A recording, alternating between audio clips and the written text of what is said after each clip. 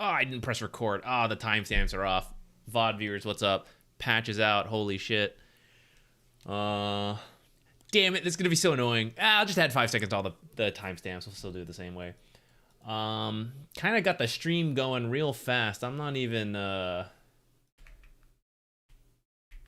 fully ready. I guess it'll give everyone a second to hop in. Okay.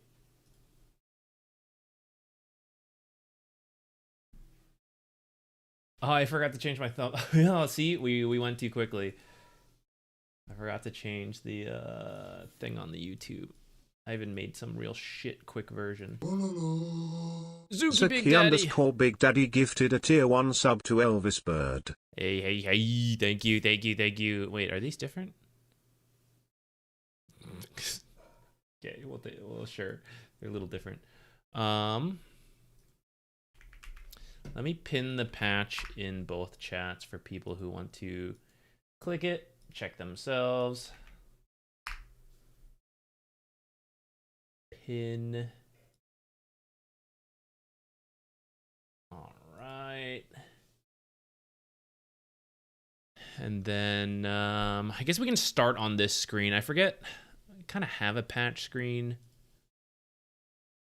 to like zoom in on it. We'll do that in a moment, I guess. All right, I think we're good to go. I think we are ready to take a look at what the heck is going on. All right, 7.41. We've made the following improvements and bug fixes along with the patch.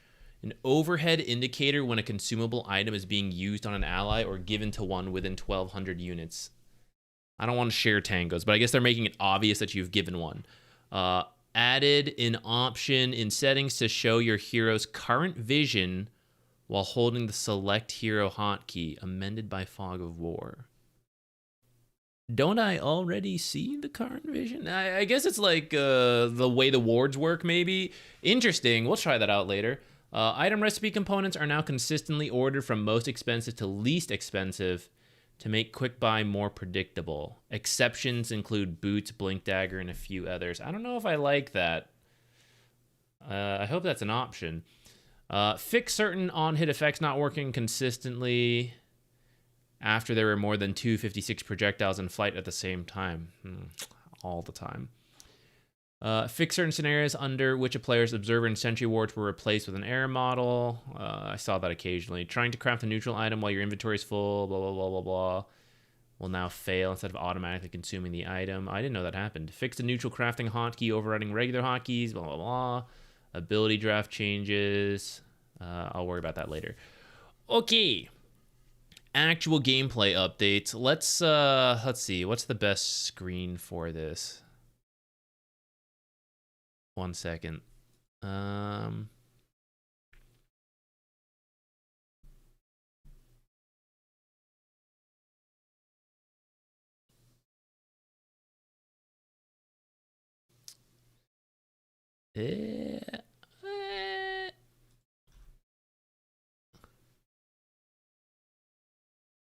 No, it would be better to do.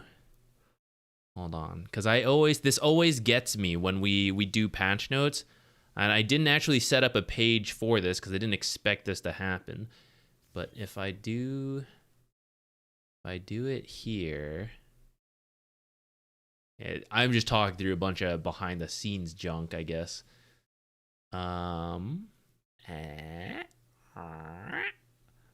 Ooh. Hang on, guys. We're getting there.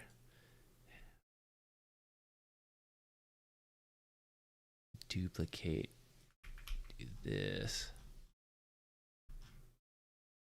I'm making it so it'll zoom in a little bit more, and we can all see it a little better.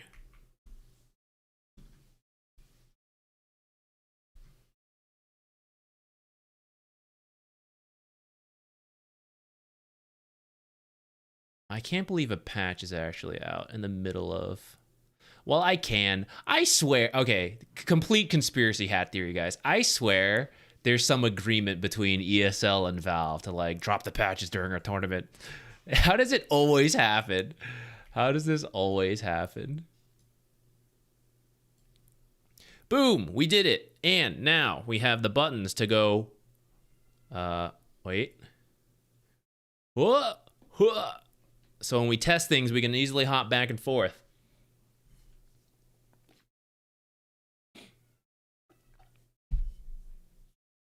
First line is staring really hard at us. Facets removed from the game. What in the heck? I read this when I saw this, people were posting about the patch. I happened to see this line. Wild, guys. But I will say, most heroes actually had one facet, right? Like, it was pretty rare that multiple heroes, like multiple facets were viable. There were a couple heroes. It added a lot of flexibility to the game. It's a little sad that might be gone. I'm curious what it's going to be like. You know, I don't know if there's like adding or replacing anything down there, but it's going to kill some of the flexibility. Fair, which is fair, I think. Yeah, those are clean, you said, right? Yeah. I washed those. I hadn't made dinner yet, guys. Good thing I took a nap. I was tired after the casting. Good thing I took a nap. I did my flashcards. I gotta do trash later. Hopefully this doesn't take us 8 hours. Take out my trash at 3 a.m. Didn't eat dinner yet. You guys are gonna see me eat dinner later. Let's keep going. This will take forever. We have to go a little faster. Innate abilities no longer scale with other ability levels. I think that's fine. Not everything even did, I'm pretty sure. So whatever. All innate abilities that used to scale with other abilities now either provide unchangeable bonuses or improve on a per level basis. Okay. Abilities that improve with hero levels have base values and increment values. Some have blah, blah, blah. Abilities that improve each level provide their increment value at level 1. Sure. Added a UI icon that shows you which parameters increases with hero levels and what is the current value. Pressing Alt key. Okay. You guys didn't hear that ping notification, right? I think I had... This will not work. I was sailing before in RuneScape, guys. This is going to be our AFK activity while we went through this, but I'm going to have to click too much. It's not worth it. There's going to have to be XP waste during patch 41. Okay,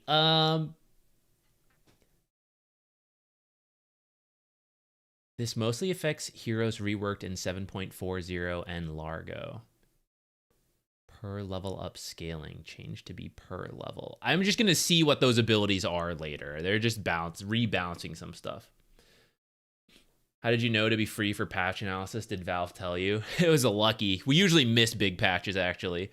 This is a rare big patch that I assume... Oh, yeah, it's a huge patch. Holy shit. That I'm actually here and ready for. I don't have a bunch of caffeine ready to go to stay up till like 4 in the morning. Technically, I might have to cast tomorrow. If there's tiebreakers, I got to cast tomorrow. If there's no tiebreakers, then we'll just be back tomorrow to play the patch. Flagbearer creep experience bounty increased from 57 to 60. Okay, small change. First siege creep timing first +1 siege creep timing decreased from 35 to 30. Okay, so this will help speed the game up a little bit. This might line up better with like second or third Roche, potentially, because a lot of times the first Aegis is around that 20-minute mark, second Aegis around 30-minute mark. But if that happens, by the time you have the catapult, the double catapult wave, which helps you push buildings, the second Aegis is probably gone. So this is more likely to line up the second Aegis plus banner with 2 catapults, which could help you end the game. Second +1 siege creep timing now occurs. We've never had that, right? I'm not crazy, right? They make it sound like this has always existed. Oh, the second +1. We all know the second +1. There was never a second +1, right? We were always at 2 catapults. But now there's going to be 3 catapults. And like, god damn, end the game, guys. Holy shit, here's a third catapult. 60 minutes. Okay. Adjusted the meeting point of the lane creeps towards the off lane. Whoa. Now off lane creeps are slightly slowed upon leaving the base for a couple seconds. Safe lane creeps are slightly accelerated, leaving the base for a couple seconds. Both of these changes are effective until the 7-minute 30 mark. We had this before where creeps had like different move speeds. I was glad it didn't exist, but now it's back. I imagine that it is still good for the safe lane, but that doing the trick where you body block offensively is a lot harder now, is what I'm guessing this changes. And maybe we'll just go back to like body block your own damn creeps. We'll see. We'll go open that in a moment. Let's finish reading like the base changes. All sections of currents now give a max move speed bonus of 150. While other sections provide max bonus of 100. Okay, so this is like running through the river when you're going with the river. Sure. Tormentor spawns preference has switched, so it now spawns on the bottom side. Okay. Unyielding shield barrier increased from 2,000 to 3,000. It's harder to kill. Upgrade per minute increased. It's much harder to kill. Shield-based barrier regen decreased. I see. So it doesn't regen as quickly, but it has more? Mathematically, how does this work out? Unyielding shield barrier regen upgrade per minute from 3.5 to 5. So 10, 20, 25. This is overall harder to kill, isn't it? Because before it would have taken 25 seconds to regen that barrier, an extra 1,000. But what it means, I think, is that some lineups that had low DPS, it'll take them a while, but they can actually do it. Whereas before, if you didn't have enough damage, you literally could not do Tormentor. This is like a pro-only change. For pubs, I don't know if this really means anything. Upgrade per minute. This just means it's overall harder, isn't it? This seems harder. Okay. Again, we'll look at it later. Like the deep math and all that. Reflect base damage. Reflection percentage decreased. Oh, it returns less damage. So it's harder to kill, but you take less damage while killing it. Except because it seems like the health is going up, it probably is about the same in the end. Reflect radius can be seen by holding Alt. The shining base damage decreased from 60 to 20. The shining damage now increased by 2 per minute. So that part's easier. That's like the burn damage, right? Now has 25% status resistance. What in the... This thing had... What? No longer deals damage to neutral units. Player that got Aghanim Shard will no longer receive 175 gold. Okay. Reward if all players have Aghanim Shard decreased by a little bit.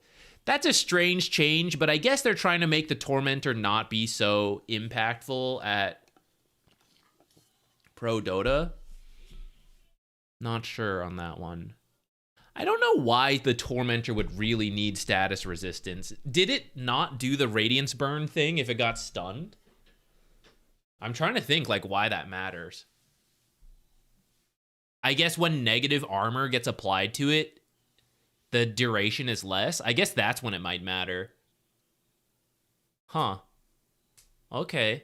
We'll look more into that later. We're just gonna like try to quickly read through stuff and only test major things, like where the creeps meet. I want to see that once we finish reading. Jeez, up to there. Okay, Roche is also switching, so he's gonna start in the top pit. So this is to affect like Radiant Dire stuff. Wisdom Shrines and Lotus Pools now reverse their countdowns if heroes from opposing teams enter the area instead of pausing the countdown. I think I like that. You should have to... Well, I don't know. You could do like either way. I like the idea that you like truly have to secure the area to get the thing, you know? Before you could do some like cheesy tricks where you knocked people out, which also was kind of funny. I'm not going to lie. But I think I like this change overall. 280 per interval to 200 base and 300 per subsequent shrine. 200, 500, 800. Before it was just multiples of 280, right? So that's less XP, right? That doesn't... Well, 300 increasing. So at some point it changes, but probably not for the first like 3, 4, 5 shrines. At some point I think there's a tipping point. Tormentor spawns now have been positioned closer. Sorry, you guys are gonna hear me flub the whole day. I did the day of casting. It took a very short nap and woke up to this. Have been positioned closer towards lotus pools. Tormentors closer. Okay. Tormentor spawn areas have been reduced to low ground relative to the lanes. You know what? Let's just do it like this. Let's open up a demo. Jakira's gonna be different when we... That's why we made the buttons. All right, as we read through the changes, we'll look. Okay, so where do these creeps meet now? Look at them. 25 extra move speed on these guys, and then what is here? What the heck? You guys also have 325. Do all the creeps have 325? They only had 300 before, I'm pretty sure. Did all the creeps get faster move speed?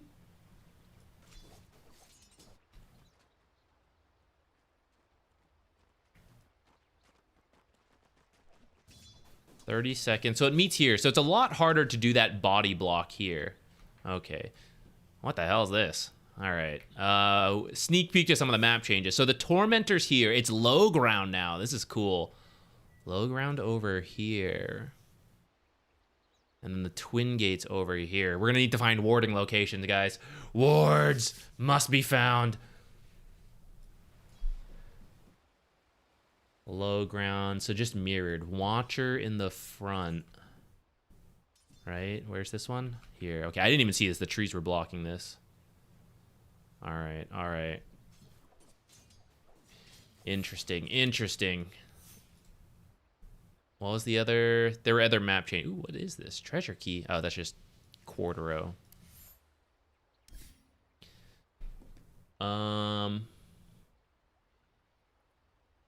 Okay, we just saw all of that, but I'm gonna quickly brush through it to see if there's something I didn't. Yeah, that's the low ground. High ground is now smaller. Okay. Wanders now in between. Okay.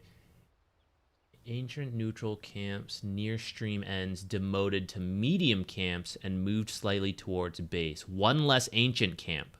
Medium neutral camp near offlane defender's gate has been demoted to a small neutral camp. Hold on. So that's this one.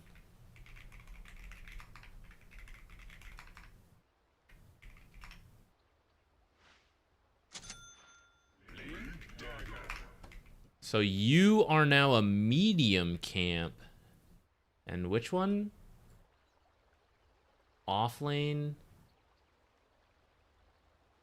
Oh, one of these? Oh, they got little huts now. That's so cute. Oh, sorry. See? That's why we need the button. So this is the medium camp. What's the small camp?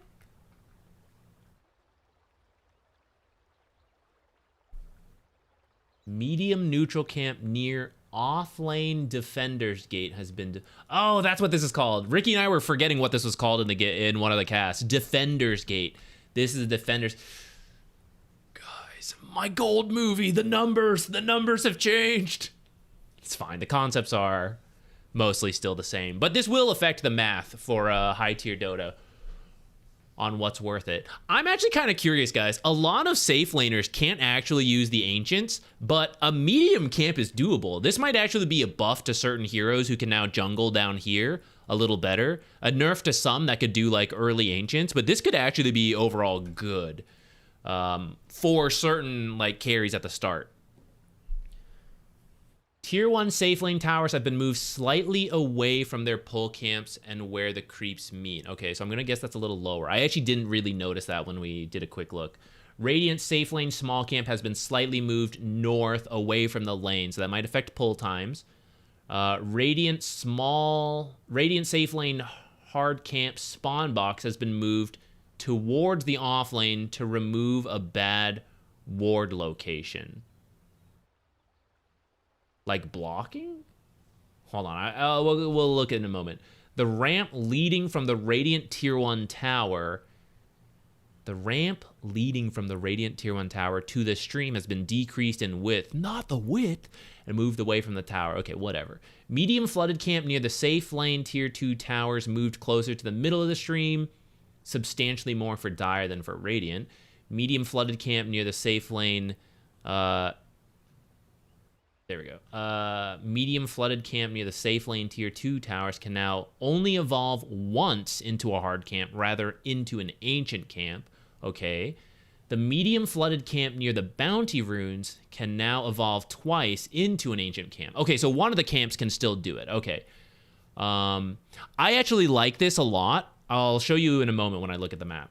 Removed several trees from Dire safe lane, easy pull camp, and Radiant safe lane, hard pull camp. Okay, let's look at this shit. So the pulls changed.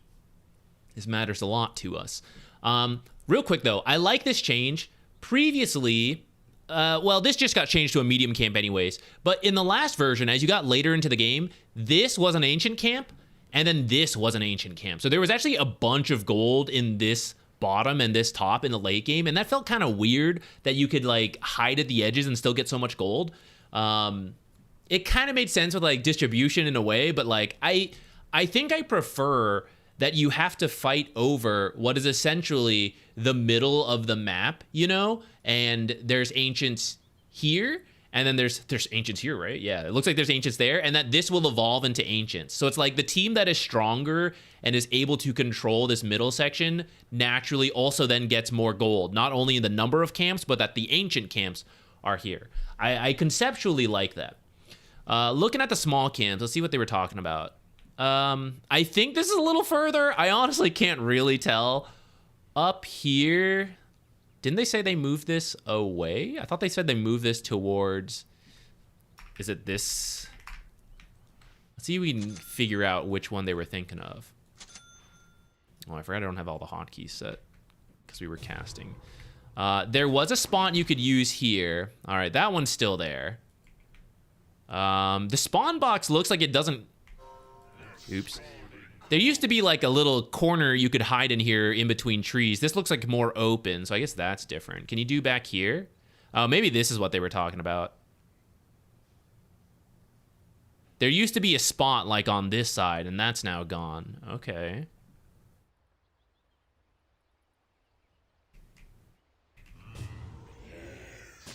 But this is like on the off lane side, so it'd be easier to see. Okay, so maybe harder to block this. Can I like hide up behind this tree? That's probably the best.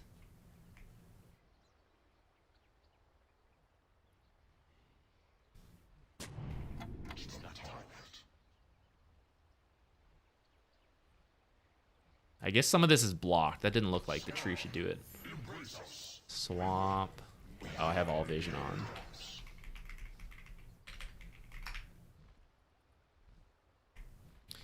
Can you see this easily? All right. You do gotta like stick your head up a little bit to see this spot. Okay, and then over here there was a change as well, right? It looks like this one.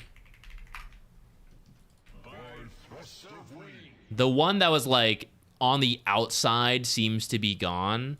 Can you actually walk through here? No, okay. But you can just place something like in here. Interesting.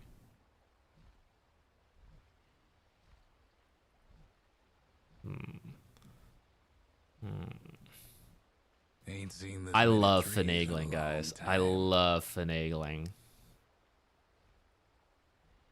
We'll give it a pass for now.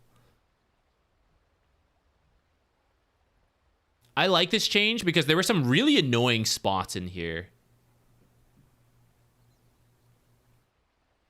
This looks like maybe still your best one, guys. Up here.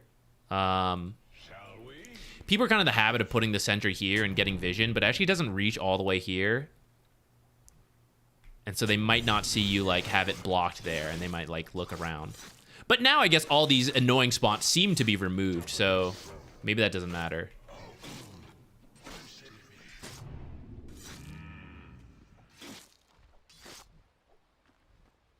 Okay, you kind of got to walk in to see that spot. Okay, and then what about over here? Did this one get changed? Doesn't really look like it.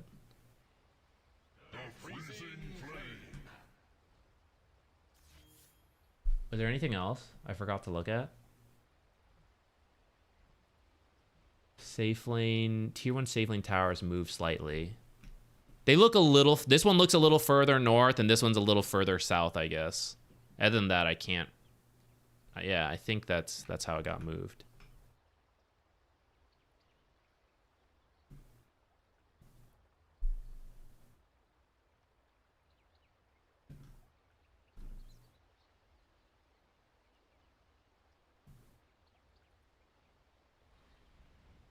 Roche Pit looks the same. I think just the preference got switched up. I like this. I like that Tormentor's on the low ground. It's going to be dangerous to go for. Later, I will look for cool observers here in this area. This seems to be like the main map change. The other stuff is pretty minimal. There might be some kind of new like cool ward and block that we haven't seen yet around the pole camps. But besides that, it seems like the map didn't change that much in the other spots. It's mostly this area, which I will dig through later.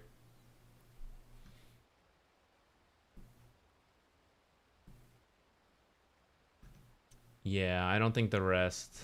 It doesn't look like there's any other things that we need to care about right now. Okay, let's keep reading along then. I'm gonna exit the map because I don't think we'll need it right now. Okay. Health restoration now applies to all forms of life gain. Previously, it did not apply to incoming heals. Man, this is getting so messy. I know they're trying to standardize it, and once it is, it'll be nice. But right now, it's like, oh, is health restoration, health regen, is lifesteal what? It's so jumbled in my head. It's so jumbled. Since I redid my keybinds. Oh, I remember going through that. Yeah. Haven't even gotten to play a game. You'll get to, and now it'll be patch chaos. No one will even know you're messing up your new hotkeys. They won't know. Okay. Incoming heal amplification now stacks diminishingly with health restoration instead of additively with outgoing heal amp. Spells that previously had a separate value for incoming heal reduction now only modify health restoration. So this is like Eye of Scotty, Spirit Vessel Soul Release, Omni-Knight Guardian Angel with Ag Scepter. I didn't even know that was one. Pudge Rot with Ag Scepter. Previous had a separate value for incoming heal reduction. Now only modify health restoration. And health restoration is not health regeneration. As a result of the changes, spells that only modified health restoration will now additionally affect incoming heals. See, guys, it's so incoming heal versus health restoration versus health regen. Like, what is this stuff? Physical and magical lifesteal will now take into account overall damage reduction amplifications when computing how much to lifesteal. Oh my god. We'll dig through that later. Historically, lifesteal was calculated before some damage reductions or amplifications were applied. As a result, you could gain health from attacks that dealt no damage, like attacks against a hero affected by Aeon Disc's Combo Breaker. This will not happen anymore. The only amplification that is not taken into account is increased damage against illusions. Okay. Miscellaneous. All sources of reflection damage now have an alt note detailing mechanics of reflected damage.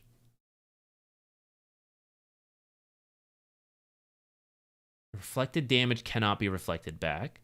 Lifesteal and spell lifesteal don't apply to reflected damage. Reflected damage doesn't affect debuff immune units. Units with free movement now can miss their attacks when attacking uphill targets. Bat Rider during Firefly, Dragon Knight, Lena, Terrorblade. Units with free movement can now miss their attacks when attacking uphill targets. I actually didn't know they couldn't miss before.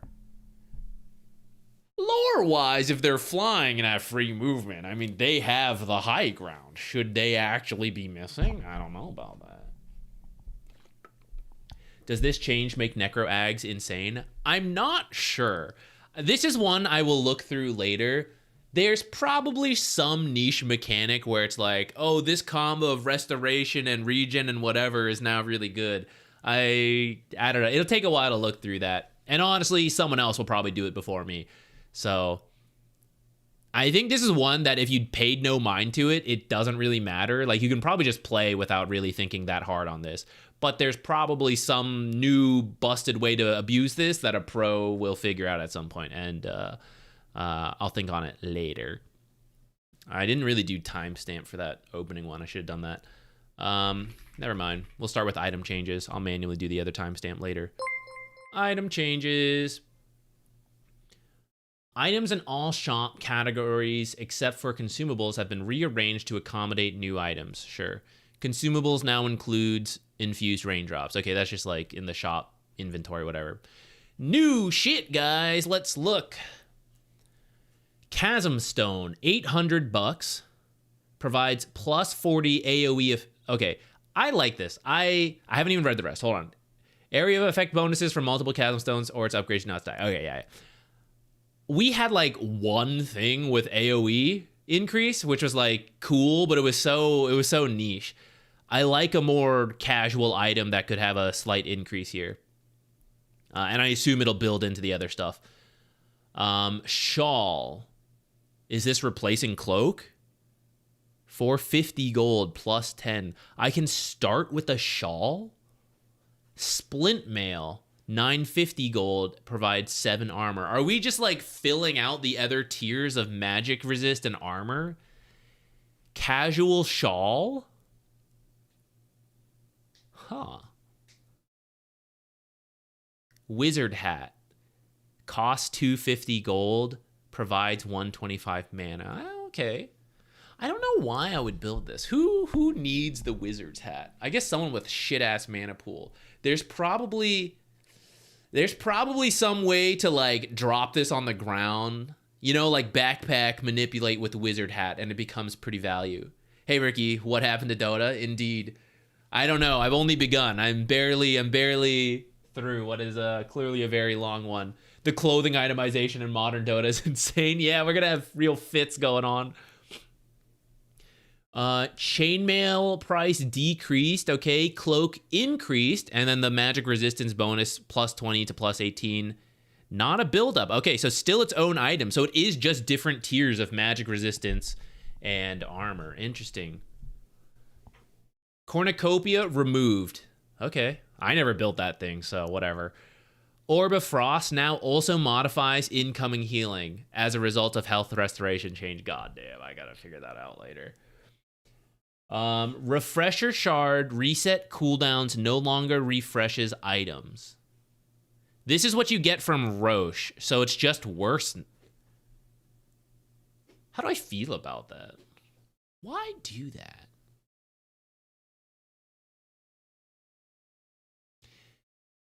It's taking away some power from the third Roche. And some heroes will benefit from this more now. Or not like benefit, they'll be hurt by it less. Especially carries. I feel like carries often take Refresher Shard for double BKB.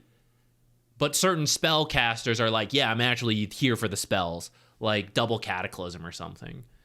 Which you liked having double BKB, Scythe, stuff like that if you had it, but I think it'll hurt you less.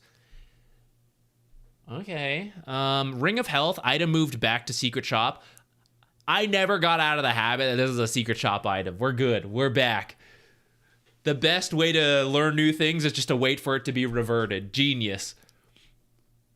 Voodoo Mask, a little bit more spell lifesteal. Okay, sure. Yo, what the outfits truly are popping off. What is this? Consecrated Wraps. Armor item. Yeah, that's what I think of armor. Wraps. Vitality booster, shawl, crown. Bro, this ain't armor. This is magic resist. What bait is this? 15% magic resistance, 250 health, 6 all stats. Hallowed passive. Gain a stack every 3 seconds up to a max of 3 stacks. Whenever the wearer takes damage from a player-controlled unit or Roche and heroes? Or just like very niche damage source. Player-controlled units and Roche. I think player-controlled units includes the hero itself. All stacks are removed to create an all damage barrier for 7 seconds that absorbs 120 per stack, so up to 360. That's right there. If the wearer reached a max amount of stacks at least once in a game, regaining a stack provides a non-stacking buff that increases move speed by 20% for 7 seconds if the wearer reached max stacks. Do you mean if you held the item for more than 9 seconds, right? Yeah, gain a stack every... Why even mention if this happened once in a game? Surely outside the rare case that you buy this item as the game ends, like, this does not matter to mention, does it? If the wearer reached a max amount of stacks at least once in a game, regaining a stack. So at the 12th second, so like you have it, you lose it, 3 seconds later you pick up a new stack, and you also get 20% move speed. That is such a strange thing. But I guess it'll matter in fights. Like, you're in the fight, you get hit, the barrier activates, you back out of the fight for a moment, you get 20% move speed to like run away or chase or something. Sure. Has no damage threshold, but doesn't proc from health loss damage. Okay. Can't gain stacks for 3 seconds after taking damage from Roche or player-controlled sources.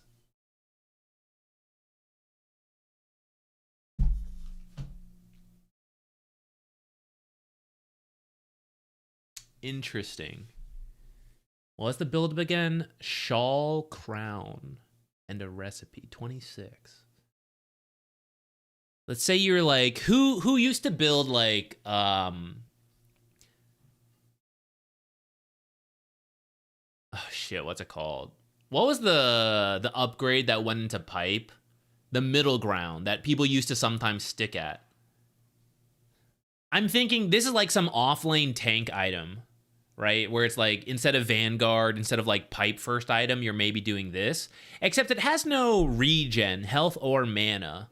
Maybe it's not that first item. Maybe someone like Centaur could. Centaur double edge build. Magic resistance, health, and then like in the fight you're chasing in and out. Maybe. No regen is weird though. You usually like regen. So maybe this is a second item. Hood of Defiance. Yeah. Thank you guys. Thank you. Huh. Okay, let's keep reading. Let's not theory craft too hard until we get a bigger scope of what's going on.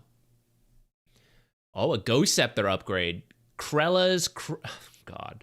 How do I say this, guys? My English, believe it or not, English is, in fact, my main language, which means I don't know it very well. Crozier? Is the Z silent? What is this?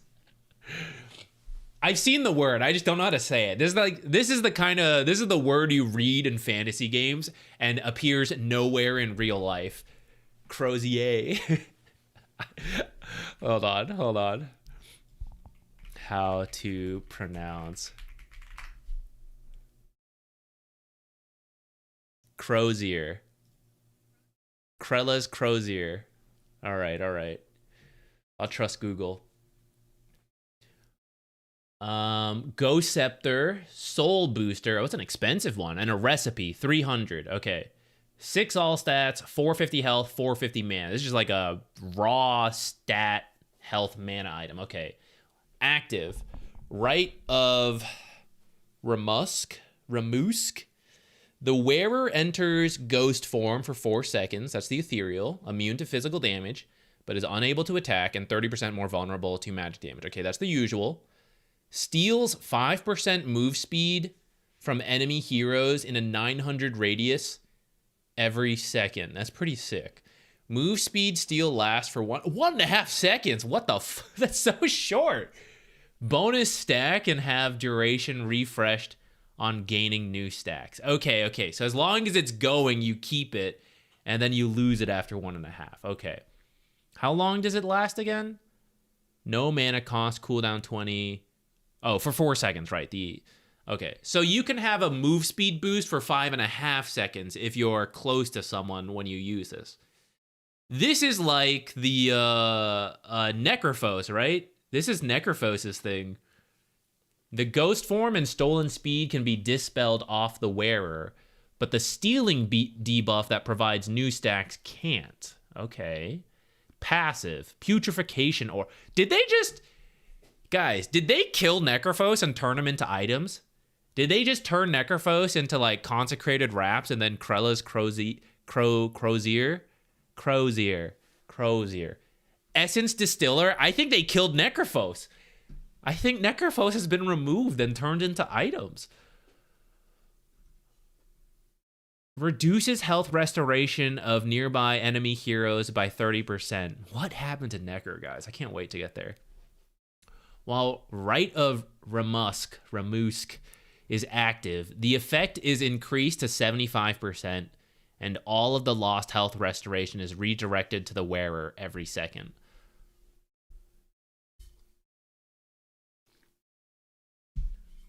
He was entombed. When do we use this? You're some kind of initiating spellcaster, I imagine. Because if you're a right clicker, you can't right click, you know?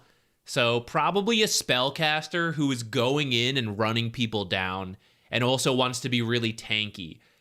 So maybe like Sand King, the Centaur, I guess Necrophos. Necrophos, you do this, you go in, you chase people.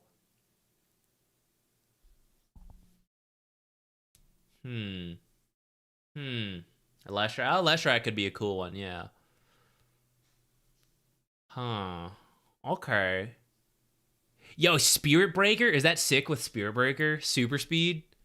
Well, I guess you don't get the speed until you're in the fight, and usually you need it like going into the fight on Spirit Breaker. Maybe it's still something like a interesting idea. Pretty expensive for a Spirit Breaker, though, I guess. This is like late game Ghost Scepter upgrade. Maybe it is more support oriented. Use it to like run away. The stealing debuff can't be dispelled. So like when the core jumps us with Nullifier, well, I guess Nullifier has a slow.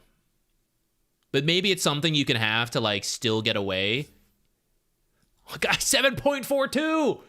Probably just some like hot fixes going on. It probably doesn't matter to any of this. We'll reset after we read some more items or something. Okay. Essence Distiller. Oh, wait, what did they... New magical item. Okay. New support item. I'll be the judge of that. Let's see if we're actually going to build this.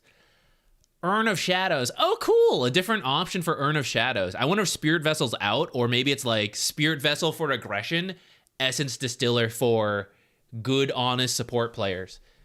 Chainmail 500, Wizard Hat 250, Recipe 200. Pretty cheap. Okay. Mana regen, the stats, the armor, the mana. Okay, just like the stuff. What do we do? Soul Release. Sounds a lot like an urn. When cast on an ally, provides 40 health regen. If the ally is attacked by an enemy hero, roach, blah, blah, blah, effect is lost. When cast on an enemy, deals 25 damage per second, provides True Sight over them. That's nifty. And shares their vision. Whoa, shares their vision with the wearer's team. Oh, I'm a big fan of vision items, guys. Both effects last 8 seconds. Can be cast on the ground to put a dormant effect that will latch to the first enemy hero that comes within 400 range from it. The effect waits for 15 seconds and provides 400 vision until it disappears. Gains charges every time an enemy hero dies within 1,500 units. Cast range 1000. No mana cost. Cooldown 10. Gains 1 charge if the wearer dies with an empty distiller. Gains 2 charges if the empty distiller. Is this not like ultra busted, guys? Is this not like mandatory on every support?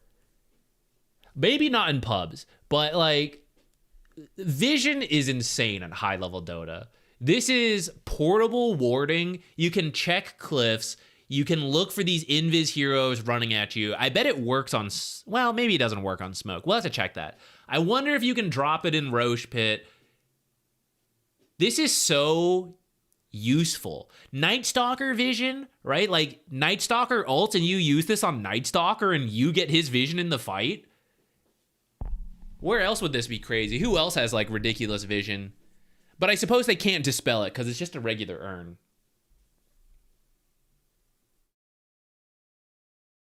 I guess it won't check for wards, but it will provide. I think this sounds awesome, guys. I'm definitely going to build this.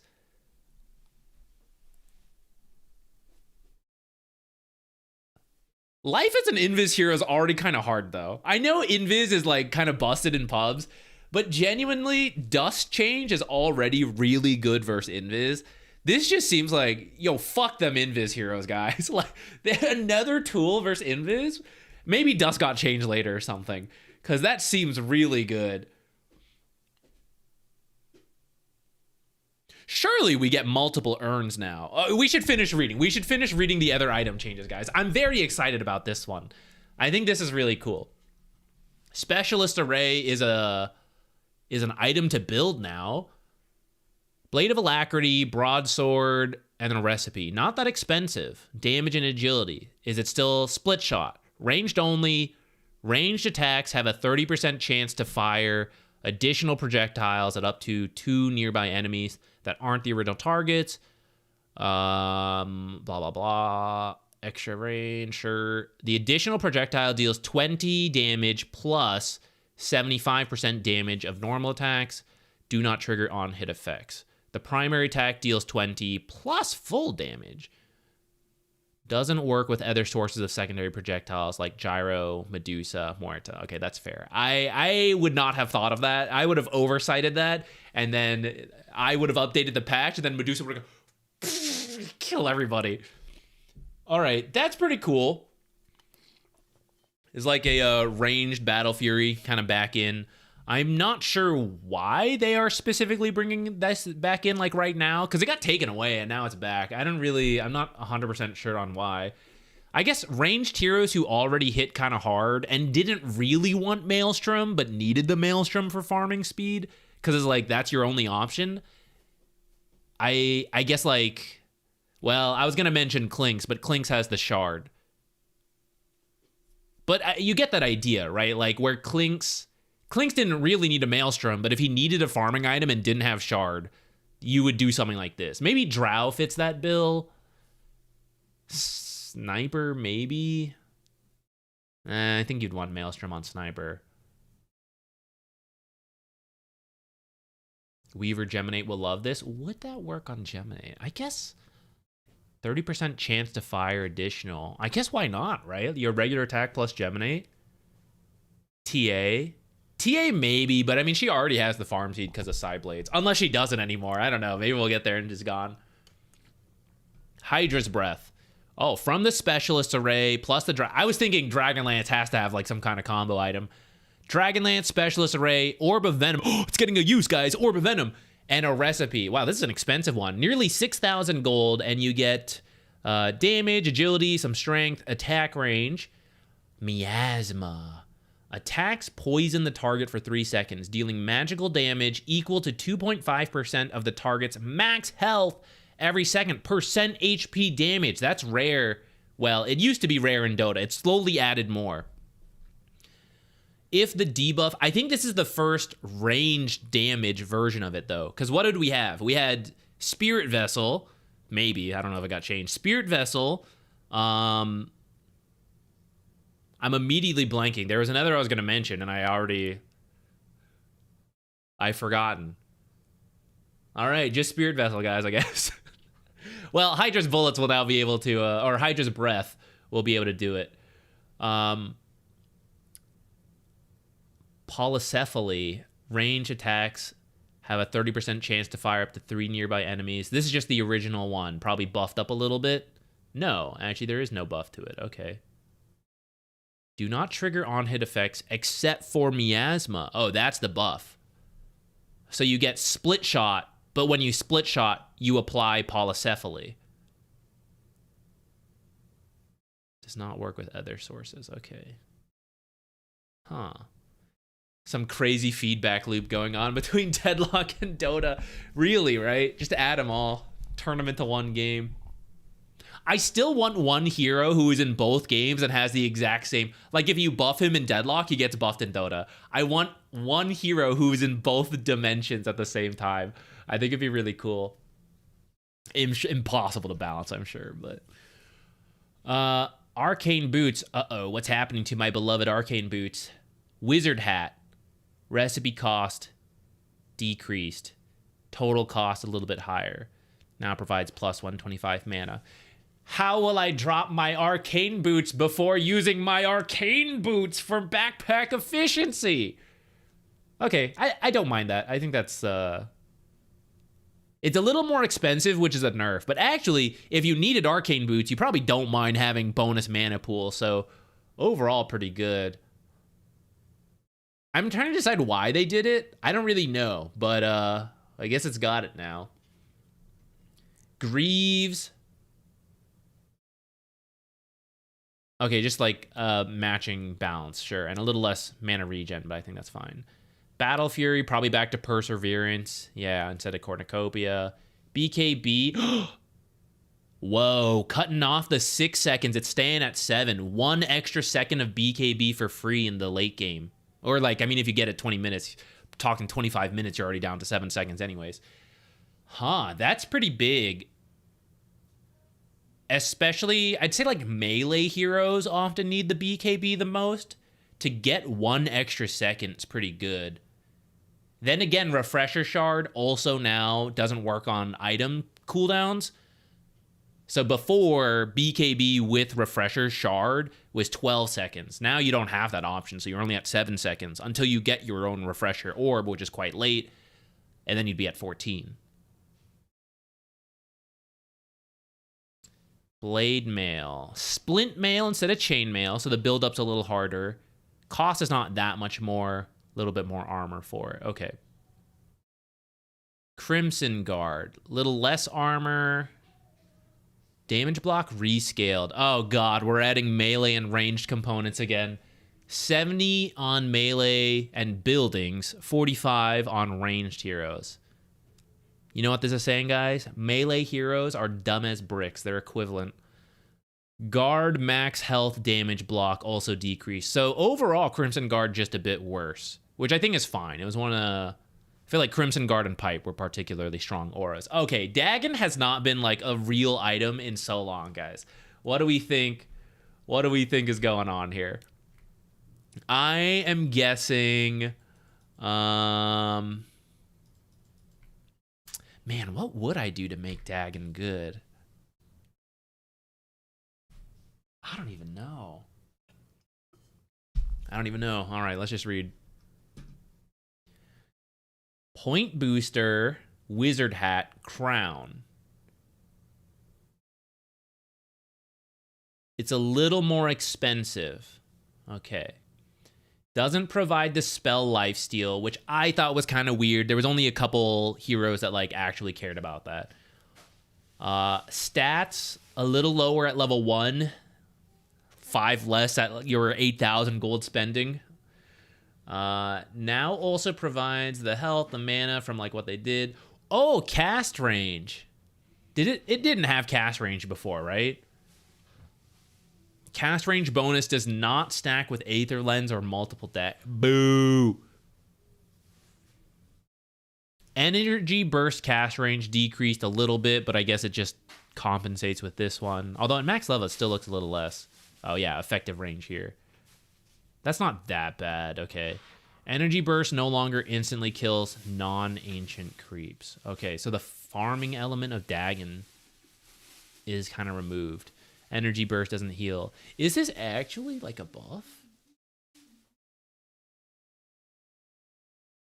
I mean, what this is saying is like when I need cast range instead of building Aether Lens, I build a Dagon now, right?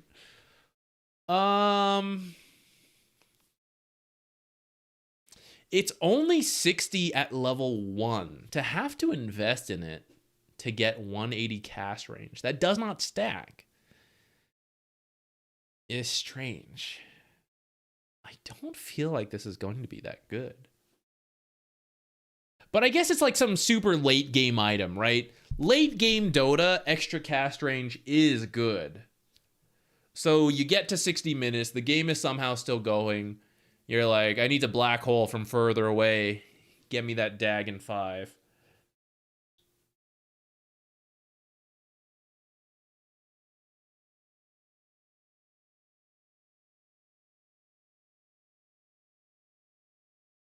Yeah, it feels weird. There's probably a couple heroes who will enjoy this like late game cast range. I'm not sure about this, guys. I don't really know that people will move to Dagon because of this. I mean, pubs, yeah, sure, but we'll see, I guess. Maybe something will occur to me later. Maybe more items. Let's keep going. Attack range a little less, no big deal. I think that's not a huge nerf. Drum of Endurance.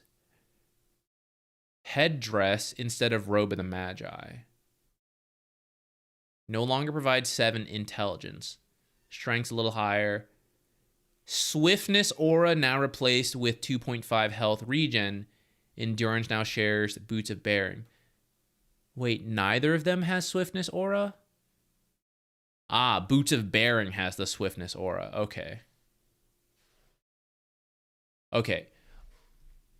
After Drums of Endurance got infinite charges, a lot of people were not going to Boots of Bearing. Because, like, what was the point?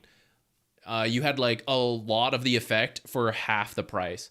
Only a couple heroes would actually finish it. Like, Bat Red or Offlane right now.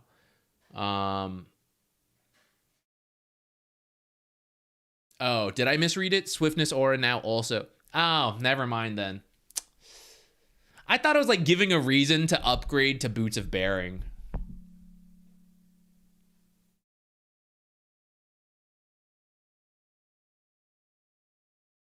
I think this is good. The intelligence was kind of nice to have, so that being gone is a shame.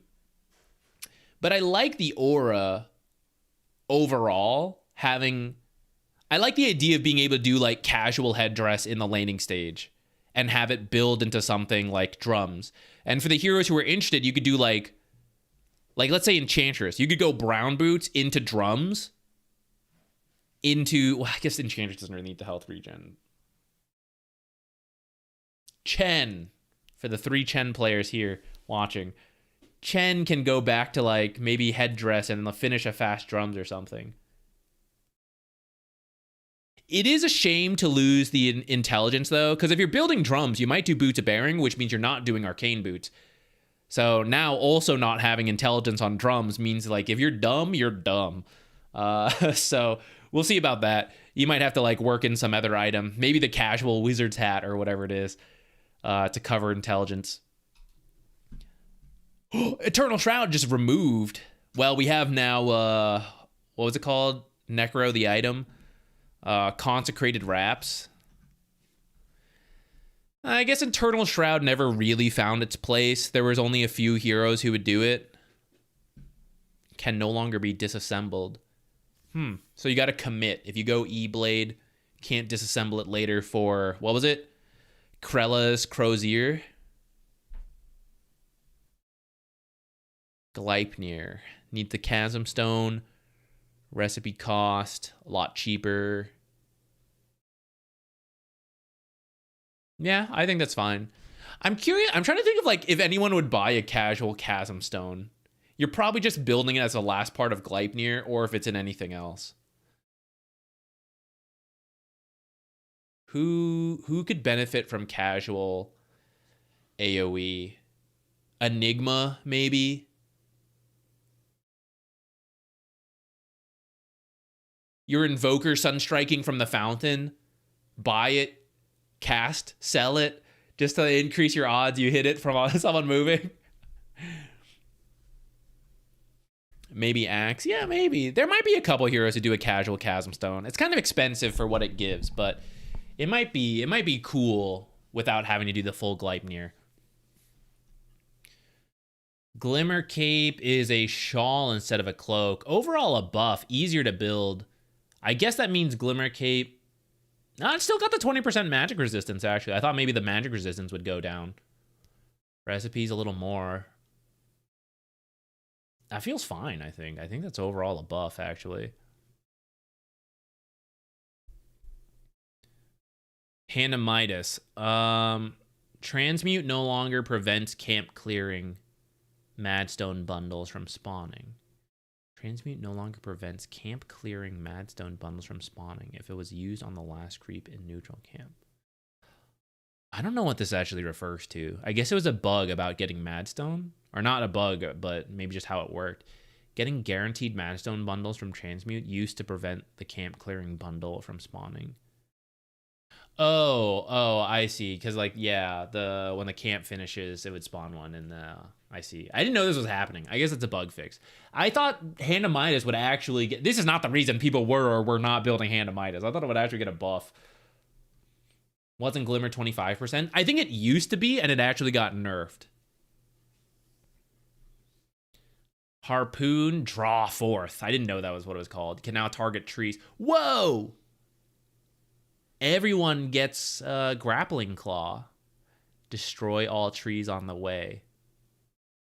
I actually like that a lot, guys. This is always the best mechanic in video games. Like a grappling claw type thing to like pull people to you or pull yourself along. Harpoon having extra utility is kind of cool. This encourages Harpoon heroes who like... Maybe you skip Blink. I don't know. How large is Harpoon cast range? 700. Maybe. You know, but in the past, maybe you wanted Blink. Maybe you just go off Harpoon. If you're not like a full Blink initiator and you're a melee hero who got kited, which I guess you might have built it anyways, like Sven. This is interesting. I think the BKB change and now this Harpoon change are quite good for melee cores. Heaven's Halberd, maybe not. Let's see what happens. Talisman, Splint Mail, Ring of Health, and Recipe. Similar cost.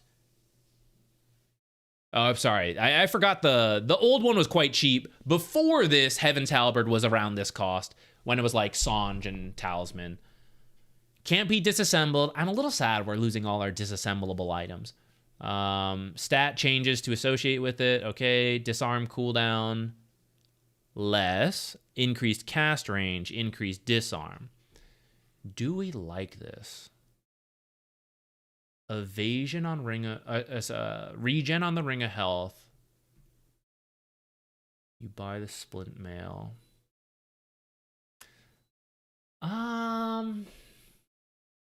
The build-up just seems a little funny. I'm trying to imagine like when you would do this. It won't be a first item thing, which is what the Vanguard version was. Like first item into Heaven's Halberd. Because you could open with Ring of Health, but I can't think of a hero who's like, all right, I need health regen, need armor, need evasion. Don't need anything else. Well, I say that, but like someone like Centaur, kind of. But this is just like raw resistances. No actual base stats, health, things like that. And that's not usually what you want. You usually want those as well in your first items. Like it's like regen and various stats are often quite desirable. Lower cooldown is nice though.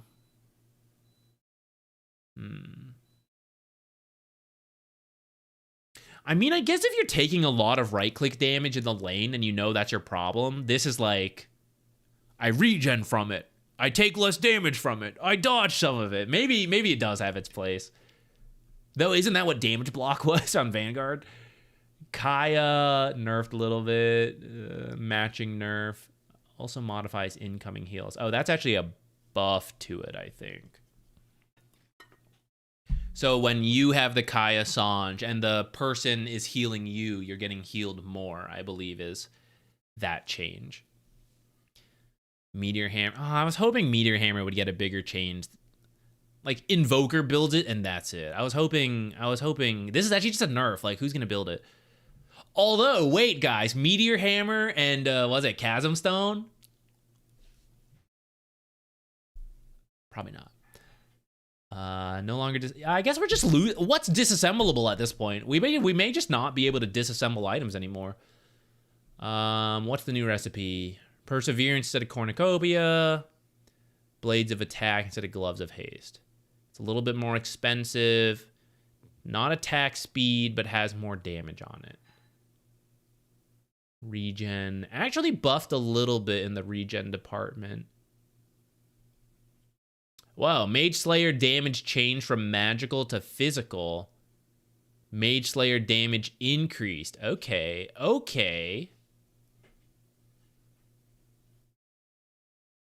A little bit of a fighting item here. That's interesting. Ember was already a great carrier for this stuff. Oh, thank you. I've been given tea.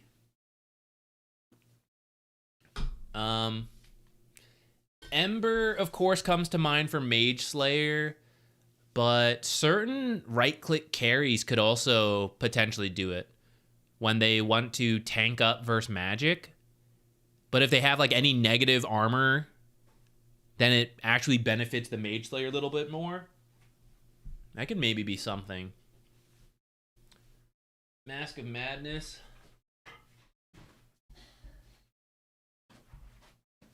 I was feeling a little cold. I gotta get my slippers on.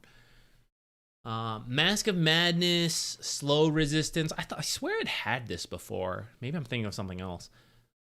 Grants bonus movement speed change from plus 25 for all heroes. It's ranged melee as well. It's percentage based now though. Hold up. I didn't have my Excel open.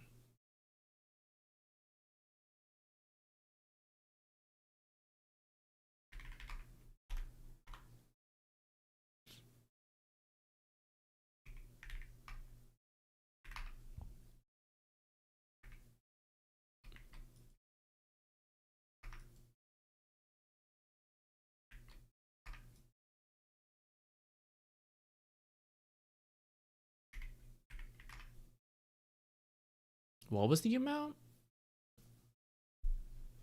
It used to be 25. So even at just 300 move speed, even for the ranged heroes that are only getting 0.8, it's already break even or better. And most heroes who buy any boots, windlace, Yasha, all that stuff, actually go up way more than that. Oh, I did not set this up. I gotta do like...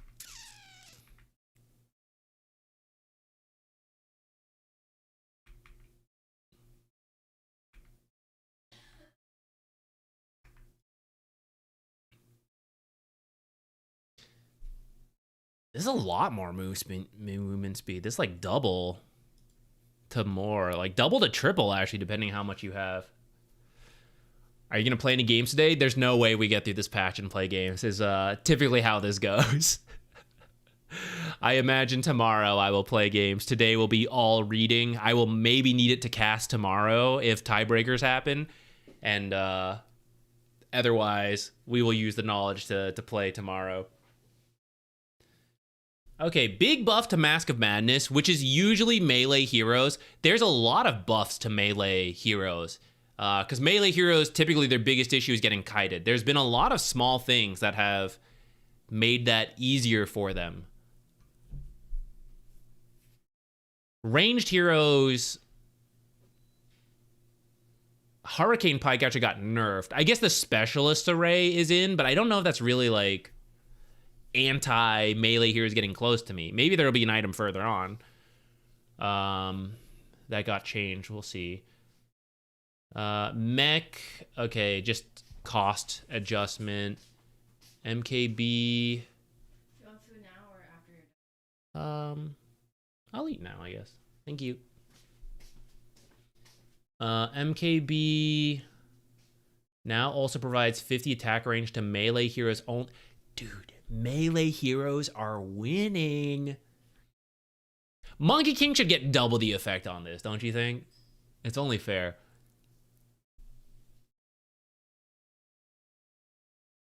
Okay. Nullifier. Splint Mail instead of Helm of the Iron Will. I don't think anyone really cared about the health regen exactly on Nullifier, so I think that's fine. The big thing here is that you can't... Well, actually, I was going to say you could disassemble something to build Nullifier, but actually that wasn't really a thing anyways. Or, like, you can still do it with the Radiance anyhow. Assuming Radiance can still be disassembled. I don't know. You could still take the Sacred Relic and do this.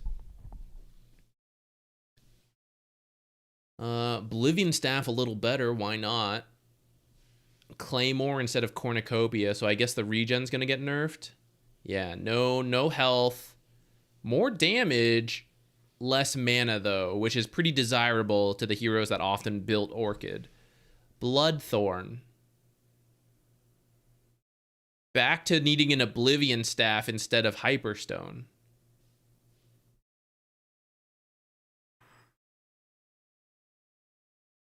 Double Oblivion Staff. Again. Why not? We're back.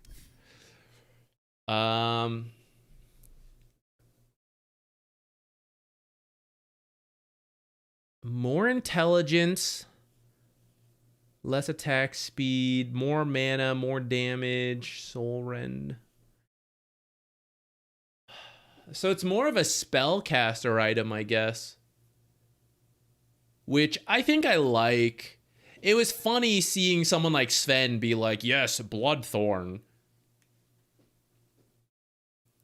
Plus, he will want MKB now anyways, because it gives like a little extra attack range.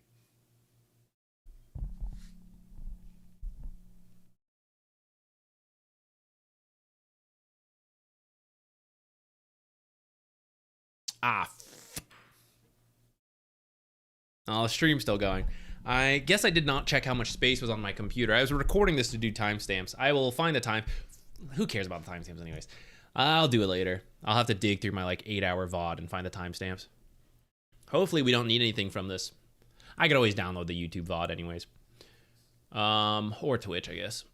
Now also modifies incoming healing. Sure, just standardized change there. Eye of Scotty no longer has a separate value. Yeah, just standardization. Increased effect on health restoration. Okay. Pavis. Wizard Hat instead of Energy Booster. Energy Booster has always been the most awkward part of building the Pavis. It's a lot more recipe cost, though, as a result. But 50 gold less in the end. And it doesn't need to go to the secret shop anymore, which is kind of nice. Solar Crest will be chainmail instead of crown.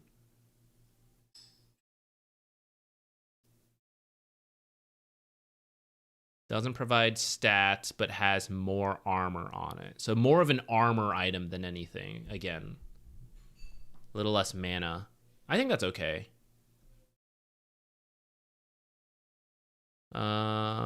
Sure. Cost decrease. Oh, just because of the chainmail, sure. Phylactery, health. Guys, the balance on boots is very close. Can't be buffing or nerfing one randomly. I guess arcane boots got changed, so. Yeah, that's just for the other change. Pipe is now shawl instead of headdress. Barrier no longer affects units that have been affected by barrier within Pipe of Insight's cooldown. It doesn't stack anymore.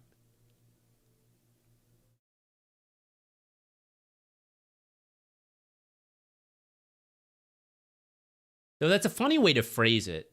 Does it still stack from different pipes, but like you can't refresh this one? Probably not. Stacking Pipes of Insight was pretty rare anyways, but I didn't mind it. With that said, it's weird that only one aura can do that and the others can't, so I guess it's fine. What's the overall quick take from this patch? I'm not the guy to ask that. Quick take from Zach is we're 1 hour in and we're not even at the heroes. I'll let you know in like 8 more hours.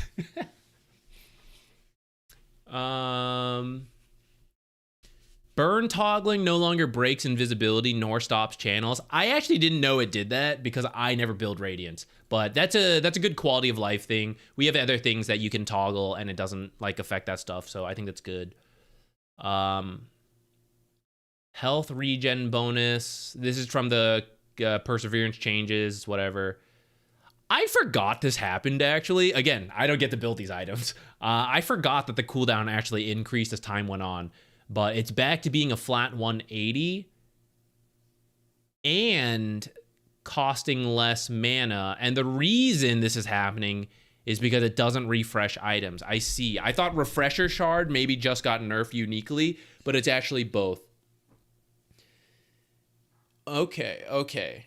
I take back what I said about those melee cores. No wonder why they're getting all these buffs. Because they need it. They no longer get double BKBs. Which I think is fine, personally, because late game refresher and cores being like, I need another backpack item. It was because it worked on things like BKB and Abyssal and stuff, and it made sense. Like, it's like, fine, I get it. I like refresher being a actual spellcaster item. And the whole reason this item got these nerfs was because cores kept building it. Like, the right-click cores were buying, like, 5th, 6th item refresher to have double BKB, double everything.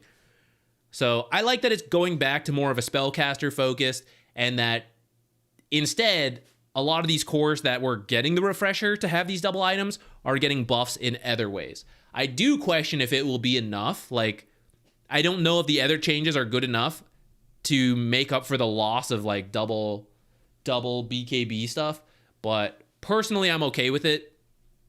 This is also what led to like such ridiculous late game fights, because you just could not always kill people, because like 2 Satanics, 2 BKBs, blink in, get canceled, refresh, blink out. There was like wild shit, which was very exciting, I will not lie, but I also think it's I don't mind this.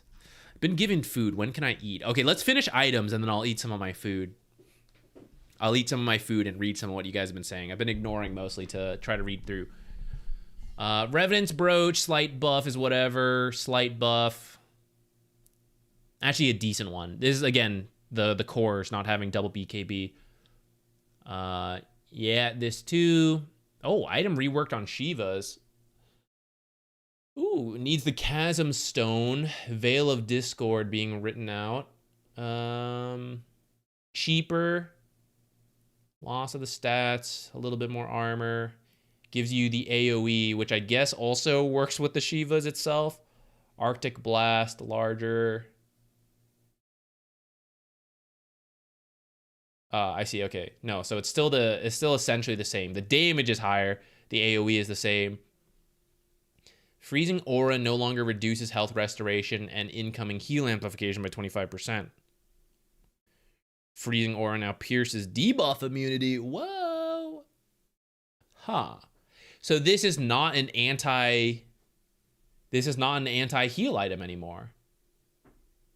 But this just reduces attack speed through immunity as well. Interesting.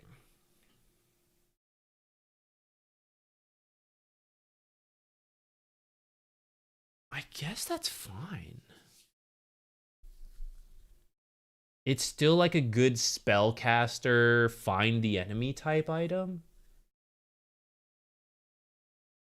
Anti-carry item as well, with the guaranteed 45 attack slow.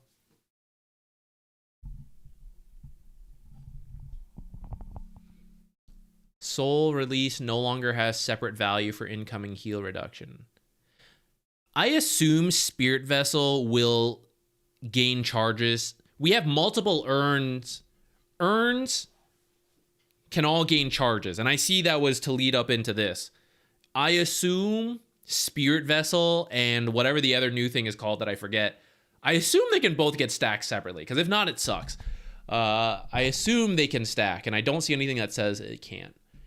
Break now also goes on cooldown when the item is disassembled. Stop disassembling this shit. That's what Valve is saying. Alright, people will stop doing this. Well, actually, that's not fully true, because part of the reason you do this is like you get the early value of Tranquils and then you build the boots into something else. So you might still see the pros do this, but there's less reason to now. Veil now requires a different build-up.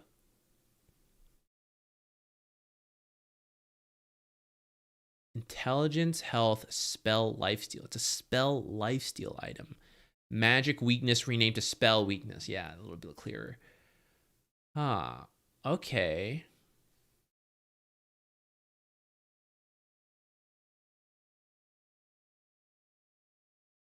Does it build into Bloodstone or something? Yeah. Veil of Discord.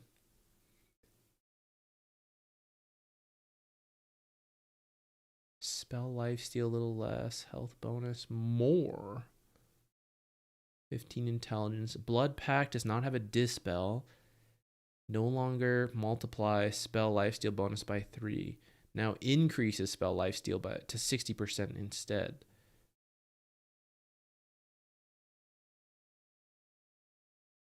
Wait, can you just like spam Blood Pact? Now also provides passive spell weakness aura. Passive! Oh.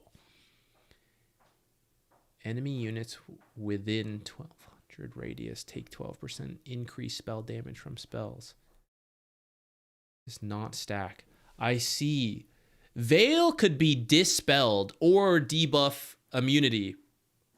I guess you could still have debuff immunity to this, but this means this is just always going. This affects creeps, I guess, as well. Like your farming speed goes up. That part's pretty interesting. This is just like a constant damage amp for your team. The Blood Pact part is still a little funny to me. I guess essentially you just get more spell lifesteal. I don't know why it has this part when it doesn't. This part when it's not affected by refresher. I don't really know. No longer is a 30-second self debuff. I guess if you're like Octarine or something. I don't know. That's a little strange. Recipe cost increased. Sure. All right. That's a lot. Items. Whoa. Let me... I lost my previous timestamp, but I can at least mark new timestamps here. Let me do that. Where are we? I'll write them down. 0, 1...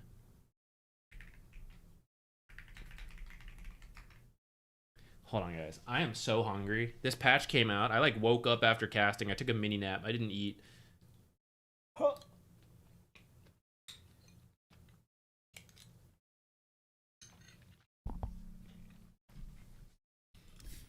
Let's go look for wards. I don't want to spoil myself on some of these changes. We loaded Jakiro earlier. Let's just load Jakiro again. What are we having for dinner?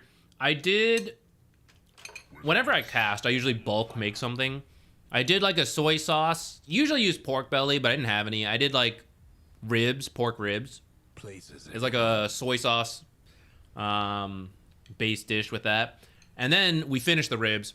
And then I took out some frozen chicken drumsticks. And then I just stuck them in. So it's the exact same thing.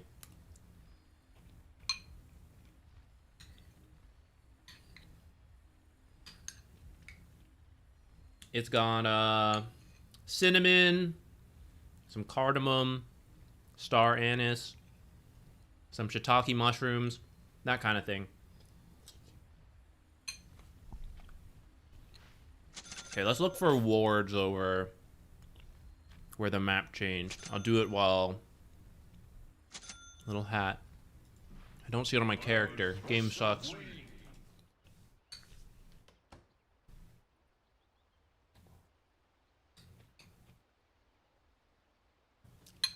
Instant Pot. It's like it's not a soup because it's like way too salty to be a soup, but it's a whole bunch of liquid in there.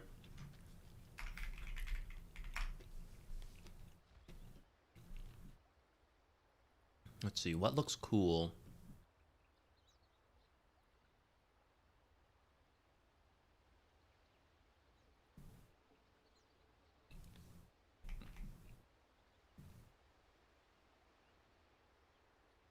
There may be some like spots in the back. Can we... Freeze and burn. Will pros put some observer in the trees to just get a sliver of vision? Let's see if there's a spot.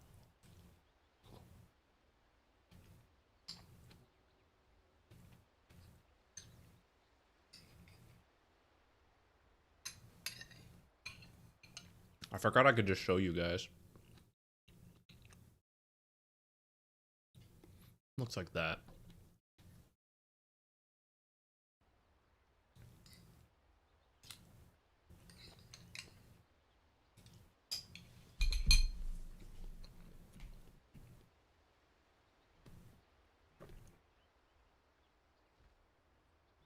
Ooh, sneaky spot over here.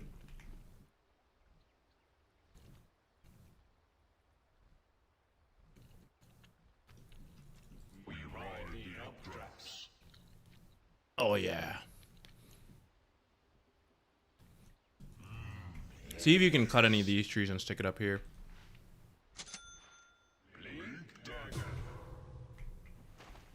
Nope. Fake cliffs. We fly.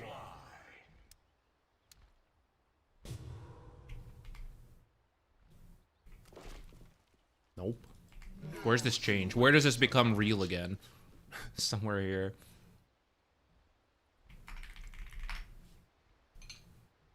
Bok choy. I think this one's technically like yu choy or something. I forget the exact differences.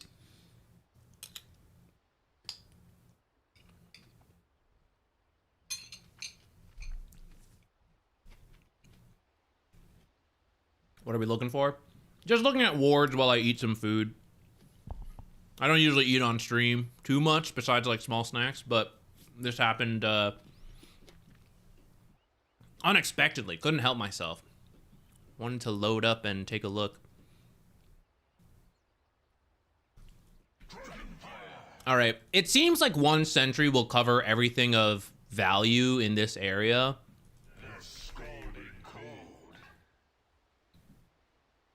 I can't imagine. Like, even if you tried to do something like that, like this sentry would get all of it. So now then the question is like, are observers down here better? Like this actually looks not too bad. You know, you see a little bit behind the tower. You know, something in here. Maybe not that side. Maybe like over here. You know, but something like this seems not too bad at a high level.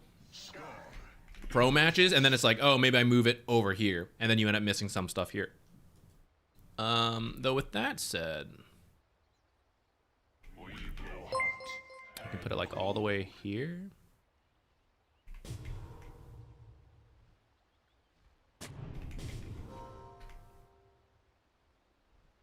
Does it still cover? No, you would miss. You'd miss something like over here. Okay, so you have to choose a little bit. Okay, what about here?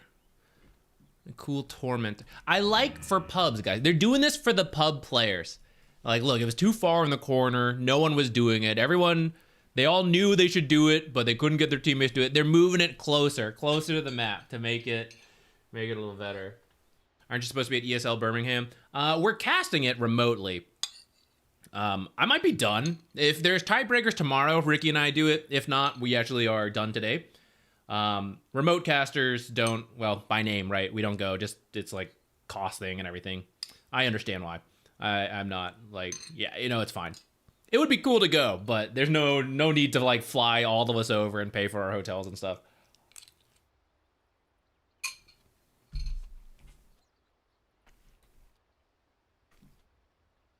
I'll try to chew further from the mic.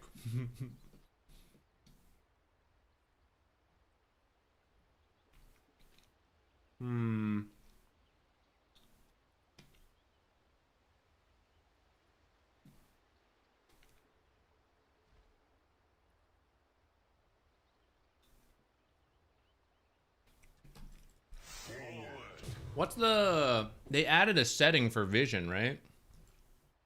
What is this? Ah. Shall we? After you. Okay, this is actually what I wanted to check.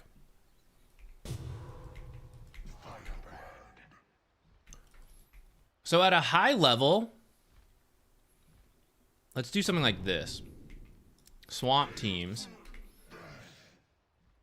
You put a sentry to check that. How do you see this, right? Like, you have to walk here, and then you're like, oh shit, it's there. Oh shit, where is it? How are you gonna get this, actually? It's just like this spot over here. It's gone! My spot! My spot's gone. All right, this is the new spot. You know, it's like, you know it's there, but can you actually get in there? Looks like no, without having a teammate or something. Which is similar to like the cliff. Oh, the cliff spot's gone, actually. Did they mention this? They mentioned this cam got moved. I don't think they mentioned some of these changes. So actually, can we do it here? Oh, you can do this now, actually. Oh, okay. How about over here? This one too. Okay.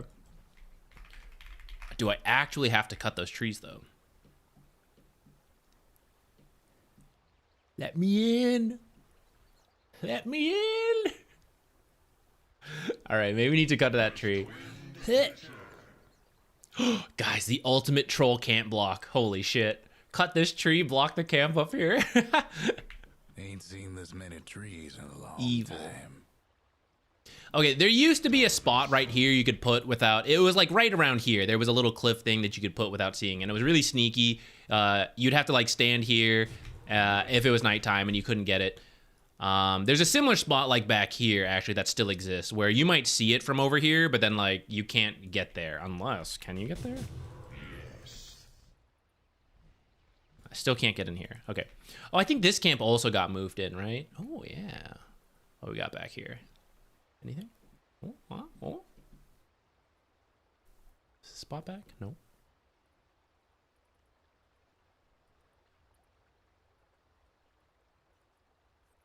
Ooh.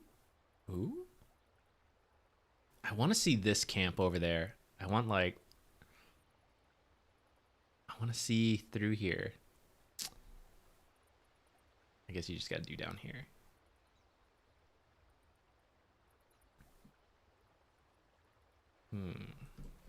These spots still there? Ooh, this one got moved. Here's a new one.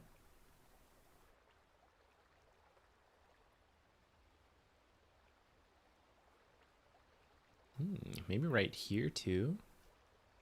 These were not there before.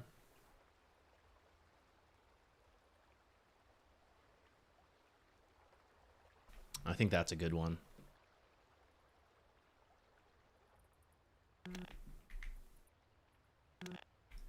I think that's all the places that got changed on the map.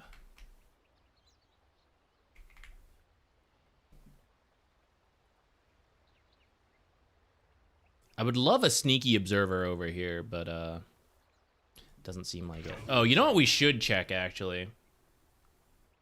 Here, and this is perfect. I'll get to eat while we do this. I have to reset actually time-wise. The creeps now have a speed boost, so we need to see if the pull time is still, like, what is the new pull time? If you type Dota grid nav show 1 in your console.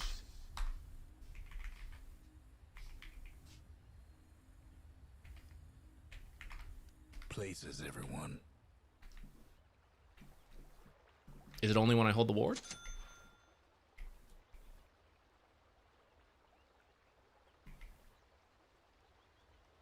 Did I type it in incorrectly? Grid nav show. Maybe because we're in demo instead. Wait, anyways, let's not get... Hold on. Not too many things at once anyways. Let's see. The pull timing would still be about the same.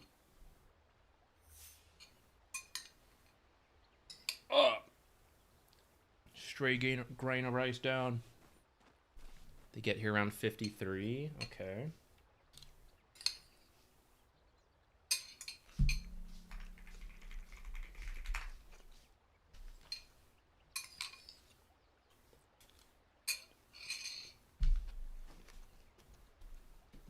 We fly.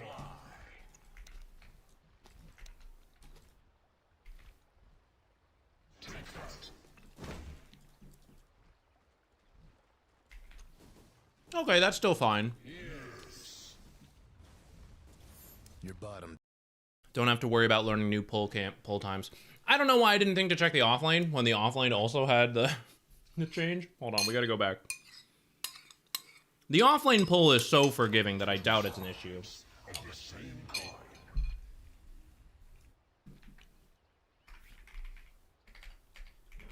Better get ready.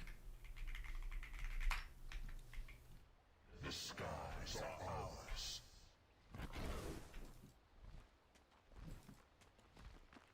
Freeze and Yeah, that'd be fine.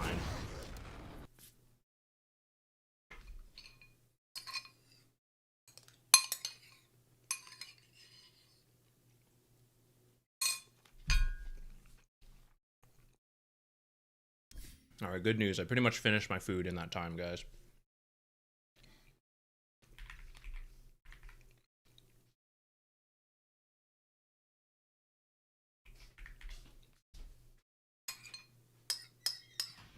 My last spoonful. We'll do the timestamp. We'll keep going.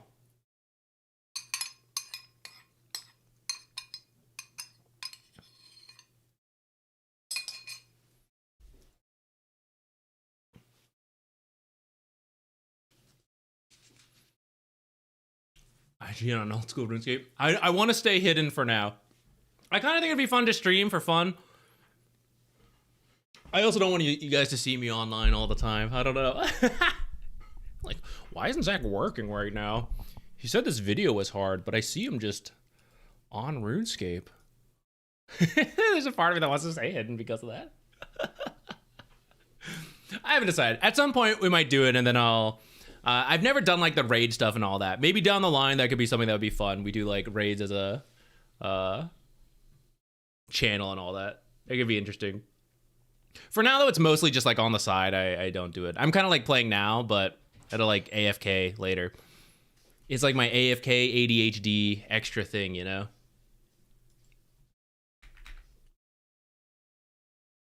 What is this? Neutral changes. Neutral item changes. Okay. And then what time? Where did it go? 36. Sorry, boys. Oh, I forgot we had to... Here, let's do the update while we can. My boy Math in Malibu. Do they pay you for remote casting? Of course, of course. The rate is different than in person. I don't know if I should be like revealing amounts, so I won't go into like specifics, but of course we get paid. For at least this size of event. If you work smaller stuff, then I mean, yeah, maybe not. Maybe it's like volunteer based and stuff. That's like amateur league things. But any like major tournament will pay for it. How much longer till the hero changes? How much are the neutral changes? I think after neutral changes, we're into heroes, right? Unless they're like, also, new mechanic, new creeps. I don't know. Do you prefer to cast in person? I only got to do it once at Raleigh. They're definitely different experiences. Remote is comfy because, like, here I am in my home, you know, I wake up, you guys can't see it. I wake up over there, you know, I walk over here. That part's like kind of convenient. The downside is you don't really interact with anyone. I obviously talk to Ricky and we talk a little bit to production, but that's it. You know, when we're done, you close. It's so funny. I joke with like other casters. Remotely, we work together a lot, you know, like before, like at this event, Permasneeze and Winter cast before us. Never talk to them, you know. It's not like you go to work and you're like you chat at the watering hole and whatever, right? You know, it's like remote, you're so isolated in that sense. So I think going in person is really cool for that. You can actually like interact between games while you wait, stuff like that. And then the feeling is different. Again, off my sample size of 1 casting at Raleigh, the vibe of the crowd being there and everything is very different. I think the game quality is probably also different because the in person, that section is usually like the best of the best teams. Whereas before, remote is still like very random. Some best teams, some bad teams. It's a mix. Was there any explanation on why they removed innates and facets, or the facets? If I had to guess, it was ultimately balancing. I'm actually totally fine with it. I really like for them to try these changes. They tried facets, and maybe they thought they'd be able to reach a point where it's like, yeah, most heroes have, you know, multiple choices on the facets. It's good, right? But in the end, it was like one facet is always better than the other. There were very few cases. It was truly, I can take either facet depending on the situation. One was typically better for most cases. So maybe they just decided like, okay, you know, we tried it. We're just going to work them back into the heroes. You got to meet me at Raleigh. Nice. It was really cool. Really cool meeting like anyone who came up to say hi. And if you guys ever see me, feel free to say hello. It's extremely humbling. Like I don't know, to a degree, we're still online. You know, you guys are just fake names, you know, whatever. But meeting in person is like so humbling to me. It's an honor. Feel free to say hi at any time. Unless I'm crying in a corner for some reason. Maybe I need space. I don't know. I don't know why that would happen, but that could be a good reason. Otherwise, it's all good. All right. Neutral item changes. Let's get into it. Tier 1 availability changed from 5 to 0. What? Madstone crafting cost for tier 1 from 5 to 6. Wait, we can just get these straight off? Is that what this is saying? Number of artifact choices from 4 to 5 for tiers 2 to 5. Is jungling back? Are we junglers? Are we junglers?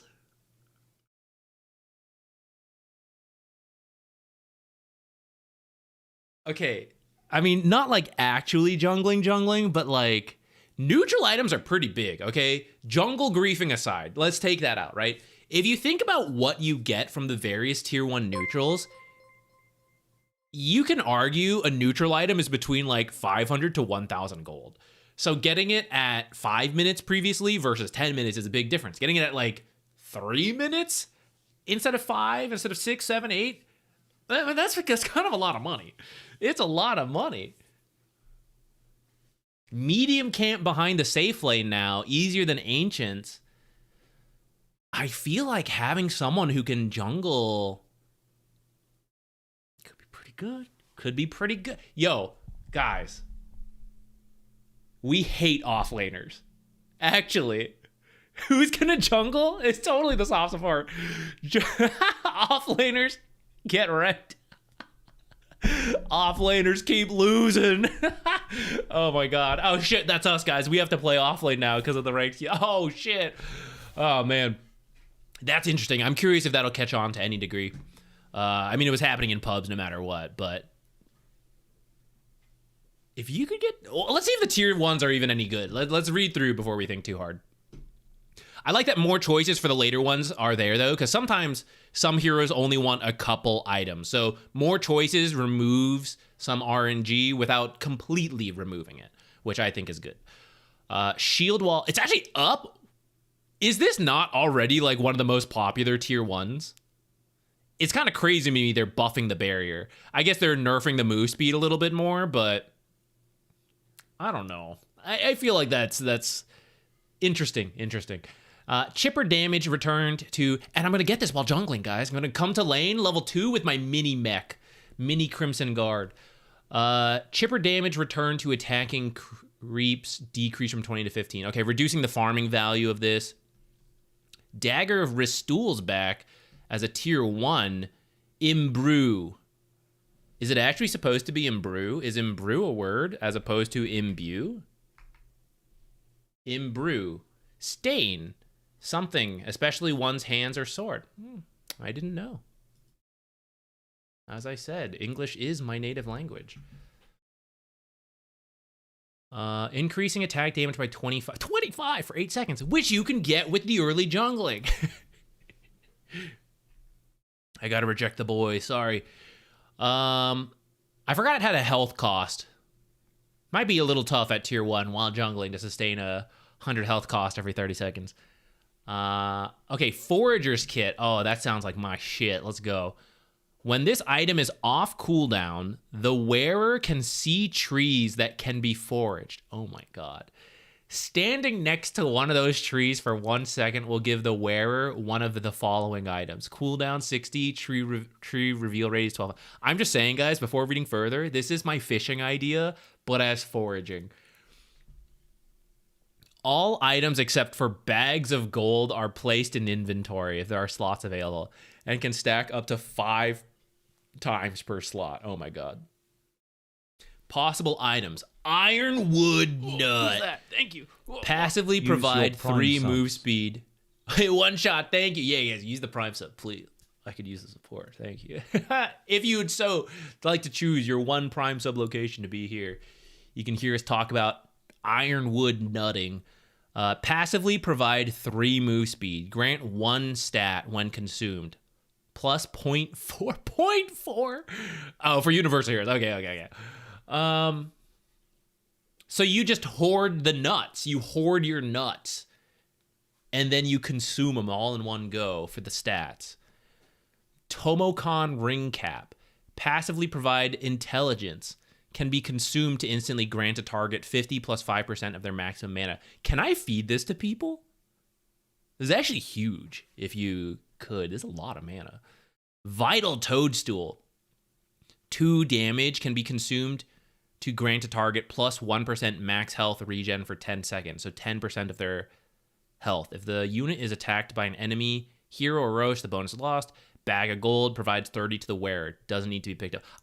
Believe it or not, guys, the bag of gold actually sounds like the worst one, which is kind of wild. What's the cooldown? 60. 60 is a bit high, but I can get this at minute 2 while I'm jungling. This seems really fun. I don't know how often, because you can't choose, right?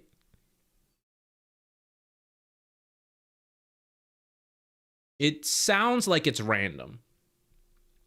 But if you could like certain heroes would care a lot about mana, right? And if you could only take this one. Certain roamers, want the move speed. Same with damage, right? There's a case for all of them. But if it's random, you're probably getting like, let's say 5 to 10 of these, and that means you're getting like 2 to 3 of each. And that's like a bizarre amount. Let's say 90 gold, 100 for easy maths. 100 gold, you get like 4 damage, 2 tangos worth of healing ish. 50 plus 5% of their max mana. So like a free clarity and then some extra move speed in the stats, like an extra Iron Branch.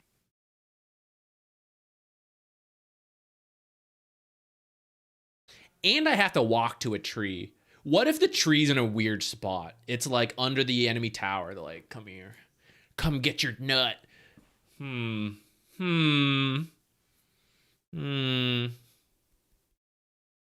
you test on the map? Let's read through the neutrals first before we hop back in so we can check multiple things at a time. Okay, let's go past this, but I think this is a really fun idea. I wonder if it'll need to be adjusted, but when we're playing and we're jungling and griefing, I'm absolutely okay. Here's the play, guys. There I am jungling, right? And my offlaner's raging, my mid's raging, my carry's raging. I come in and I go, hey, have a nut. And then I walk away, Sorry about that. Here you go, buddy. Nut. Open up. Here's the nut. I'm sure that'll calm him down. Possessed Mask. Possessed Mask is back. Passive lifesteal, attacks heal for 5 health. Too bad you can't get this and combo it with the Dagger of Ristool. Stone Feather Satchel. That sounds fun. What do we got? Toggle. Transmogrify. Activate to switch the contents of the satchel between feathers or rocks. But rocks is heavier. No mana cost. Cooldown 6 seconds. Pound of... Oh my god, it's actually a reference. It's actually referencing that. That's so funny. Pound of Feathers. Increase. I have this guy's face as a WhatsApp sticker for my family chat that I use sometimes. Pound of Feathers increases movement speed by 12 and distance of forced movement effects. Interesting. On yourself by 30%. But wait, what forced movement is there really at tier 1? No one's got a Force Staff. The other neutrals, you couldn't have them. There's a couple heroes like Magnus? Huh. I'm not sure on that one. I mean, sometimes you carry the tier 1 later, but Pound of Rocks. Increase your armor by 3 and decrease distance of forced movement effects by 30%. That's hype, actually. Free Windlace into, like, pseudo-free Chainmail. Run in, switch to armor, run out. That's Pog.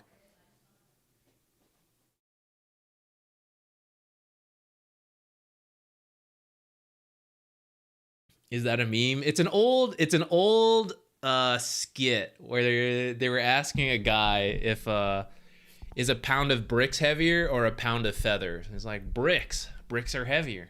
Like, no. They're both a pound. But bricks is heavier. Loaded now also increases max base damage by 6. Yeah, man, this thing sucked, guys. This thing sucked. I see pros taking it, and I get it. Like, if they had really bad options, it's like, yeah, weighted dice is actually my best. But I don't know. The math on this thing sucked, in my opinion. Like, I just compared it. Forager's Kit, we said, like, what do you get? Like, 400 to 500 gold, perhaps? Weighted dice, with, like, what it gave you, was probably 100 to 200 at max. So, 6 base damage is nice. That's like, I don't know, you got a Band of Elven skin, that's like 6 agility, right? So 450-ish gold cost, a little less than that. A lot more value to weighted dice. Was it steel? It was something, you know? Whatever it was, yeah. Oh, crippling crossbows here at tier 2. Whoa. Hobble initial damage decrease from 75 to 25.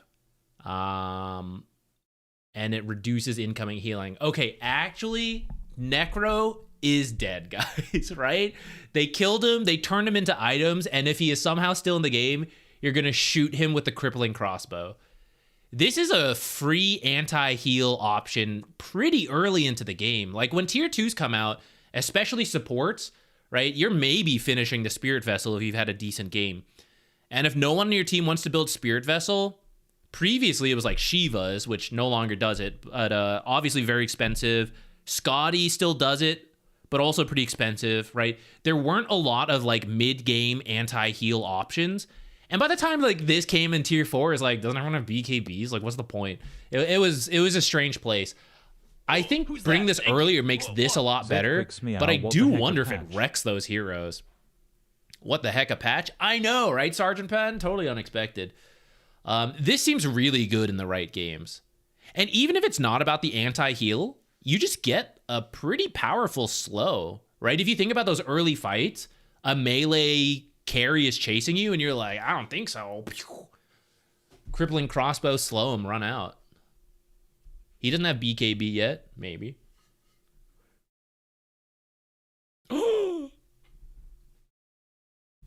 Medallion! Medallion's back! Valor! Cast on an ally, increase their armor by 7 for 8 seconds. If cast on an enemy, decrease their armor by 4 for 8 seconds. Cannot be cast on self. Cast range 1000. Mana cost 30. Cooldown 18. Guys, it's back! Medallion. I loved casual Medallion. Medallion was so good. Oh, this is great. Did Medallion have a mana cost before, though? I don't remember that. I mean, they might be adding it as part of balance, but I think it was free before, right? Because I would use it to, like, stack camps and stuff. It did? Maybe I just don't remember it. Bash. Nice. I like it.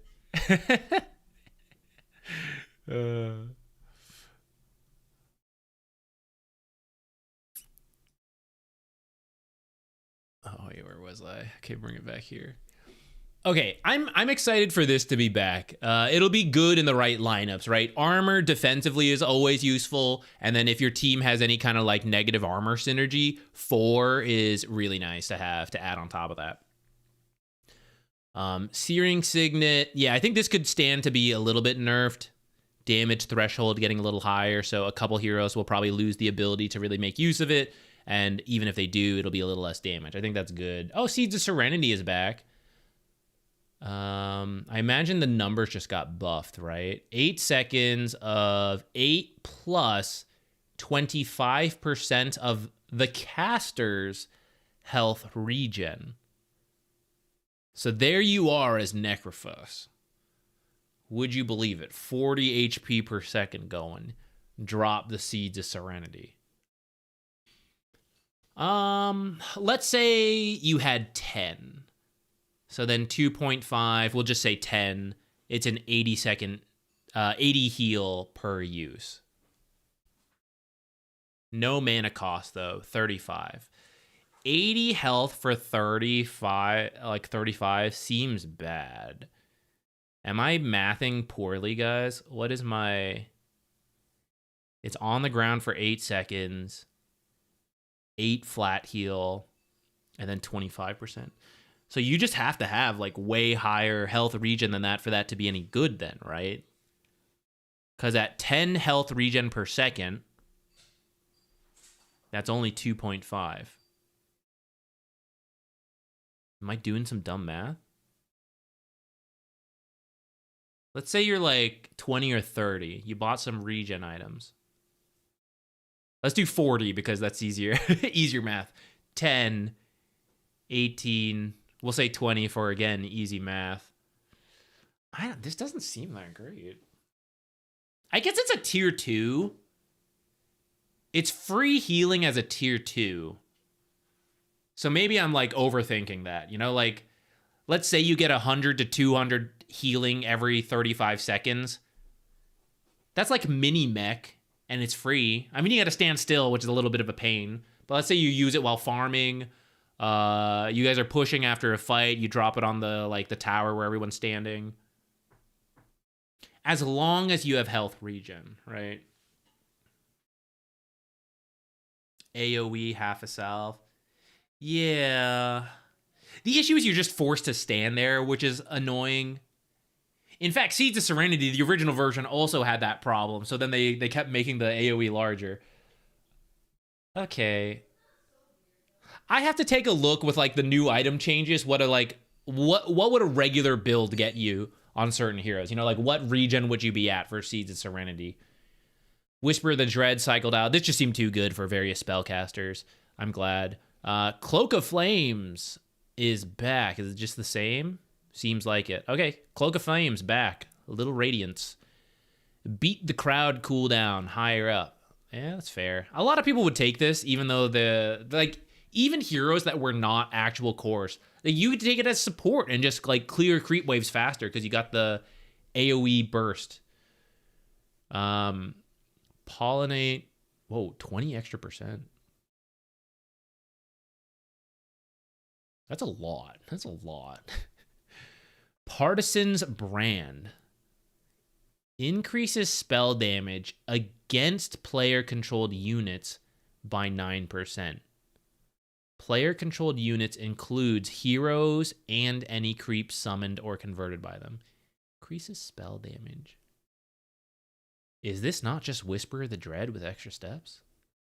Whisper of the Dread. Spell damage increased by 10%.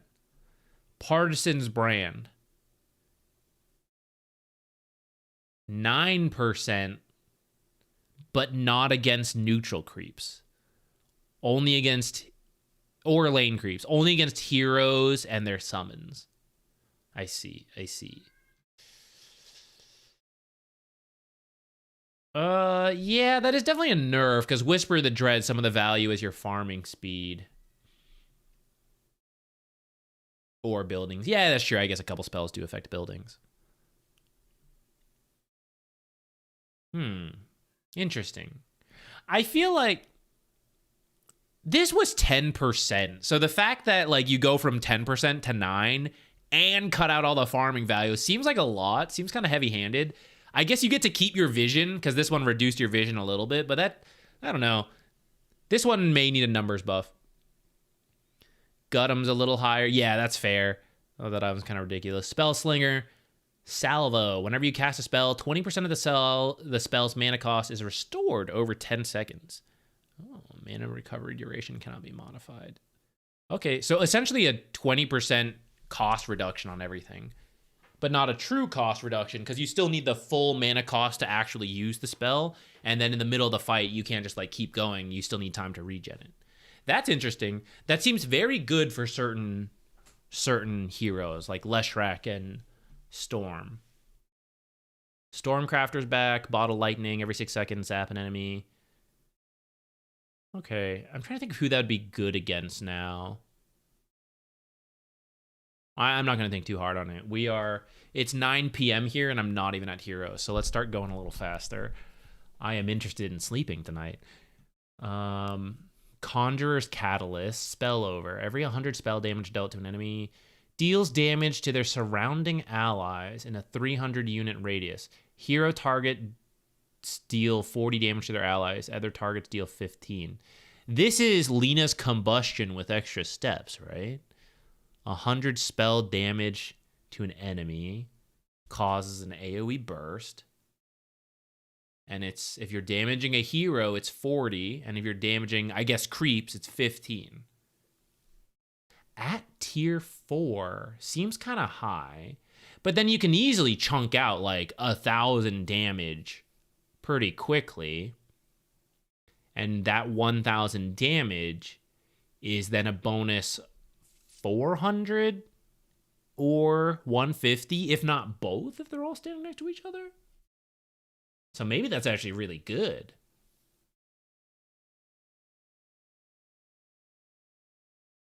I took a little nap earlier. True, you're right, you're right. We'll go through the night and then cast tomorrow tiebreakers, then straight back to this. Oh, Dandelion Amulet's back. That was kind of nice against high Okay, guys. The enemy takes Conjurer's Catalyst, and then we take Dandelion Amulet. We're good to go. Enchanter's Bauble.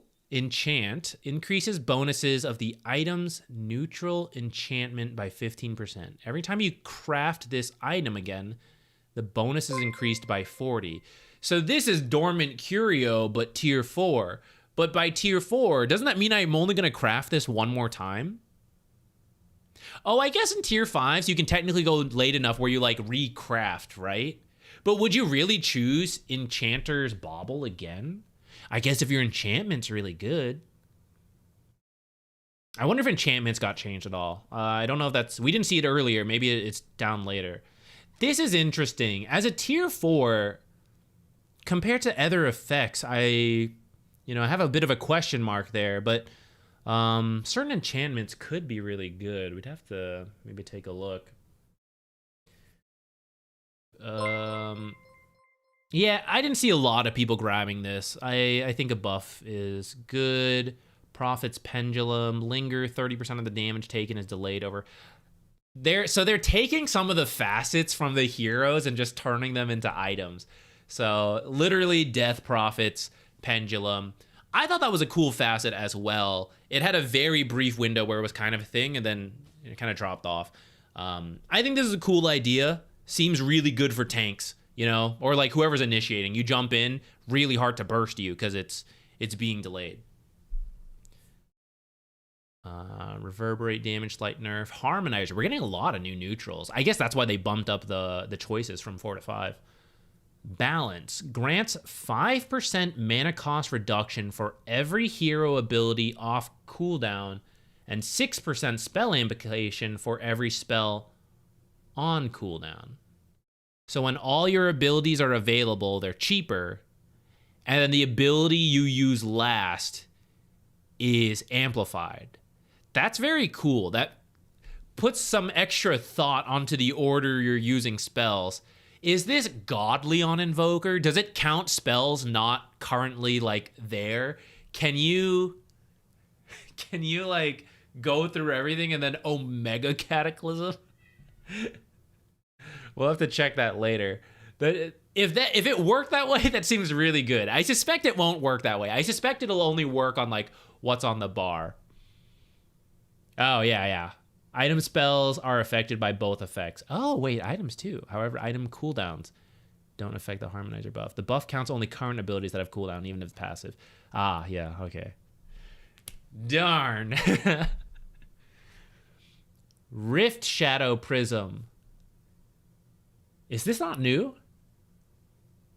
Was this there before? I do not remember this at all.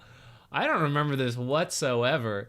Refract health cost decreased from 10 to 8%. Refract incoming damage 240 to 200.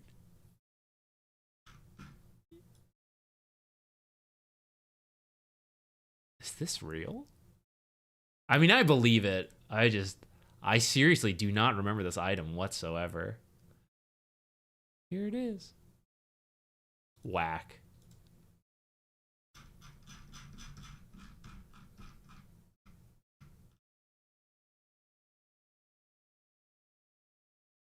So what was that? That was a spend 8% of your current total life to create a full health illusion that lasts 20 seconds. The illusion has 50% outgoing damage and takes 200% incoming damage. So these were buffs to Rift Shadow Prism. Okay.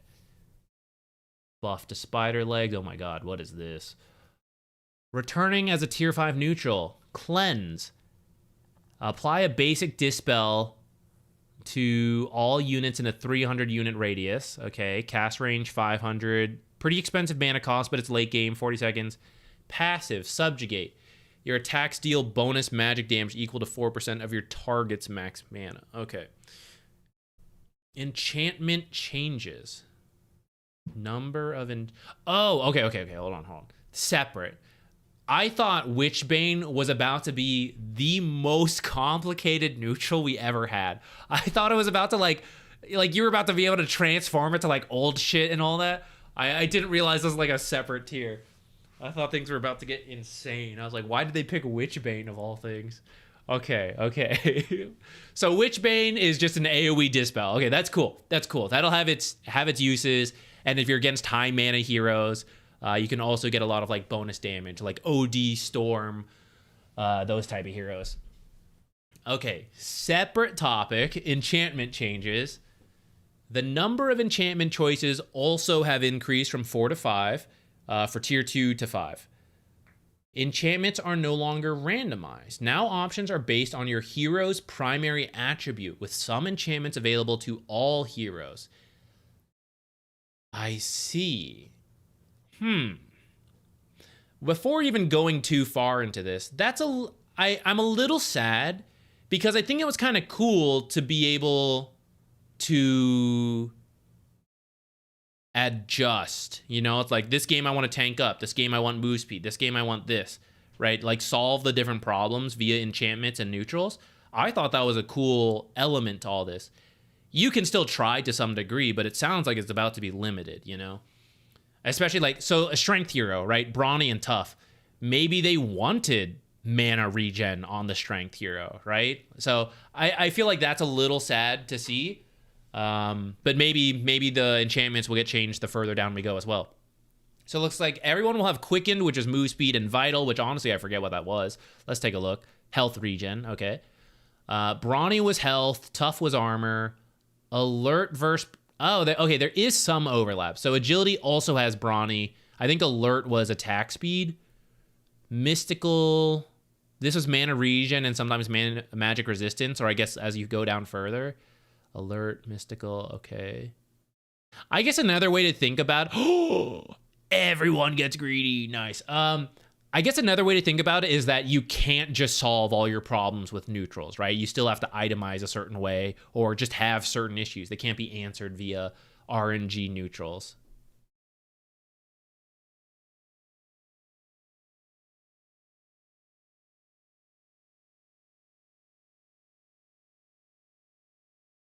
Evolve. I'm curious on this, though. Honestly, I will rarely get to tier 5, but okay, Quickened is the move speed. Move speed to start, and then mana and evasion later on. Vital is the health regen. Brawny is health regen, slow resistance. Tough is armor, damage, knockback resistance. Alert was attack speed, bonus night vision, attack range. Sorry, it's going on the wrong side. I'll do this. I don't care too much about the balance. Ooh, mana cost and mana loss reduction at tier 4. Ah, man, no cast range anymore. That's too bad. That's too bad. Greedy. Number change? No, greedy is still the same. Guaranteed option for strength only. Base attack time. Nimble is just for agility heroes, which is what? Percentage move speed, that's usually pretty busted. Negative regen's interesting. Intelligence penalty. Okay, you know, I kind of like that. Like, if you choose your stat-specific one, there are bonuses, but also downsides. I actually like that. I like negatives and double-edged swords. A lot of supports are intelligence. What do we get? Cast range. Mana cost. Mana penalty, not a huge deal.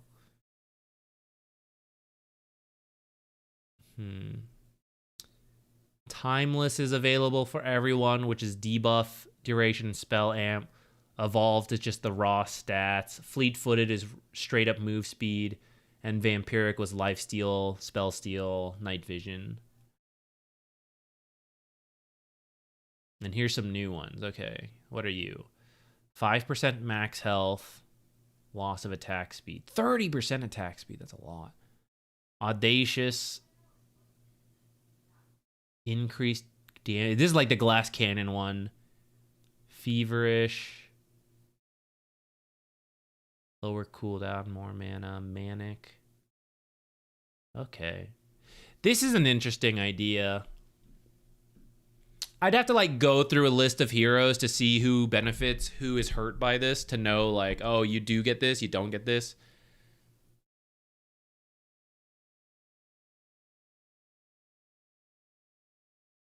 For the supports I play, I'm thinking of like intelligent supports. Doesn't seem like a huge deal because you could do CDR if you have like some big ult that's like really big. And at this point, like the mana cost is usually not a huge deal. Otherwise, like any of these are still fine. Movement speed's always useful. And then what was the other? Keen-Eyed. Well, this is like earlier enchantments, but like Keen-Eyed is like cast range, mana regen. That seems fine.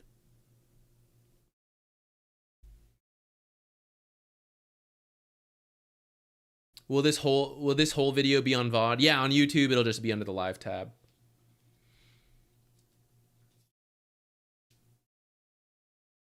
I have no idea if they sell pork belly at Walmart. I usually go to an Asian store or something. Texas has a local chain called HEB that has a pretty huge meat selection, so they actually also sell pork belly. I've seen it at Costco now too, which is kind of wild. It was never there before. Although the area I live has a lot of like Asian population, so Costco has like usually reflects a little bit local population. You'll miss HEB. I know. I think I will. I'm glad to move out of Texas later this year, but I will miss HEB.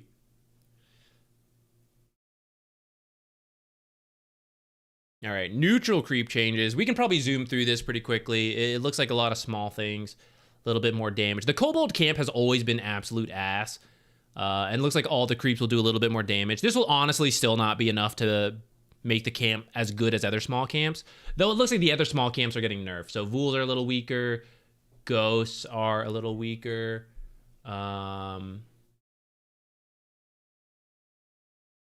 This does not happen during pulls anyways, but when you get this, I guess it'll do.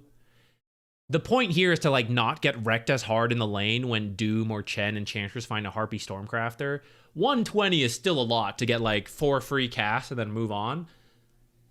Shockwave, sure. Sure. Boglets. After neutrals cast its ability, all copies.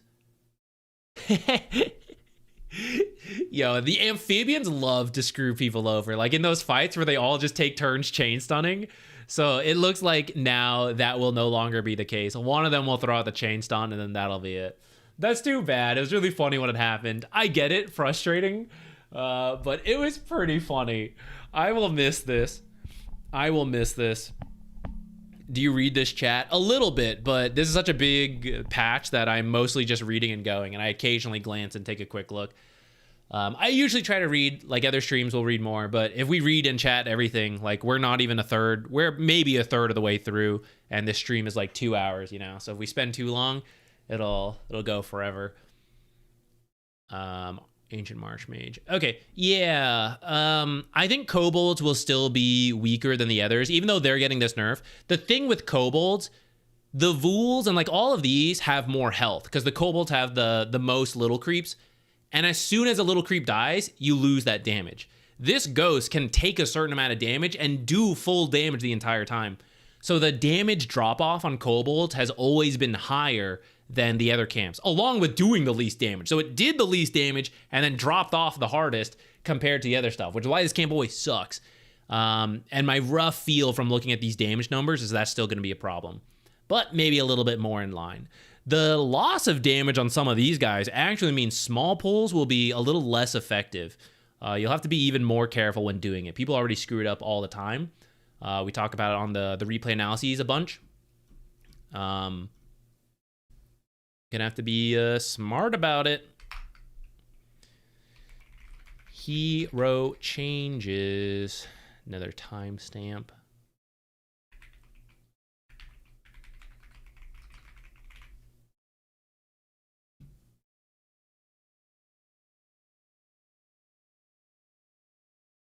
What would happen if you controlled a croaker and used a stun near them? I don't know. That'll be one for a testing later on. Half pull's still better. Probably, but they do have different use cases. I'm kind of like quickly thinking through, like, would that damage number, like say it got nerfed, would it actually make half pulls a lot better, or say stacking the camps first better? I think it's not. The numbers that I saw right there do not seem that big of a deal to suddenly change the whole, like, mindset of pulling or not. Yeah, I don't know. It's one I'll have to do to see. Okay, so all the hero changes, they all lost their facets. So I am imagining those all got worked in, and we'll hopefully see some buffs and nerfs to various meta heroes, which I didn't think... I wasn't prepared for this. I didn't have the patch ready. I had previously been going to, like, stick an image here of, like, the most picked and ignored heroes at, what's it called? The most recent tournament. Or, like, whenever the tournament happened. And you know what? I'm going to do it. The VOD's going to be 18 hours anyway. So what's another 2 minutes for me to quickly add this in?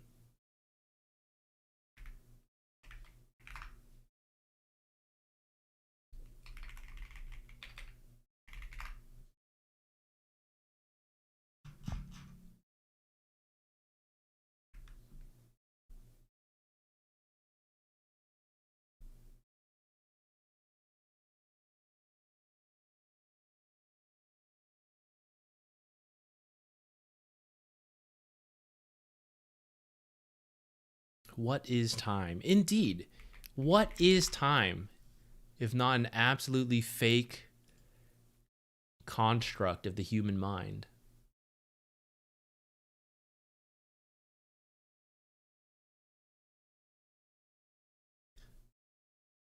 All right, so let's stick this in here.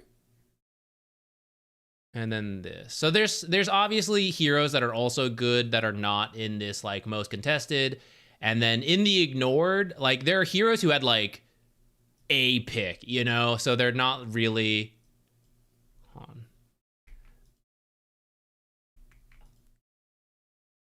It's not like they're really all that good, like, better than the ignored heroes. But at least we'll have a frame of reference as we look at different things as we go through here. Abaddon is not picked a bunch anymore. He got hit with a bunch of nerfs in the past. The core Abaddon dropped off, and support Abaddon had always just been like, okay. Okay. Withering Mist.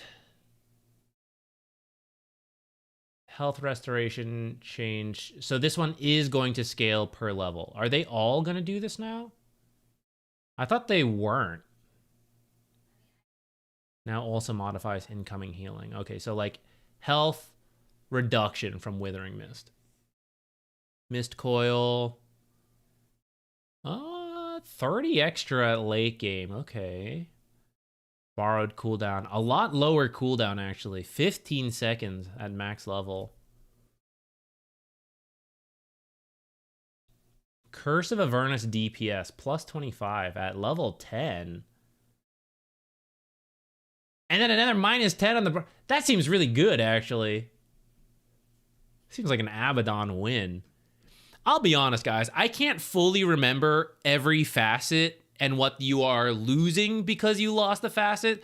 So actually, there should be a lot of buffs here. If it's not the facet being directly put into the hero, they will need buffs in other ways to make up for the fact they have lost facets.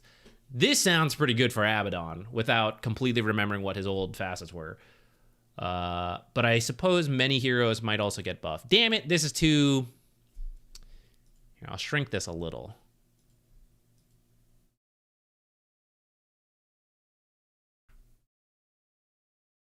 I could do it this way. Fit! All right, there we go. Alk. Ag Scepter now also increases base bonus gold and max bonus gold per kill by 6 per melted Aghanim Scepter.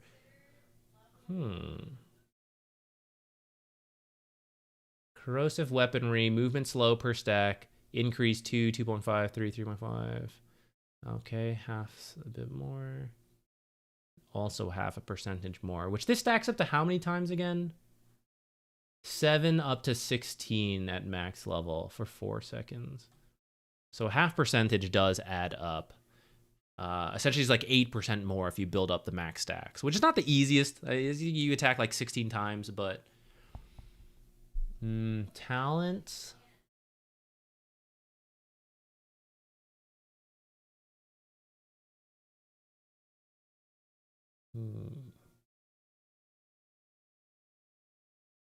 This does not impress me nearly as much as Abaddon's changes, so we're not going to think too hard on these guys because there's a lot of heroes to go through, okay? We'll just like read initial impacts. Ancient Apparition, Death Rhyme is out. He's got Bone Chill. Ancient Apparition deals magic damage with his abilities. Affected enemies are chilled, reducing their move speed by 2%. If the target is an enemy hero, debuff also reduces their strength. So this one is like the facets being added in. Or at least one of them. The Bone Chill facet. Upgraded with Aghanim Scepter. Increases base strength reduction by 0.3. Okay. Cold Feet now just deals 20, 40, 60, 80 damage per second. This had some amount of damage on it before as well, did it not? I think it did, and then it got taken away, and it applied Bone Chill, didn't it? Or like Death Rhyme. So I think this is just back. I don't think it was like a massive buff. I think this is just like, we took away Death Rhyme, so we're re-adding that back in, if I'm recalling correctly. Same with Ice Vortex. Mana cost reduced on Chilling Touch. Oh, that's actually kind of nice. And same with Ice Blast. Yeah, I'm pretty sure all of these had damage already, and then it was just... It got turned into Death Rhyme and is now being turned back into damage. Death Rhyme, out. Cold Feet. Okay. I can't fully remember the amount of Death Rhyme stacks these things used to have, so I actually don't know if these are like buffs to nerfs. 80 times 4. What is this? 40... This is the big one. What is the farming speed with Ice Vortex if you max it? 40 DPS for 12 seconds, which is enough to finish off like creep waves and camps with a little bit of extra work. As long as he has that, he is like, you can do things. It's the same damage, but losing the Death Rhyme stack on Chilling Touch hurts his lane. But he gets, deals damage with his abilities. Gets a little bit of a slow... I guess that is different from Death Rhyme, though. It is a lot cheaper, though. You can use Chilling Touch a lot more now. Even at a 1 value point, 10 less. It's a pretty big mana cost reduction. You might be able to spam it a bit more to make up for the loss of Death Rhyme. Anti-mage support, be real. Base armor increased by 1 to tank with your anti-mage support. No longer levels Mana Void. Minimum move slow, rescaled. This is just for the scaling value, sure. Effectiveness when applied by illusions, decreased. Okay, Manta nerf, actually. Upgraded with Ag Scepter. Increases max mana burn by an additional 1.5%, but you need an Ags to do that. Cast range rescaled from 750, 900, blah, blah, blah. Longer. Oh, but at max level, shorter, actually. I don't think you often need like an early level 1 long range blink. I don't know if this is that big of a buff. It'll matter in like a couple like running away versus aggressive cases. But you spend most of the game at max level blink, so losing cast range on that is sad. Yeah, same with the cooldown. It's not like you use this that often at level 1. Mana costs. I think this won't be a huge deal because once you max it out, there's only a chunk where that's an issue for him. Okay. Resistances, a little worse. Duration's up though. Cooldown, longer at 1. Radius eventually gets there. I thought he would get more obvious buffs actually, because I don't think anti-mage is all that important in the current meta. 0.2 mana void damage multiplier. More blink cast range, so you can get it back as a talent. And then you can get the cooldown here.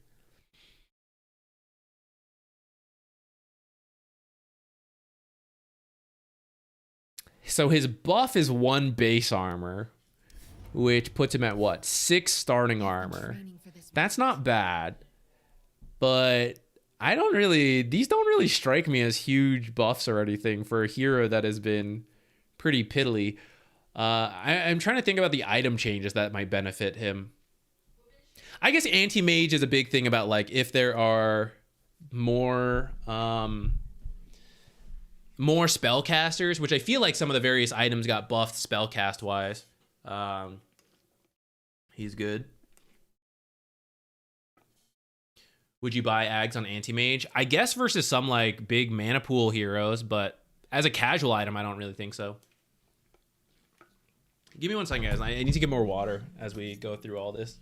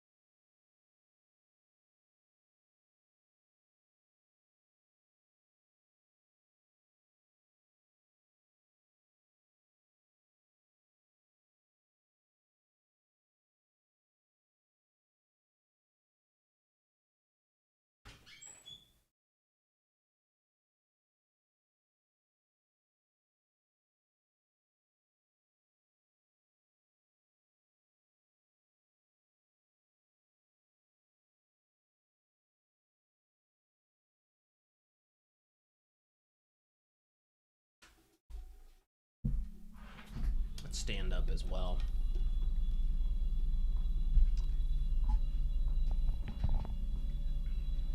All right.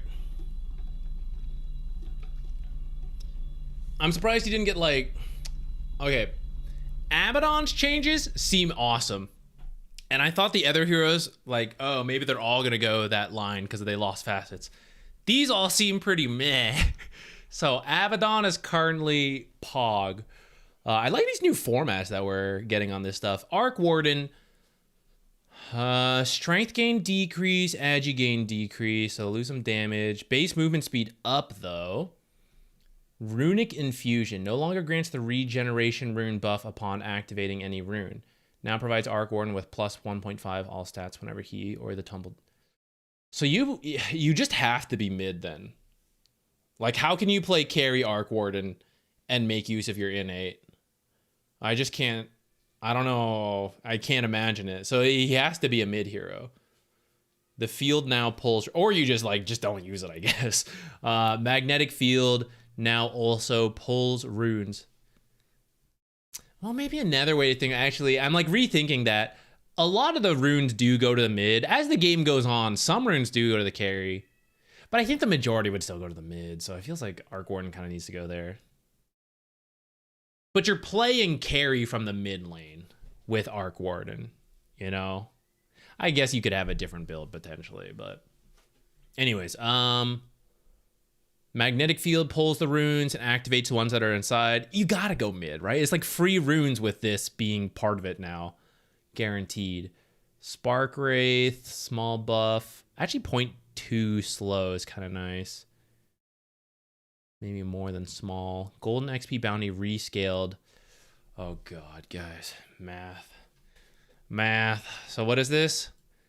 You get this at level 6. So now it would be 130 golden XP. And then at level 18, it's 250 NA math.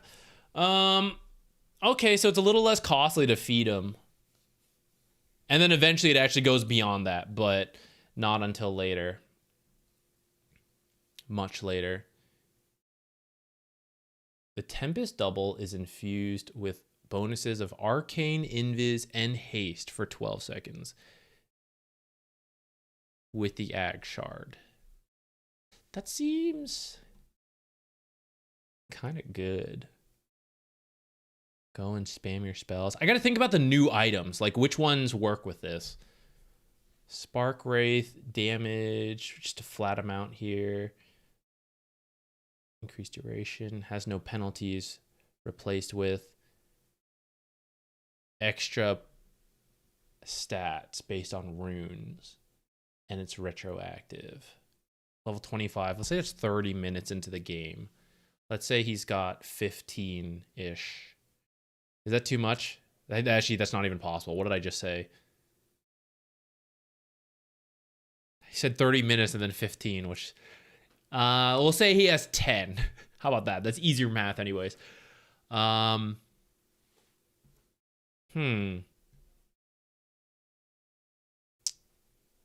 seems kind of weak. Is that not just like 15 stats? Well, of course, that's at 30 minutes. So, I mean, the later it goes, then it gets higher and higher. It's like the infinite scaling.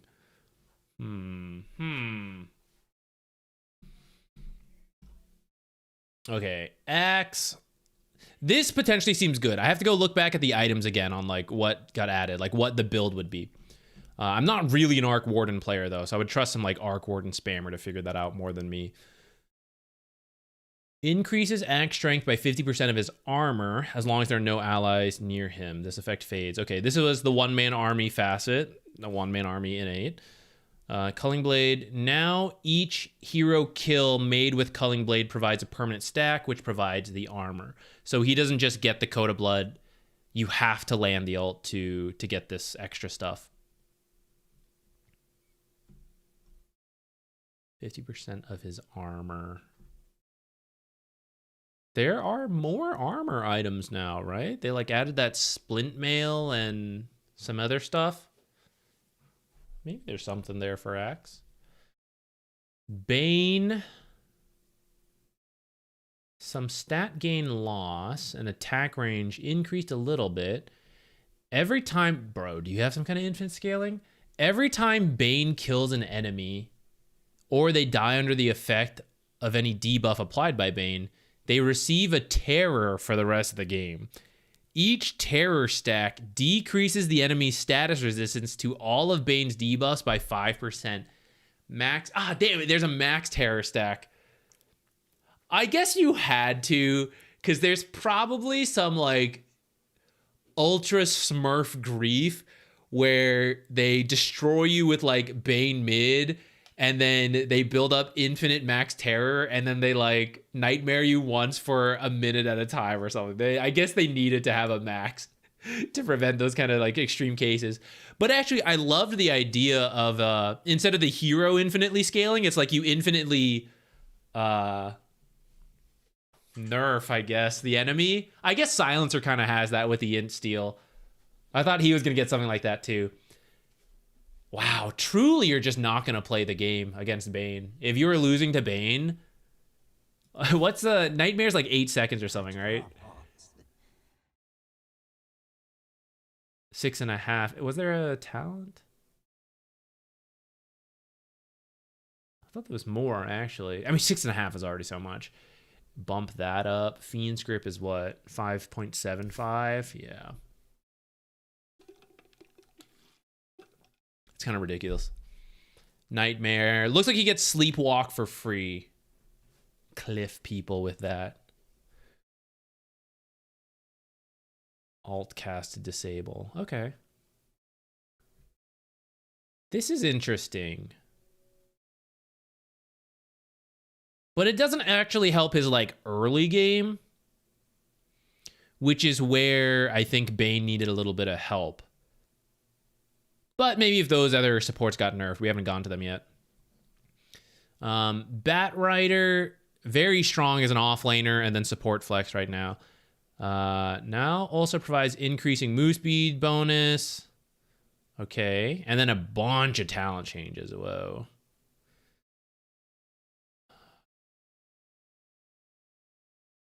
Some of these are just moving them around, I think, too.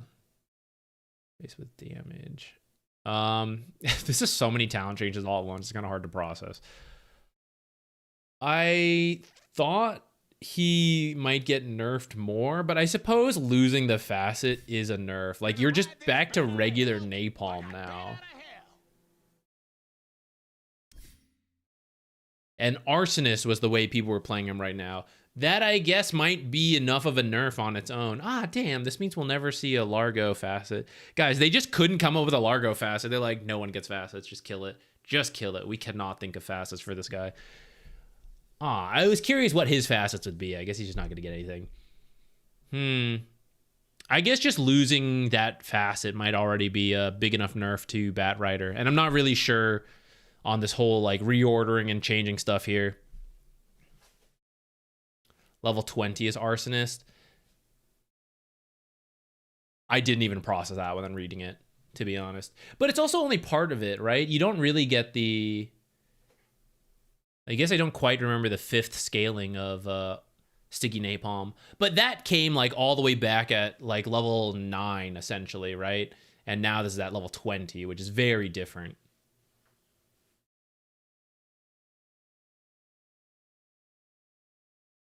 Bonus attack speed, scaling, okay. Axes do more, but the amp is less. I don't know the exact cutoff on that, and I will do that math later. Beastmaster's attacks also apply a Wild Axe debuff of its corresponding level. Okay. Boar's armor increased by 1. Boar power.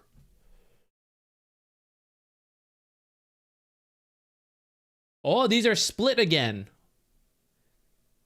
These are different abilities because this is now just the innate. Okay. Cooldown increased. Dive. Root up. Hawks are now invisible whenever Beastmaster's invisible. Damn, I thought they were going back to being like invis. Now summons 2 Hawks by default.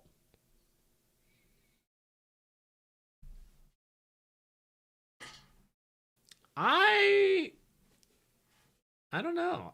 I kind of want to try Beastmaster support with summon raptors. Just stand near people with the birds. I'll have to test that later. This is an interesting one. We're back to like yay old Beastmaster in a way.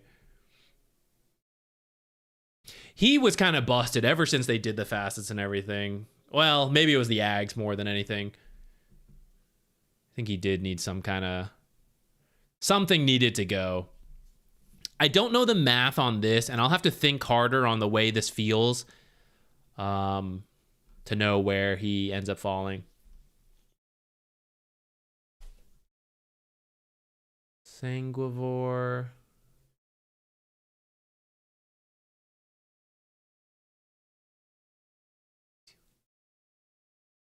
Isn't that just a nerf then, I guess? He just loses the initial 1.5%? Per level up, per level. Oh no, it's just a semantics change. It's actually the exact same. Okay, sure. Now a no target ability that affects only Bloodseeker. I don't know if anyone ever really used it on like the other ways. The only thing was like that meme, like Bloodseeker silencer thing for a bit. I think it's fine to go back to this. Pierce's debuff immunity. That seems good. You can't just lose a chunk of your damage to BKBs, which are now 7 seconds as well. Okay. Ooh, I like Bounty Hunter. Let's see. Big Game Hunter. I didn't like his old innate. It wasn't that good. Let's see if it's any different. 15% more kills and assist gold if the dying hero is big game. An enemy hero is considered big game if they are one of the top 3 net worth heroes on the enemy team. These heroes will have a debuff that points out that they're amongst these top 3 heroes. Debuff is visible only to Bounty Hunter and his allies.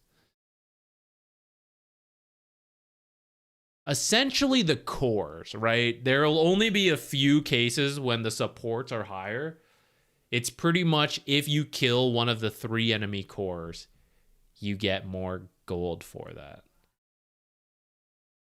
I guess I'm open to that. Gold steal increased very minimally. Okay. Now grants bonus move speed when active. Also applies to friendly shadow. No longer grants bonus move speed to Bounty Hunter. I think that's a good change, actually. Does it still give bonus move speed to the other teammates?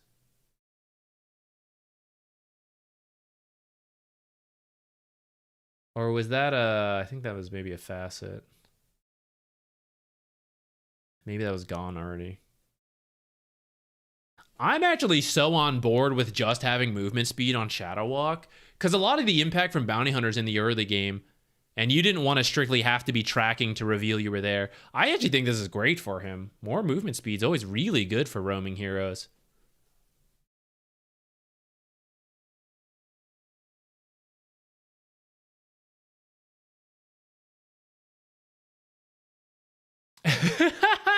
Oh man, Navi, I hadn't thought about that. I can already feel the toxicity of a farmed 4 spam pinging the big game debuff. That would be so funny. I think the enemies can't see it amongst themselves, but we could do it, right? Like, as mental damage, like, I mean, I would not do this, but you could be like, oh man, sorry, you know, whoever on the enemy team. Your Storm Spirit is just like so garbage. He's not even big game, you know? Like, it's actually your Crystal Maiden. Like, oh my god, your mid is so bad. Sorry for that, Crystal Maiden. You can do some real toxic shit to the enemy team with that. Oh man.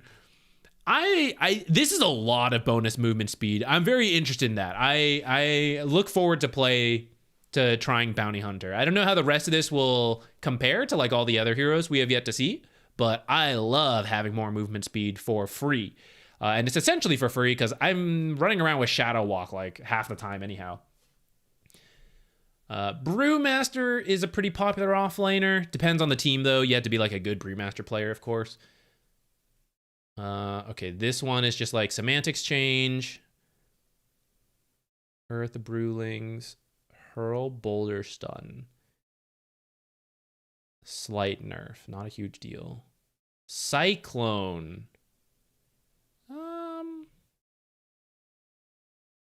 Yeah, I mean, it nerfed a little. It doesn't seem like a huge deal. Talent. This actually, I thought he would get nerfed a little bit more, but I don't think he's super broken. But some teams really like him. So it makes me feel like maybe he would be broken if he was an easier hero to play. We would see that he's more broken. But small nerfs for now, I guess that's fine. Bristle, damage and debuff duration amplification changed. Okay. Viscous nasal goo. Ooh, stack limit going up. What was his? His was Snot Rocket, which is the Snot Rocket is kind of getting worked in.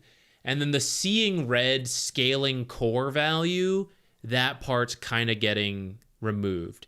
Maybe Bristleback will go less damage oriented routes again.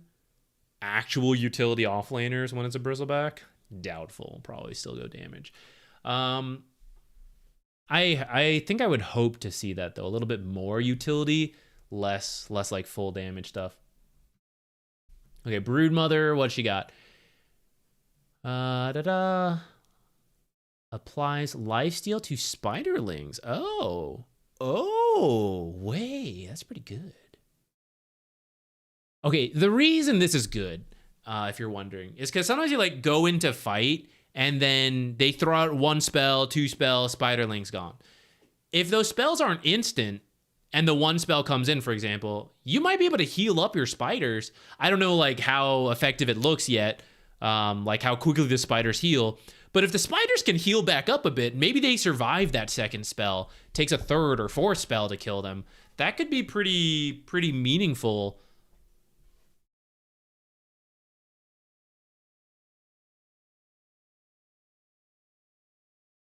The bad talent affects the spiders. Granted, it's pretty hard for them to stay alive that late in the game, but the rat potential, amazing. All right. I'll need to see how effective that healing is on the spiderlings. Could be good, but maybe it's not that much, and then it like doesn't mean anything. A little more strength gain. Gains 30% of his strength as bonus move speed. This movement speed. So, okay, you just don't build boots anymore on Centaur. That was the more popular facet anyways, but sometimes I saw people take Counter-Strike and still build boots. But now it's just part of the hero and you just will not build boots. Okay. Removed Rawhide, which was free strength. This was like, or not strength, health. He was getting health over time. But getting strength gain to sort of compensate. And I feel like we saw some items that seemed like Centaur would like. I have to go back and look again. Oh, Chaos Knight. He's been out of it for a while. Fundamental Forging. This was that facet that not a lot of people took, right? Like you got the neutral sooner. It gets an additional random enchantment that doesn't provide negative stats. Okay. Random enchantment is selected from all the enchantments in that tier. Due to negative stats, Chaos Knight can't randomly get crude. Okay. Random enchantment is different from the one used in crafting. Okay. I would have to go back and look at the enchantments, but essentially there could be a combo that is super good for him, especially as you get to those like tier 4, tier 5 enchantments. And in the early game, like a free extra enchantment is like a few hundred gold essentially if you buy the equivalent, you know, extra 100 health, free fluffy hat, extra, you know, damage, blade mail, or not blade mail, blades of attack, you know, something like that. It's kind of cool. Reality Rift is what? Slight cooldown buff, lifesteal going up a little bit. Okay. Phantasm. Whenever an illusion of Chaos Knight, there's a 50% chance to create an additional illusion.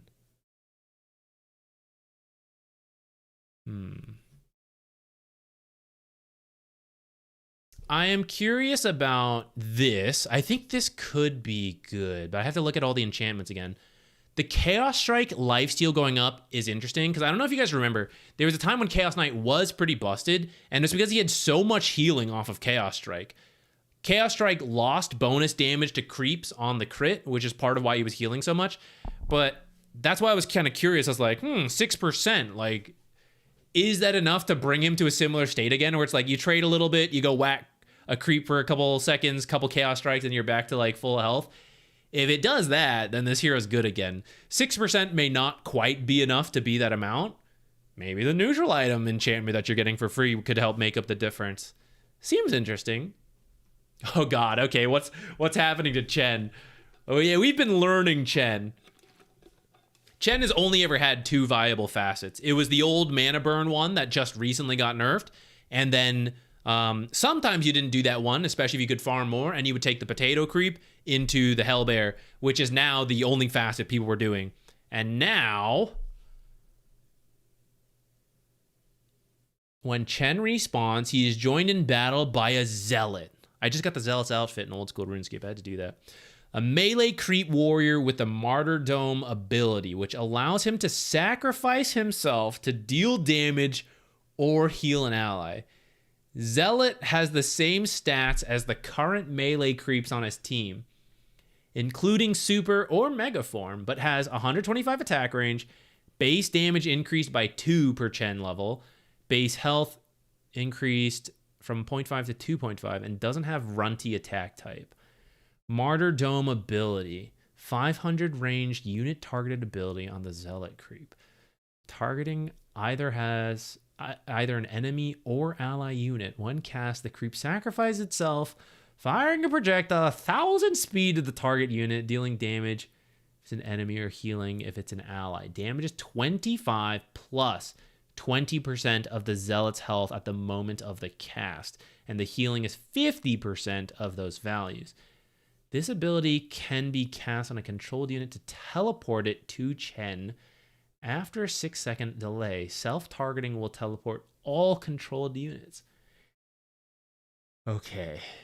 Mechanics move from Divine Favor without any changes. We're going to go check that in a moment. Let's read the rest. Lane creeps targeted by Holy Persuasion are upgraded into Zealots. Oh my god. We're going to get some kind of Zealot army running in and exploding themselves. And Zealots receive the benefits from Holy Persuasion. Now may be cast on an existing persuaded creep that have not been damaged in the last 3 seconds to unsummon them. Okay, I realize there's not a lot of Chen players out there, guys. That was actually so annoying because you would have a certain amount of army and you're like, I want this troll, but if I get this troll, I lose this other creep I wanted. So now, in the past, you had to be like, this creep, goodbye. You had to send it to go die to a tower or something. You had to go get it killed to remove that creep, and then you could summon the one you wanted. But now you can unsummon, I suppose, at global cast range. It's only a 3-second cooldown, and then pick the one you want. So I like that a lot. Now increases all the creatures' outgoing damage by a certain percentage instead of only increasing attack damage. So that... I don't know the math on the various creeps' attack damage and when it's like more or less than these percentages, but I think it's so that the spells can now get buffed as well. Interesting. Self-casting no longer targets Chen's creeps to him because it's this one. I will say, this one's actually annoying. Not that it happens, now that the mana creep facet got changed, it used to be a thing where you would send it mid to go like burn the mana, but then you're trading in that bottom lane, you divine favor yourself, and then the creep came back, and they're like, no, go back, send it back mid again. Now it's separate, so you can actually use this on yourself without having to worry about that. I don't know that you'd be doing that trick anymore, but maybe there's something with like Zealot, you know, that you could do. Okay, buff the Zealot. Okay, I have to see this one. I know we usually read through more than test. I gotta see this like freaking Zealot thing.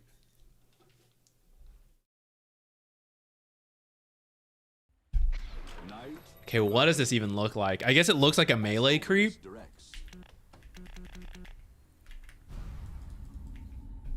I thought where is he? Oh, he's here. He's here.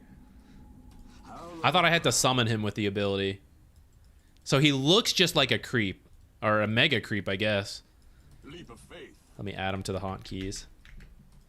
Let's go, buddy. Martyrdom. How much health does he have? 550. Okay. And then 20% of that. So this is like a 120 nuke. Obelisk, guide me. Let's see. There I am in the off lane versus the enemy trying bristleback. He's trying to fight my creep.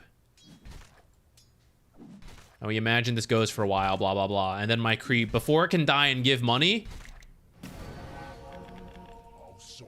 That wasn't as much damage as I thought it would be, actually. I thought that was going to be more. How do I... Does he just respawn on his own? Oh, it's here. I have to wait a minute, jeez. How you guys doing? Is everybody having a good time? Enjoying the patch changes that I haven't yet read? Can I get one of these guys? Oh my god. I gotta wait 5 years for this. Leap of faith. One step at a time. May it please you. I thought I could take over more zealots. Oh, I have to do this. Oh, I can't. It doesn't work on... Okay, we have to... Obelisk, guide me. Did I misclick that? Oh, it respawned. Get outside. Oh, that's more than I thought. I don't know why I didn't see it do as much when I saw it last time. Okay, I just summoned that creep, and then the timer expired, so it immediately did... we're going to turn this setting off. This is actually very annoying to me. I thought it could be cool, and it kind of is, but I don't think I would like it. Okay, so then I use this on him, and now he's a... Current health nerd. Zealot? That didn't zealotify you. How does this work? I thought we could turn him into zealots.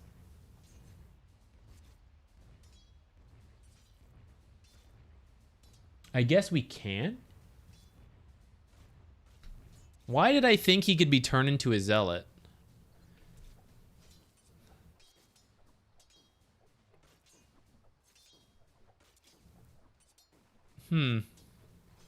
Okay, I don't know. I thought we could take over enemy creeps and turn them into zealots.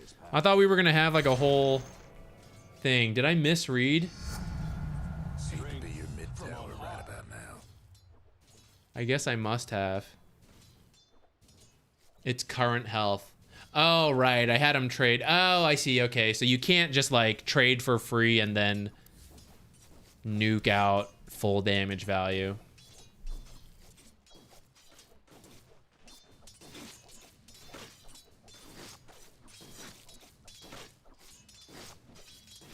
I guess I'm just crazy. As Obelisk directs. It has a cooldown. Was that not just this cooldown though? Like when this one respawns? In your name. Yes.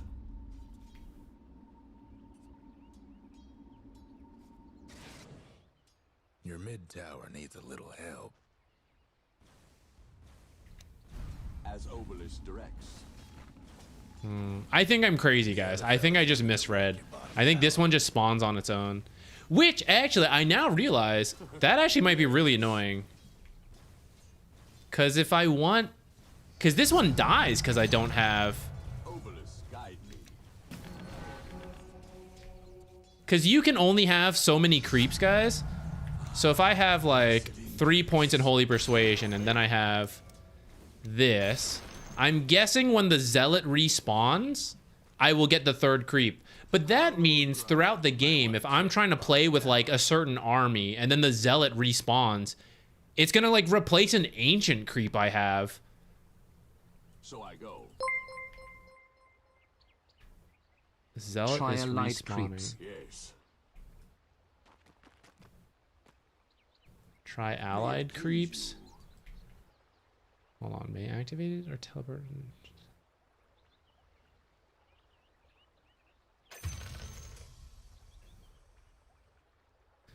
Respawns next to Chen after 60 seconds. Where is my zealot? Yes. Your bottom tower ain't long for this world. Do I need? As you say. Oh, here he is. Yeah, so now we have him. Now what happens? So let's see what happens if I try to That bottom tower of yours. God willing. and then does he just get? Yeah, he just dies now. In your name. Your bottom tower's in a tight spot. Where's his respawn time?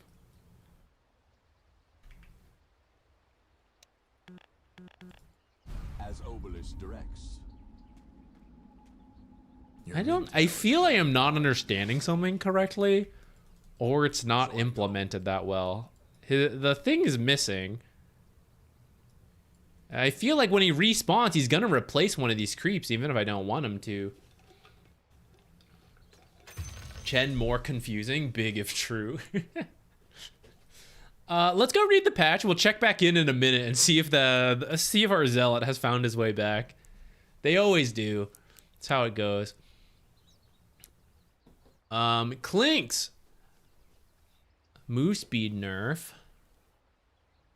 Skeletons also nerfed.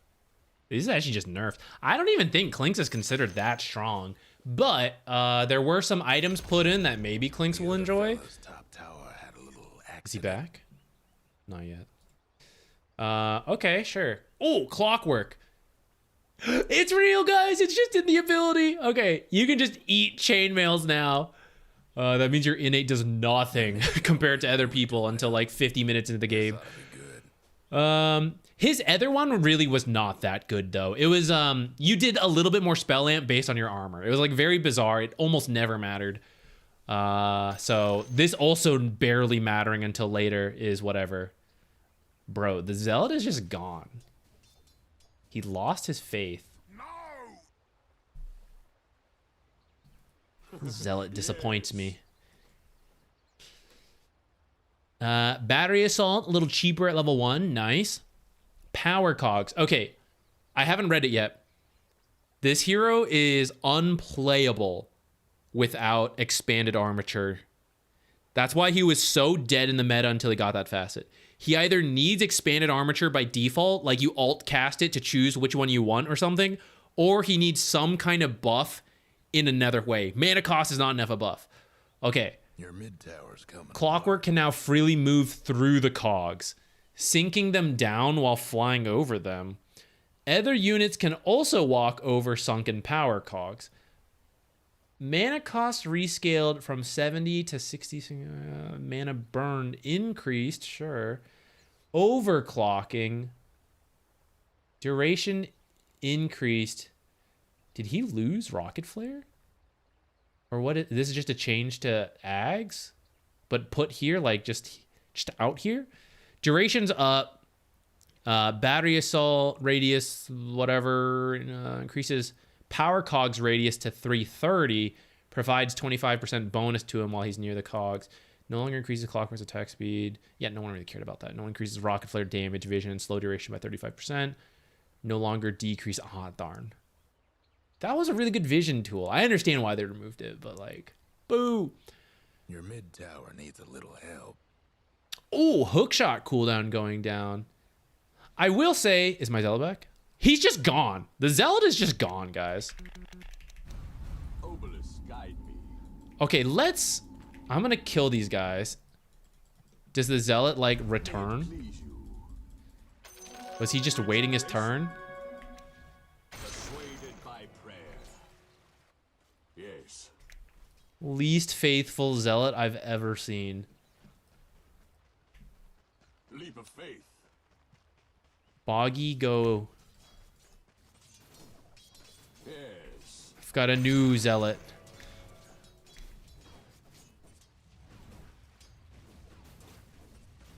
A pious path. I don't know. Seems. I don't understand. I feel I am misunderstanding something, or there is some bug. I mean, the patch just came out, so I would be that surprised. We'll just leave that for now and instead go to clockwork because I need to understand this a little more. I'm very confused here. I mean, I think I conceptually understand what they're saying, but... Oh no, it's back. Okay, this animation's pretty good, though. I wonder if it's bugged out. Like, if we use clockwork, if it'll be like, yeah, it goes down. No. So when I do this, he will also escape with me. Up close and arsenal. I'm very disappointed. Can I, like, kick this while... I need more time. You can... Hold on, wait. So we try to... let's do it again. For a trap. It's not time yet. Cozy in here, isn't it? Okay, we try to escape together. And then... It didn't hit him, it just pushed him back. Guys, this sucks. How are we gonna get close to people without expanded armature and he didn't get some kind of movement speed buff? I run like a clock. The gears are Dead. I will... Ooh! Thought.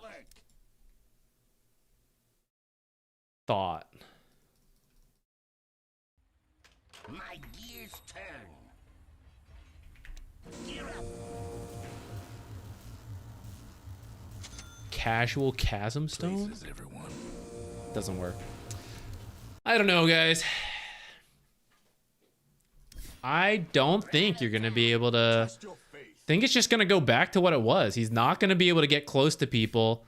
He's gonna be useless in the lane. And that's that. He will need some kind of buff. Maybe all the other heroes got nerfed enough. Like, we'll go through it. Like, maybe there's something. I am not a believer in this change. Maybe I'm forgetting some kind of new item or something. Something we can do instead. But this seems like you just will not have lane impact anymore without expanded armature and no compensating buff. And in fact, I kind of think walking over the cogs is almost a bait. Like, I don't know if that's actually that useful in any real way.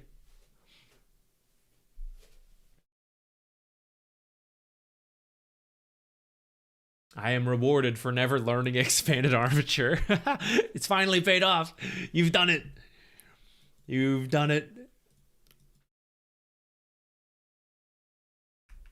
All right, let's keep going. Let's keep going.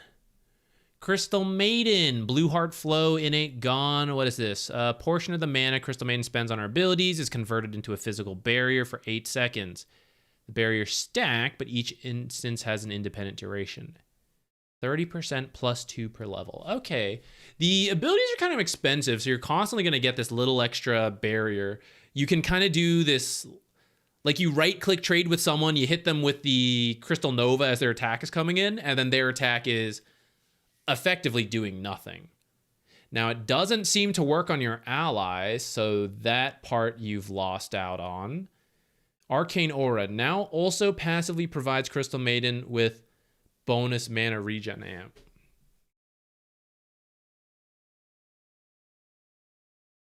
Damn, we're losing the attack speed. Okay, I know this was a little bit of a meme with right-click like Crystal Maiden, but it was genuinely good versus things like Snapfire and... not Snapfire. Phoenix Egg and Tombstone, like Snapfire's Little Shredder.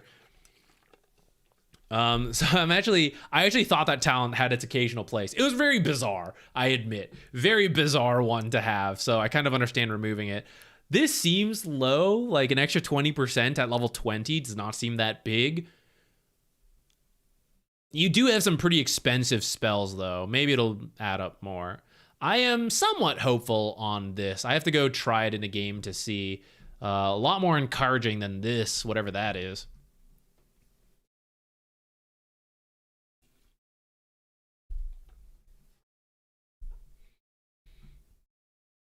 Radius of cogs on the overclock ags. We could go back and test it, but even if the ags gives old expanded armature, you would need the Ags, right? At that point, the issue with old Clockwork and why no one played him at a high level is because, like, prior to level 6, it was so hard to do anything. Prior to boots, it was really hard to do anything. There's maybe some, like, creep cheese. Like, now that we're forced back into, like, closed circle, maybe you can trap your creeps, you know, in there and do some mega creep block, like Earthshaker's Fissure, something like that. But I just feel like he just lost so much early impact. I'll be happy to be wrong. If someone figures something out, you know, I will give it a go. I really enjoy playing Clockwork, which is why I'm so disappointed. But I just don't think... It's such a shame because eating chainmail's hilarious idea, but really, like, it will not matter in the majority of games. I thought hook up was a really cool facet idea, and I was really hoping he would get something that allowed that to be a thing, and now it's just gone, you know, which is too bad. I thought it was a nifty idea, and that's why I'm sad for what we just lost, you know, and things we will never get to see now. Darkseer, Aggrandize renamed to Quick Wit. You get attack speed for intelligence points, and then you also get your base healing. Okay. That seems fine for Darkseer. I think the auras had like a slight nerf, but not that much, so it seems fine for Darkseer. I maybe am forgetting something in his old stuff, but I think a lot of it is here. Pixie Dust, health, regen, and mana regen always have 20% amp, which then increases to 100%. Ah, this is so funny. This is essentially what Treant Protector had on his innate Nature's Guise, and then it got taken away. So Dark Willow just has really good extra regen now. You buy a set of tangos, and one's like you essentially have a bonus tango per pack you buy.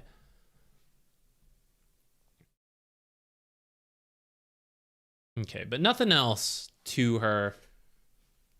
Her facets were okay as well, but those are now gone. So she loses... Throwing Shade was the most recent one, and you would get extra damage, and that is now gone. Everyone else is also kind of losing stuff, so maybe it's fine. You know, like the playing field is lowered for most people. Seems to be the current trend. Dawnbreaker got 6 base damage? What in the heck? What in the heck? 6 base damage? Break of Dawn. Max damage increase changed from 25% to 10 plus 1. Bonuses granted are now at their maximum for any daytime caused by... okay, so when she ults, she has like the full effects, I think is what that means.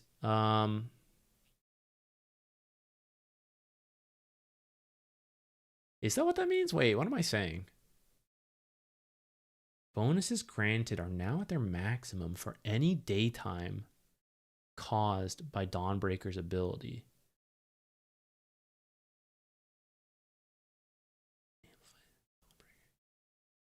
Her thing was like there was a bonus depending on the time of day, right? Solar Guardian now causes a 6-second temporary daytime when the cast starts. Okay, somehow, guys... I read this part, and I was like, oh, her ultimate turns to day. And then I kept going, I was like, that's not her. Why did I think that? Apparently, I knew the fucking future. I'm Oracle. Amazing. Okay, so when you use your ult, you get, like, the full effects. Like I thought incorrectly, but now correctly. Decreased 6-second temporary daytime. I mean, this is just a big laning buff with 6 extra damage. The rest, I am not 100% sure.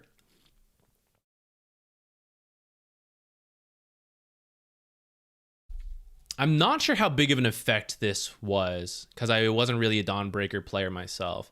That's a nerf to start, but there are some nice buffs like cooldown. And then in your ult, like when that happens, you're getting the bonus, like full value bonus. Dazzle, no longer levels with Nothel projection, armor change per stack. A flat 1. Duration is what will now scale. Okay. 7 is plenty to work with to start. Applying a stack of weave on an ally heals them for 60 per stack of weave, including the stack that was just applied. Oh, that seems like a lot of extra healing. That's like a free extra level of Shadow Wave.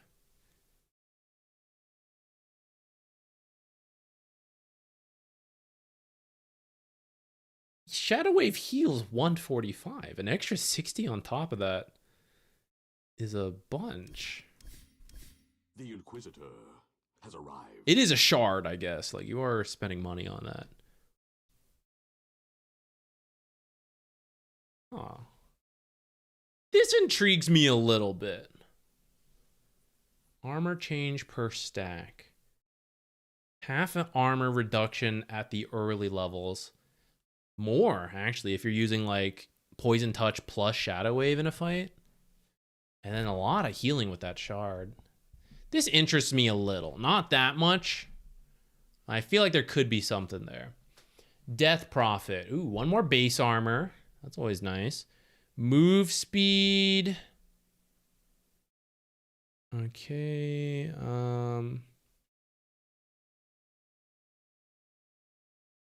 Slight nerf to move speed, but otherwise it's the same. Projectile speed on the silence is going up a little bit. Exorcism ghost spawn rate improved a little bit. I'm interested in Death Prophet support. Base armor is something for that. A little bit more health. Ooh, big AoE, Peepo wide. 6 exercise. 15 talents are no good. Oh, there's a 20 talent. What's the other 15? Crypt Swarm. Maybe still not the best for our support Death Prophet. Maybe there's an item there. You can no longer save yourself with Dazzle Shard. Yeah, but honestly, well, I know that has its place. I also think you're not supposed to be doing that. You know, like, you're supposed to be saving your teammates, and if they're constantly finding you, it actually might be your positioning. So I think that's fine. I honestly didn't like it anyways. It's, how can it be so impossible to kill him if the Nothal projection's out? So I am kind of okay with that part of the change. Electromagnetic repulsion is just in. Okay. Deals damage equal to 1.5. Disruptor's intelligence. Actually buffing the Q by a little bit. Kinetic Fence is real. Aghanim Shard doesn't share levels with Kinetic Field. Cast range up. Cooldown. Yo. Oh, formation delay to 1 second. For a shard, though.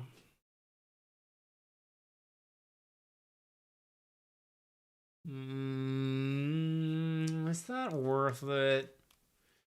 Because you want your Ags. You want the Ags in the blink, like, ASAP. Like, you buy your boots, a proper support item, and then you should already be thinking about Ags blink. Am I going out of my way for Kinetic Field? I don't think so. Getting it for free, nifty. After Blink Ags, would I get Kinetic Field? Surely there is some other late game item that is more important than this at that point. That feels weird.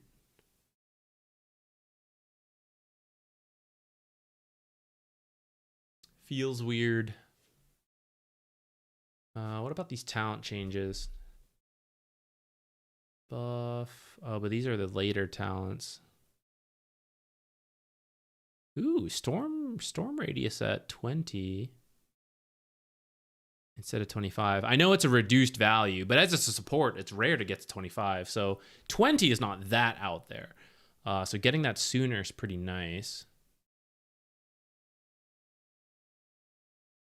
Double glimpse charge. That could be interesting. The kinetic fence, I'm excited kinetic fence might actually see more play.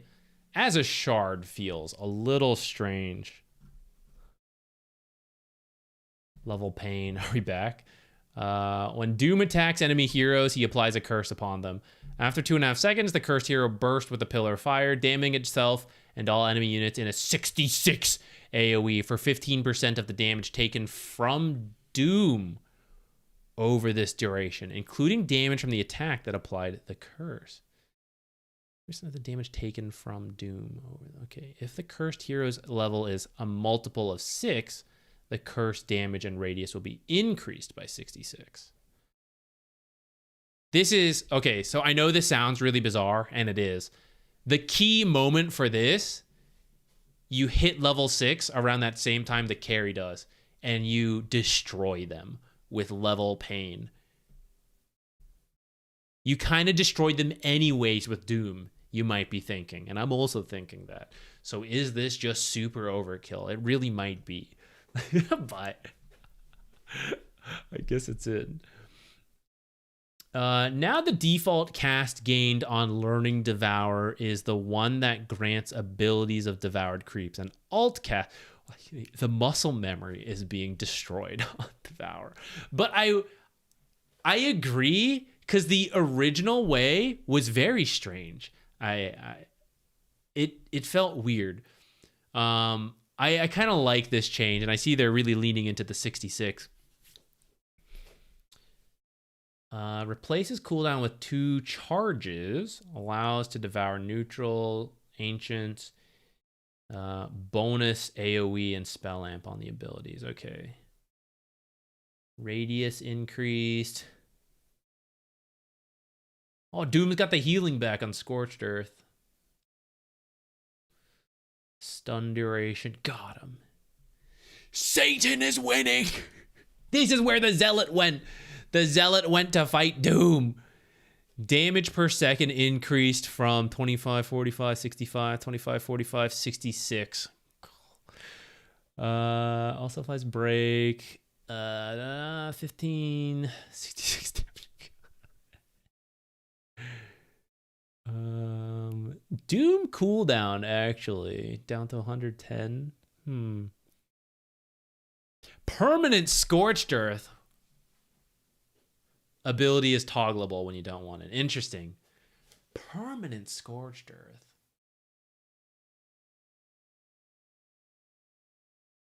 At 25 though, I mean, so like scaling is kind of there. Dragon Knight, some nerfs. Okay, damage reduction rescaled. Cast range. Whoa, a lot longer cast range. Oh, okay. That's just doing this. Yeah, I mean, you could target the ground and go further. It's just like a quality of life thing. I got excited, but then I remembered, like, wait, it went further anyways. And then it told me that. So, yeah. Okay, so it actually shouldn't be a difference. It should just be a quality of life thing. Maybe it did increase a little, and I'm not sure. But I think it sounds like it's the same. Dragon Tail.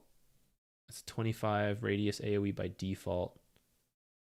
25 radius AoE by default. So if the enemies happen to be clumped up in the early game, you could get like an AoE stun. It's like mini centaur stomp.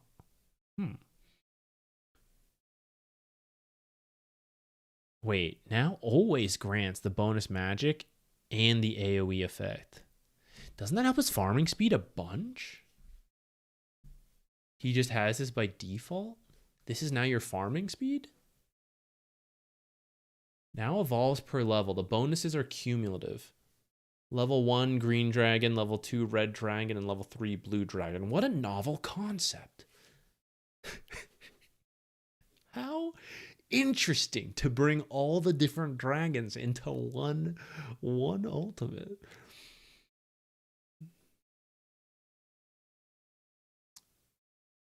I mean, you just get like... This is just the old Dragonite then at this point. Which I think is actually better.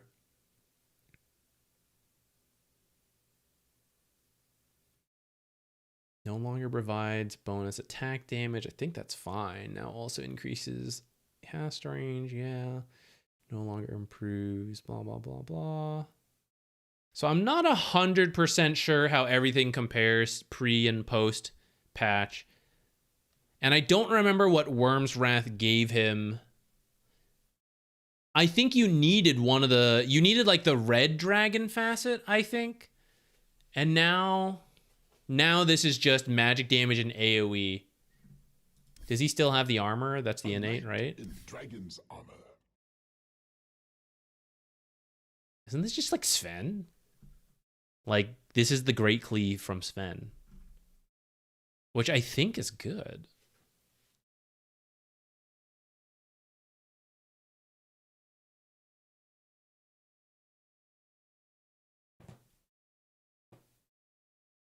So which skill do you max first and then? I imagine you would start with Breathe Fire or Dragon Tail.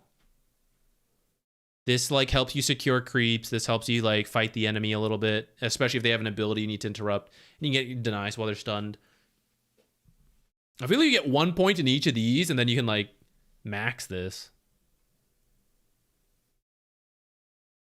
Max it for your own farm speed. Still do the same stuff. Level 1 ult, use it to push towers. The farming ults are not as good, but also I think not as necessary because you just have this now. I think that's a big thing. Like having to use the ult to farm, like you were choosing, do stuff or farm. And if you just always have this and this is your farm, then this is your fight. Maybe I'm not remembering something that he used to have. That seems good. If I, perhaps, had to play the final day of a group stage for a huge tournament, with my tournament life on the line, I think I'd be willing to play Dragon Knight. Drow, 2 less damage. Not a huge deal. Doesn't level with marksmanship. It's just like a flat amount. Okay, now also modifies incoming healing. Sure. Knockback.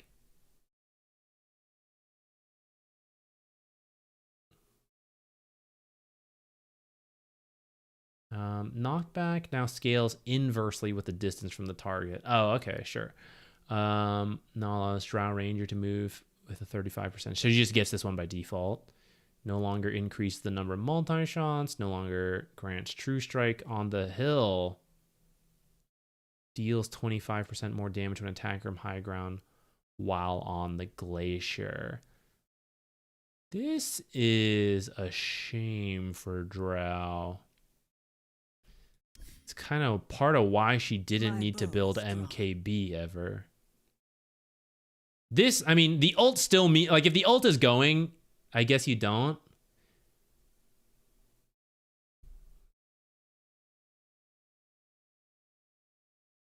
Does this still...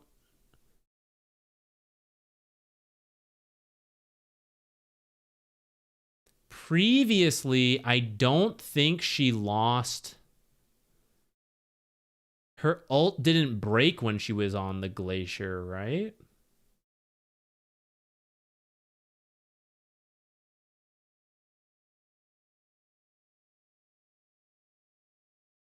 And that seems like that is lost?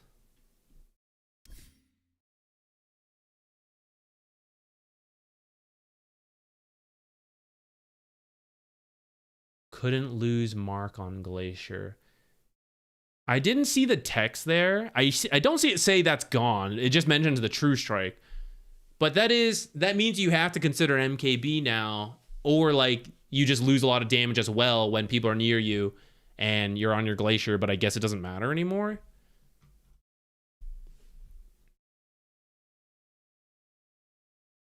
Slow duration, a little bit stronger. Silence duration, a little bit more. I want to see more Earth Spirit. I am bad at it, but I might play it. But I want to see the pros play this hero more. Some very mild buffs. Which, it's like, oh no, didn't he lose a facet? Doesn't need more? This guy never really had a facet. So maybe he's a surprise big winner. He just had to wait for facets to get removed to get here. Slugger. Okay, it's the same as what it was doing before. I think it's a little nerfed. Well, actually, it quickly catches up to be slightly higher. Maybe that's fine. Stun is buffed. Aftershock radius is going back up again. Seems okay. ET, remove tip the scales. Armor increases per level of his bonus movement speed. Per level of his bonus? Per level of... Oh, sorry. It's like separate ideas. It'll be like X% of bonus movement speed. I was like, what is a level of bonus movement speed? Only counts movement speed that he has above his base 305% value. This ability can't reduce Elder Titan's armor when he has slowed below the base movement speed. Okay, yeah. No longer provides armor on return, still grants movement speed, which is then used by the innate to provide armor. I believe he had some form of this in the old version, because I remember an iteration where Elder Titan was pretty good. People were getting like Windlace, just like throwing stuff and bopping people. I don't remember the numbers on that, but I'm pretty sure that's what this is, and I think it was good back then. I think it then got nerfed, which partly what led to this hero disappearing.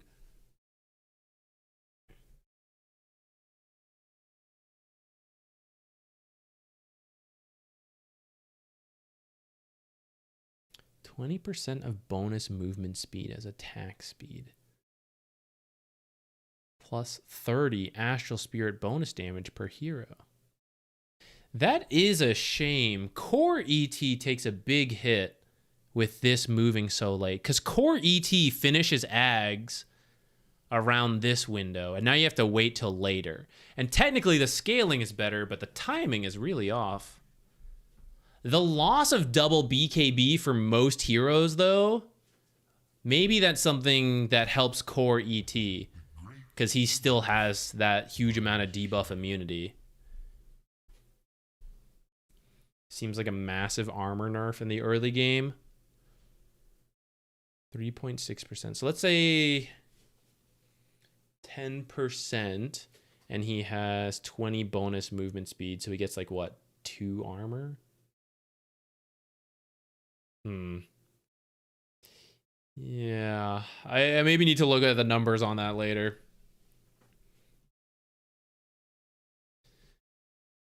Ember, almost one of the best mids. S tier for sure. Buff his strength. Oh god. Immolation is a flat value. Okay. The radius is actually increasing. At the early lane, it's better. Later levels, it's a little worse for a bit. But eventually actually outscales that as well. At level 24. Which is pretty late. Mana cost less. Hero damage increased. What am I forgetting? What was his... He lost Chain Gang. That's his nerf, right? Because for a second, I'm reading all these buffs and I'm really worried. Because I'm like, isn't his innate still here? Chain Gang's gone. Right. Chain Gang is gone. But if I recall, Mage Slayer is maybe buffed. Spirit Vessel and whatever the other thing is might still be okay. There's maybe a new build for Ember Spirit away from Chain Gang. But Chain Gang was the reason this hero was being played so much. He's not quite in the top heroes we have here, but he's a little bit lower. He was very popular.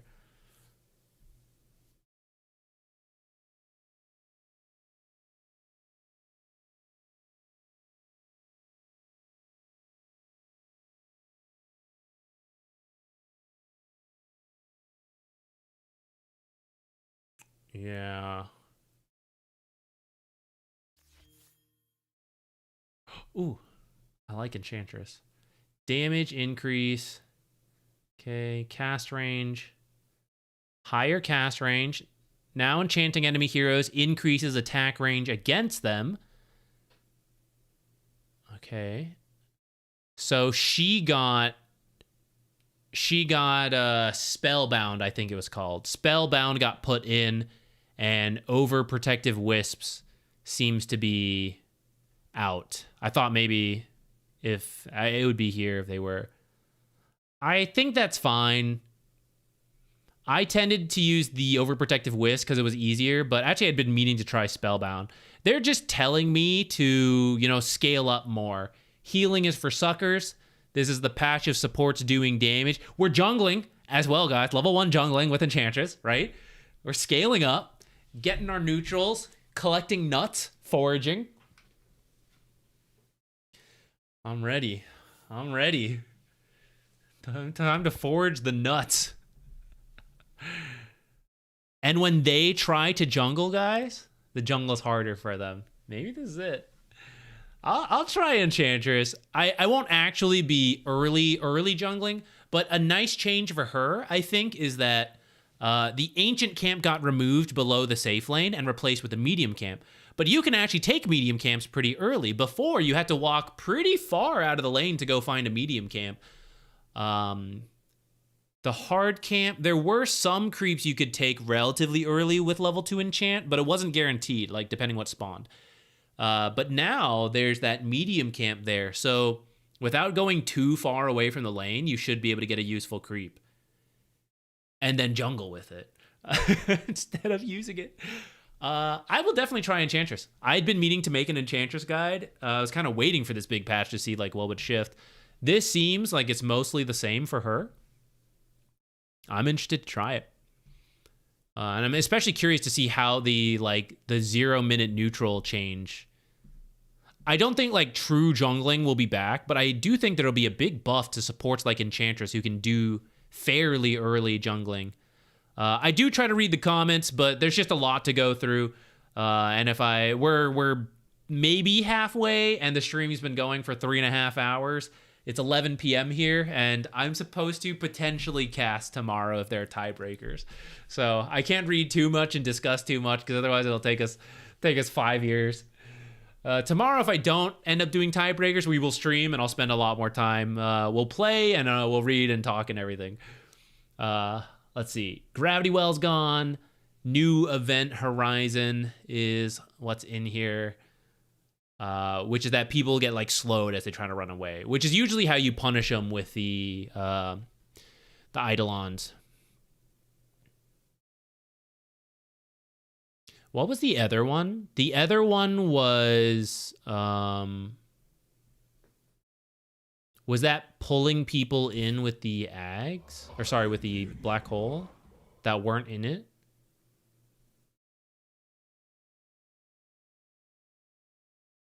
Oh, it was when he took a certain amount of damage, he spawned the Eidolons, right? Something like that?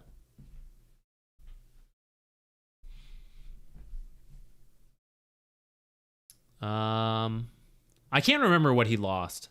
This doesn't seem that interesting of a buff to him. Or, change. What do we got? Distortion Field. Only applies to projectiles. Targeting Faceless or an allied hero. Okay, I will say this was really annoying. If you ever had to last hit versus Faceless Void and you're trying to your built up memory of how much these creeps are gonna take damage, and then things are going slower to the creeps. It's what the heck? It really threw you off. I think it makes sense to only affect Faceless Void and allies, and not just every projectile. There's a lot here. Okay. Scepter now also provides reverse time walk. Okay. Scepter time lock attacks will no longer miss. Okay. No longer upgrade with shard. So the Ags is the bash and the reverse time walk. The shard is what will now open up support Faceless Void, and it is increase attack and move slow per cooldown by 5%. Provides Faceless Void with bonus move speed and attack speed by the same values per each enemy cooldown extended. The Bonus degrades over the duration of the buff.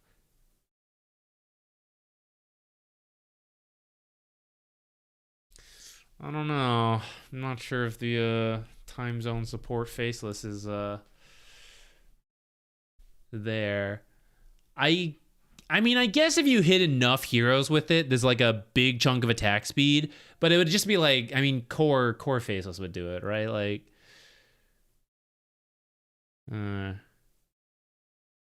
I'll check out the numbers later. I was hoping it would be more interesting, a more clear like time zone faceless would be there. I guess we weren't going to have time zone though because the facet's gone. Now the default ultimate ability. Wasn't this always the default ultimate ability and time zone was the bonus? Don't rewrite history. This was always the classic.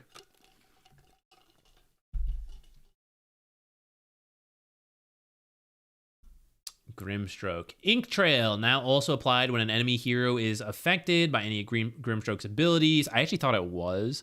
Now also applied by attacks from the illusion, sure.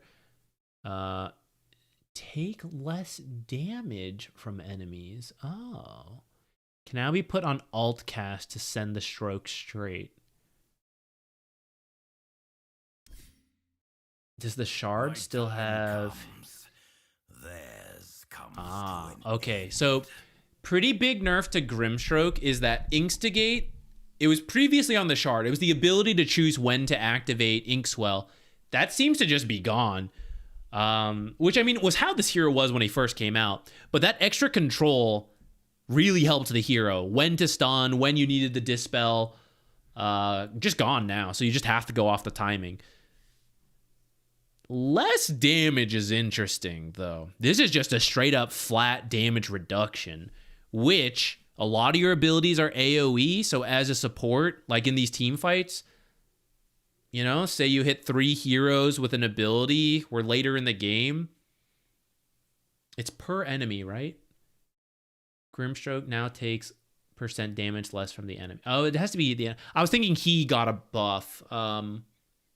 But still, an enemy is trying to kill you. You hit them with a spell, and you take 10%, you know, let's say 10 to 20 less damage from that hero. That's kind of cool. Level 1 trades, what, 5% of an auto attack? Maybe not that much, but it's a little bit, you know, a little less damage per hit. It's kind of interesting. Another facet I never learned to use, rewarded once again. Gyrocopter, less movement speed. I liked the idea of Chop Shop a lot, but I saw one cool use of it. It was, I think, a really early drums that would then get broken up for later. It was like a core gyro with an IO, and he went first item drums or something like that, and was using it for both of them. And it was like really cool. I can't really think of Chop Shop ever being used for anything besides that. Besides, oh, it's time to sell my wand. Let me disassemble it to get a little bit more money. Oh, let me disassemble this so I could like get a little more money. It was a very boring use of it. Looks like Afterburner, the one where you get more move speed. Yeah, more move speed is now going to be his new innate. Flat Cannon Scepter upgrade moved into a separate ability that I imagine you can turn off. I don't know. Maybe not. Cute icon. I think that's fine. I guess that's why he lost some movement speed, because he's going to get more from this.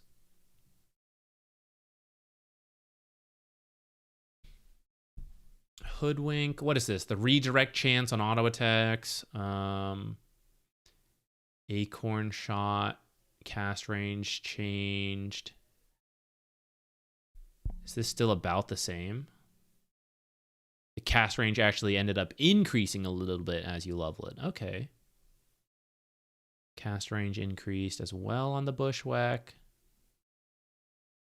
That was one of the facets, if I recall. It was just more cast range. No longer doubles all sources of evasion. Now doubles redirect chance. Sure. Treats creep heroes as creeps. Projectile flies through creeps, dealing them damage for half value, but still applying slow and break at full force and duration. Now treats creep heroes as creep. So that meant like the bear was tanking sharpshooter before, and now it can't.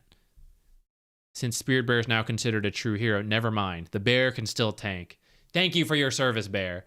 What else was a creep hero? Was it the Helmdoms, I guess? Helmdoms? 150 to 175. Acorn shot bounce. Replace the 10 agility. Replace with 2 acorn shot bounces. Huskar. Allow me to support Huskar. What do we got? You dumbass shit. Lost some move speed. Damage a little higher. Knockback based on distance to enemies. Enemies which are... Did you get a flat knockback? Sure, whatever, who cares. Health cost change from 4% of current to 2% of max. Now also burns enemies for 0.5% of their health maximum. Just gets it by default. I believe he has lost his Dispel, though, is what that means. Because this was... I forget what facet it was, but there was one facet that boosted the damage, and that seems to be the one that is in. Can be activated for a health cost, applies a basic Dispel to Huskar, then after the delay, heals for the amount of health consumed, plus an additional blah, blah, blah, blah. Okay, overall a nerf to Huskar. At the pro level, I feel this is... Oh, sorry, guys. I feel this is why you could first phase Huskar, aka why Falcons could do it, and like Mao's on Crystallis, is because Berserker's Blood, the free Dispel, I think it was Cauterize, is one item you didn't need to get. You know, before it's like, oh, I got to get BKB now to deal with Spirit Vessels and all that stuff. And it's like, oh, no, I don't. I can go for like Sange first. I can go for Ags first, Blink first, stuff like that. But now if you need the Dispel, you have to buy the Shard, which is still cheaper than other items, and it doesn't take up a slot, so you can buy the cheap stuff like Armlet and hold them longer, but you still got to buy it. And that's earliest 15, compared to having Cauterize in the lane. You know, you get Cold Snapped, Cauterize. Trying to think of others, like you get Chained, Cauterize. That's gone. You now do more damage, though. Maybe damage solves all problems. Do more damage, Burning Spear.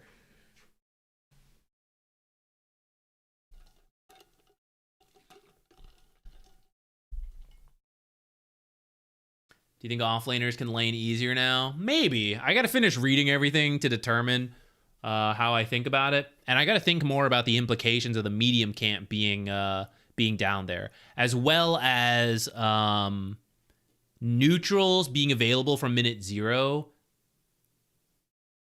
I don't think full jungling would come back, but I do think early jungling is pretty incentivized because early neutrals are quite good. If someone is going to go do it, it's the position 4, which makes the offlane's life hard again. But maybe the meta would actually be the offlaner lanes, then they go jungle, and the 4 support absorbs the lane, you know? But then, of course, that just means the carry's pretty free in that kind of situation. So, I don't know. I'm curious how it'll play out. Invoker, blah, blah, blah, blah. You could maybe argue the medium camp. This would never catch on in pubs, but at the pro level, perhaps that medium camp going below the safe lane means the safe laner can actually be left alone. And the people who already do it, like the Chens and Chantresses, from the hard support, maybe they're the ones that go jungle pretty early because the carry now has more options. Before it was like, can I play the lane? Yes, no. I have a small camp to work with. I have an amphibian small camp back there. Can't do ancients at like 2 minutes. Now it's a medium camp. Medium camps are a lot more manageable in the early game when left alone. He's just getting the level. So is he getting... He had 3. And Invoker, amazingly, I would think Invoker's one of the harder ones to balance the facets. All 3 facets sort of had a place, even though at the end, most people were doing Cataclysm once again. Cataclysm was always by far the most popular. But all of them saw some play. These items are inert in the inventory until Invoker activates them manually. Upon activation, he will be presented with... He keeps the facet choices?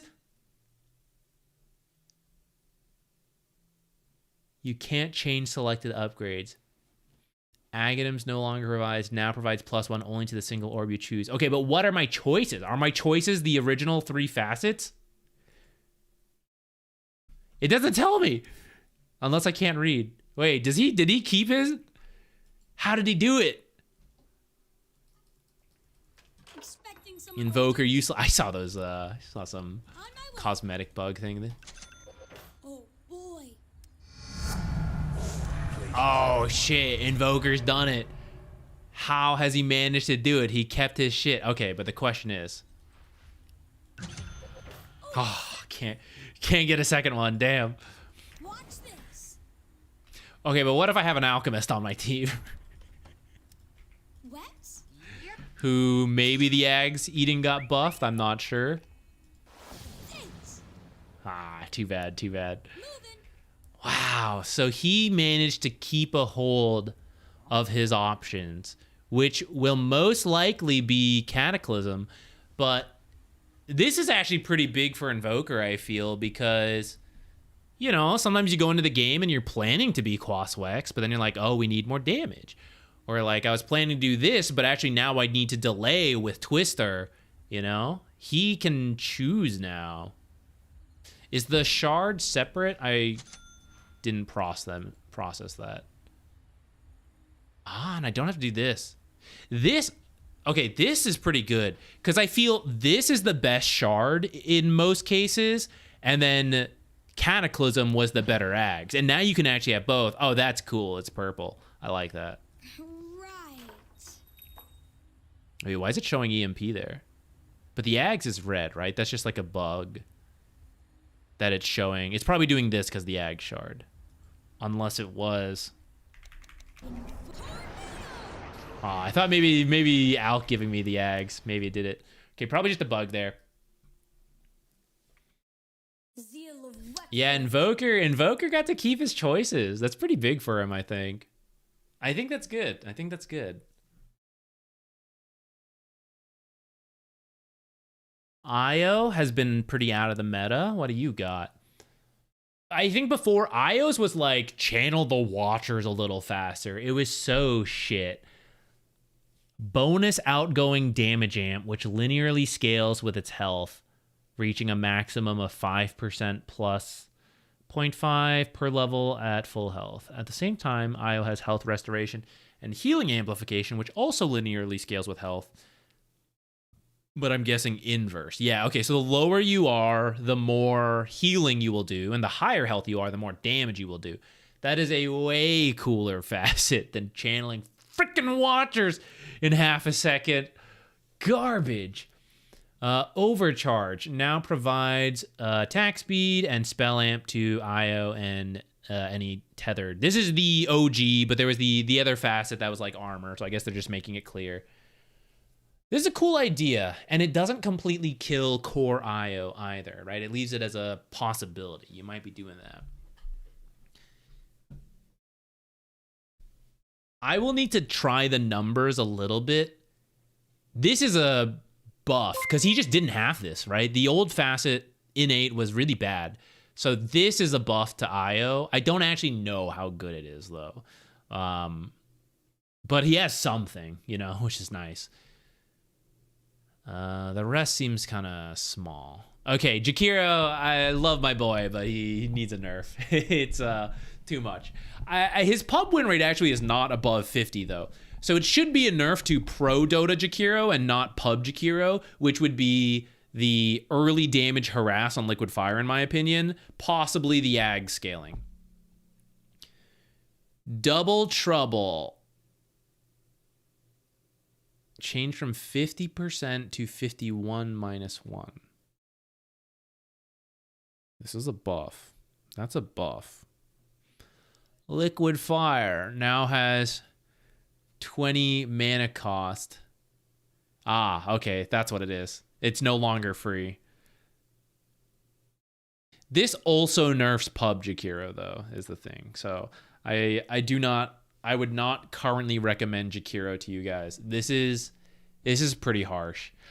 For a pro level nerf, I was gonna suggest like 5 or 10 mana. I think 20 is way higher than it needs to be. This is better though. This is a buff that might help compensate. Core Jakiro, honestly, maybe. What was this? Twin Terror was the facet, which was this one. Double Trouble was always his innate. I think Twin Terror... Oh, Twin Terror changed it, isn't it? By default, it was 50, and then Twin Terror actually decreased that a little, and now you have to level up to that point and then surpass that point. Okay, nerf for sure. Maybe Core Jakiro. Because let's say you get to like level 20 on Core Jakiro.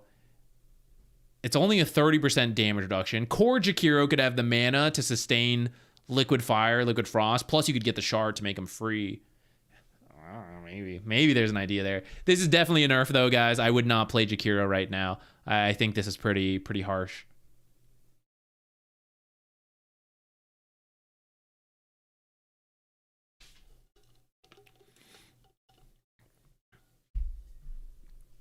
Juggernaut. Remove Duelist. Blade Form. Blade Form was the one people didn't like. Receives a stack of Blade Form every 2 seconds. He does not take damage. Increase. Oh no, this is the... I think this is the better one. Stacks Fade. The facet that people didn't like was like the one that affected Blade Fury. I don't remember the exact value, so I don't know if this is overall like he's getting it. I don't know if it's a buff or not. Duelist was... he had bonus damage to people who faced him, right? Which I think is actually somewhat useful in like one-on-ones. When it's like, I gotta kill this carry, you know, just getting flat damage amp was kind of nice. So losing that is a nerf. New Shard, increased healing by 1.5 and an extra hit to destroy. Okay, that used to be a talent, so I guess he has a new one. Blade Form, stat gain interval. Oh, Omni Slash cooldown pretty early.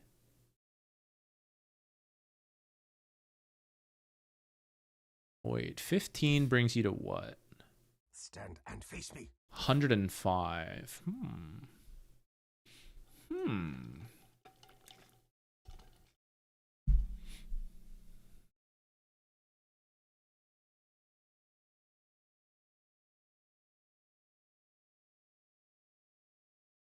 Losing Duelist is kind of a 10% damage nerf for Jug. Yeah. I'm going to finish reading all the heroes. We'll go back and look at the items again, because there were a lot of various buffs to, I think, melee things. Granted, all the melee heroes would benefit from that, right? So if Juggernaut ends up being worse than other melee heroes, then yeah, still a nerf to him. But maybe that will help him. Keeper, I really thought Keeper was actually going to be better at the pro level. I understand in pubs it's like very messy. I thought he was going to be more popular. He's going to lose some move speed. Keeper Light gains move speed for every 2.5 intelligence. Whenever Keeper Light moves 300 distance, he leaves behind light that allows him to see in 400 range for 3 seconds. So it's like a fading trail behind you of vision. Useful when running away and choosing to re-engage. Cooldown rescaled. Okay. Ooh, lower at max level is pretty big. Mana restore. Also buffed. I can't actually remember his old... Oh, his old innate was like, you can't be below a certain amount of mana. That one was like, eh. So, I think that's fine, actually, to lose that. Blinding Light, cast range, buffed. Knockback, also based. All the knockback stuff is being based on how close you are. So it's at least being standardized. I don't know if it's really necessary, but it's being standardized. It makes sense in a sense. No longer grants bonus move speed because I'm maybe just getting it for free.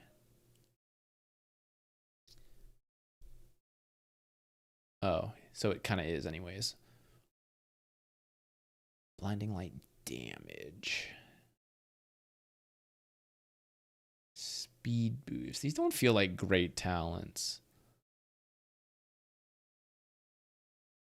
Solar bind. Okay, he's just getting solar bind. Does that mean he just lost recall? Stand aside or be trampled. Guess so. Iconic. Wow. I know Keeper of the Light is not that popular, but losing recall, to me that's iconic. He's had that so long. It's like, go back to Faceless Void, guys, and it's, we decided to keep Time Zone. We're going to let go of Chronosphere. It's kind of crazy. Don't you get both? I don't think so. Was I blind? Will-O-Wisp is the Ags, and you used to have to choose between Solar Bind and Recall. I don't see it anymore. Sorry, I didn't zoom out, so I couldn't show you. I don't see it here unless he gets it on. Yeah, I think it's just gone. It's like the third time recall has been removed. Okay, fair. It has gone in and out, but it's always come back. It's kind of sad to see it just gone once more. Rest in peace, Mana Leak. Mana Leak, oh my god. Bro. Mana Leak in the lane versus Timber. Holy shit. Absolutely wrecked him. That is good that ability got removed. That shit was ridiculous. Hilarious, though. Those are the days. I enjoyed doing that. Oh, God, Kez. Okay, what's here? Base movement speed nerfed. So I thought a lot of the melee cores, like the items, there were changes that seemed to benefit the melee cores outside of the double BKB refresher change. But it seems like a lot of the melee cores have been losing movement speed to match that. So maybe it's not even going to be that great for them in the end.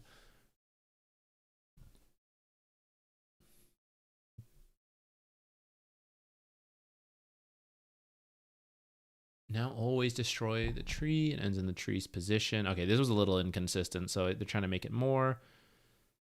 Talon Toss. Whoa, that is a huge nerf to cast range. I think it's fair, actually. It's kind of ridiculous to see how far the silence could go, but still a pretty big nerf there. Proc effect now triggers a critical strike only instead of creating a mark. Proc effect. 18% chance to mark replaced with 20% critical strike. Marks are only applied by parrying and casting Raven's Veil. Oh, but now you can buy Basher. This still seems like a pretty big nerf. Because I don't know. I can buy Basher. Doesn't mean I want to buy Basher, but maybe he will. Mark stun duration decreased or increased. No longer has a parry bonus by default. Parrying creates a stronger mark. No longer provides magic immunity either.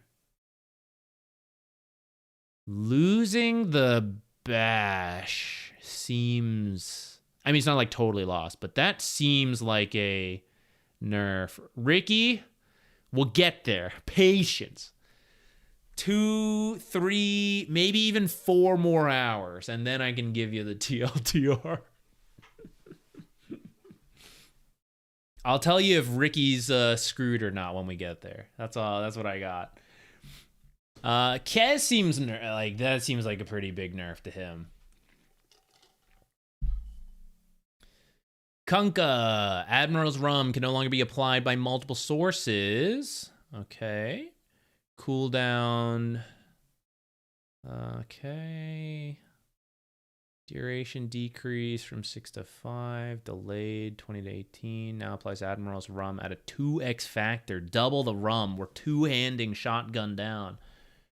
Multiplication applies to duration. Jeez, lay damage. I think it's better, guys. Math at this time of day? I don't think so. Buffed.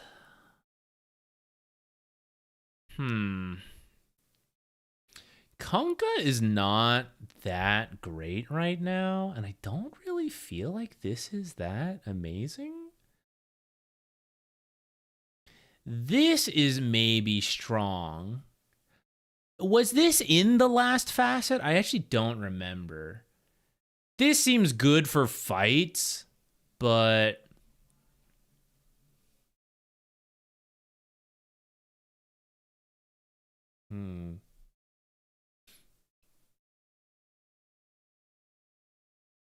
Oh, Largo, my boy. Okay, that's fine. That's just the wording. This is unnecessary, guys. This is so unnecessary. I felt this was a joke because like Catchy Lick is like pseudo Hook. And I thought people were joking like, oh, you should also be able to grab runes. Like, it's just Hook at that point. I can't believe they're actually giving it to him to pull runes. I really don't think he needs this. Health regen duration nerfed a little. That's fine. Bonus health regen is now also provided if the target is killed by Catchy Lick. Ah, I see. So you're either eating like whatever you're dispelling and purging, or you are eating their soul, and you get the bonus regen. Sure, I don't think that's like that big of a deal. It'll matter in a couple cases. It's whatever. Amphibian Rhapsody Ag Scepter no longer adds damage to double strumming. What does it add? Does it add anything? Oh, Bullbelly Blitz does damage by default. Wait, did they buff him? Holy shit. Does damage by default. Increases magic damage by 6, 12, 18 per Grooven stack when this song is used in double strumming. Now, wait just a moment. Five Grooven stacks, right? I don't think the Ags added more. I didn't build the Ags that often, so I can't remember. 130. What was the old scaling? It was like 100 something.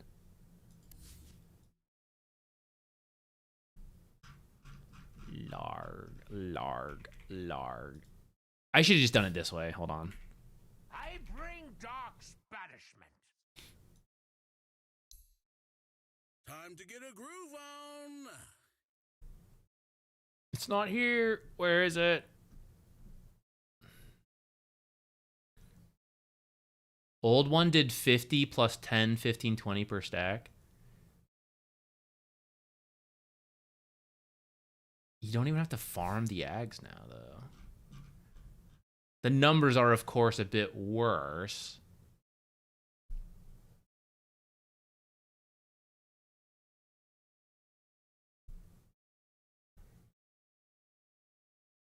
Okay, this was very much needed. DPS on Crocogenius, health DPS talent, brought down to 1%. This is very much needed.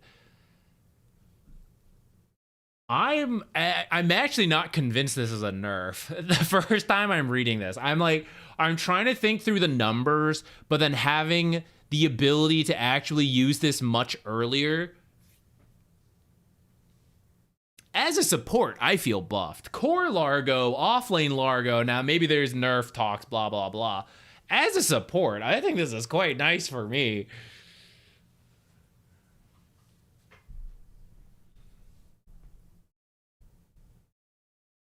This kills offlane Largo? Does it, though? Let's say you wanted to do the exact same build. Ags Rush. Hey, thank you. Thank you for the sub. I appreciate it. Lord Burger, thank you.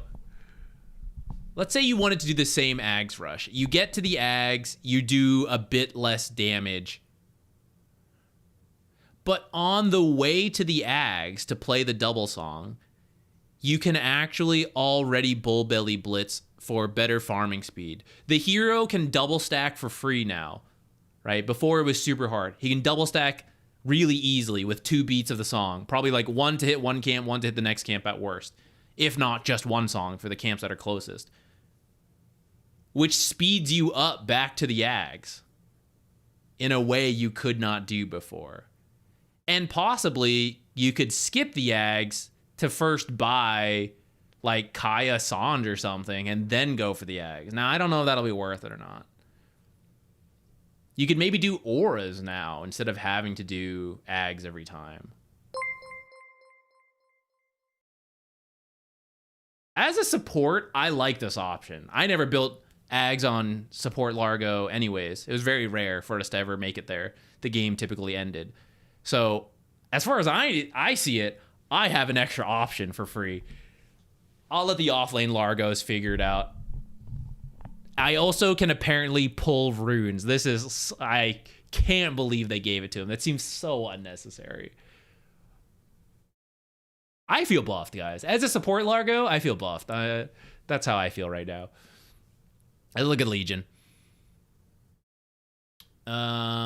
Base armor down. Jeez, this is a lot. Passively grant bonus armor equal to 1 plus a percentage, 0.1 per level. I see why she lost that. She didn't really lose this. Okay. Whenever Legion Commander casts an ability, she gains the same amount as a stacking bonus for 6 seconds. So let's say she's level 10. Or who cares what level it is? Let's say she's getting like 3 bonus armor. So it's 2 bonus armor technically because of this base decrease. And then gains the same stacking bonus for 6 seconds. So if she had that 3, it's 2, and then an extra 3. So it's the 5 bonus armor she didn't have before when she uses overwhelming odds. And then if she uses other abilities, it goes further. Okay. Whenever allies within 1200 range cast an ability, they also gain a buff. We're all just getting armor. Okay. Applies 100% move slow upon dealing damage. Increases radius. Grants an all damage barrier equal. Okay, so Stonehall plating is now the shard. Stonehall plating was really good for her lane. But she has kind of a laning buff here. I guess your early levels, it's not a lot of extra armor. But, like, you're using a spell because you're in a fight, right? Like, the key moments to have the armor, there's some casual harass. But as you get into it, because you're running away, you're running in, and you're using 1, maybe 2 abilities, you are getting 2 to 3 extra armor that you didn't have before. Maybe that makes up for Stonehall plating. Not completely, but, like, to some degree. Multiple instances can stack independently. Increase bonus, blah, blah, blah. Huh. Oh, but this is the Ags.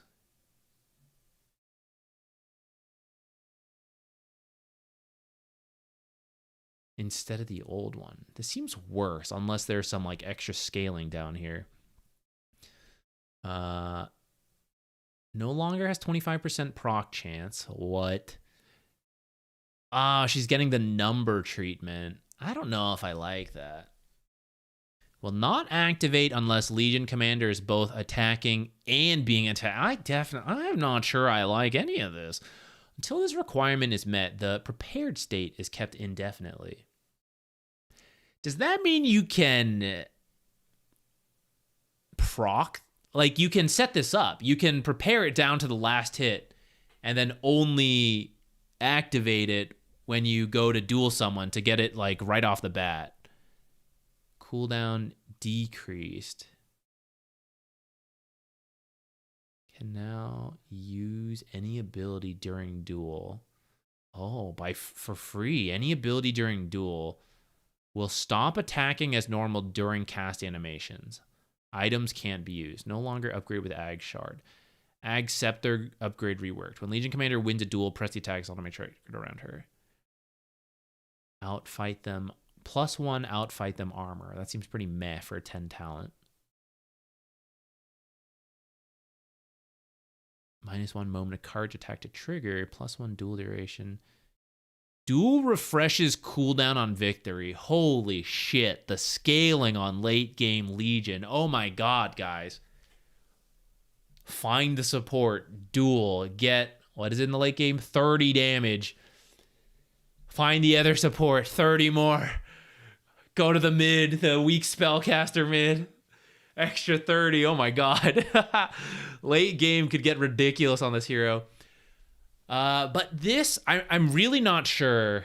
I would need a math nerd to figure out how this ends up translating. If it was better before, after, what situations, like as you're getting attacked more or less, where that goes. I don't know. It's hard for, so much got changed at once. I'm having a hard time figuring it out. To me, okay, this 25 talent is really funny as I read it, but realistically, it's the early duels that matter the most. How well does Legion do in the lane? How quickly does she pick up those first couple duels? We talk about this a lot on the replay streams because there's a lot of Legions. It's how you enable the Legions that are always being picked in your games. And maybe now you're going to see some jungle Legions. You need to help her get those early duels. And so that's what I'm trying to read in these changes. Like, okay, the lanes, maybe this is a buff to the lane. You know, losing Stonehall plating is a nerf to the lane until you get the shard. And then this, I'm just like, I'm not sure how this will work now. I mean, I think I understand based on the reading, but like what that feels like in the lane. If it ends up helping her in the lane, then I guess it's fine. Being able to use this in the duel is pretty nifty. Because if you just time things between the attacks, it's not a huge deal that you're not attacking. Like, you can't attack nonstop anyways.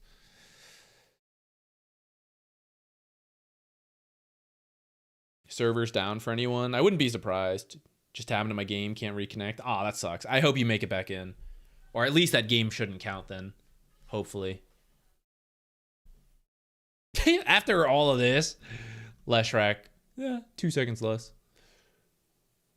Or Diabolic Edict. I guess this is actually a buff. Because this is like mini... This is mini Misanthropy, right? It's just it's finishing faster. But it will now damage towers. What was the Bloodstone change again?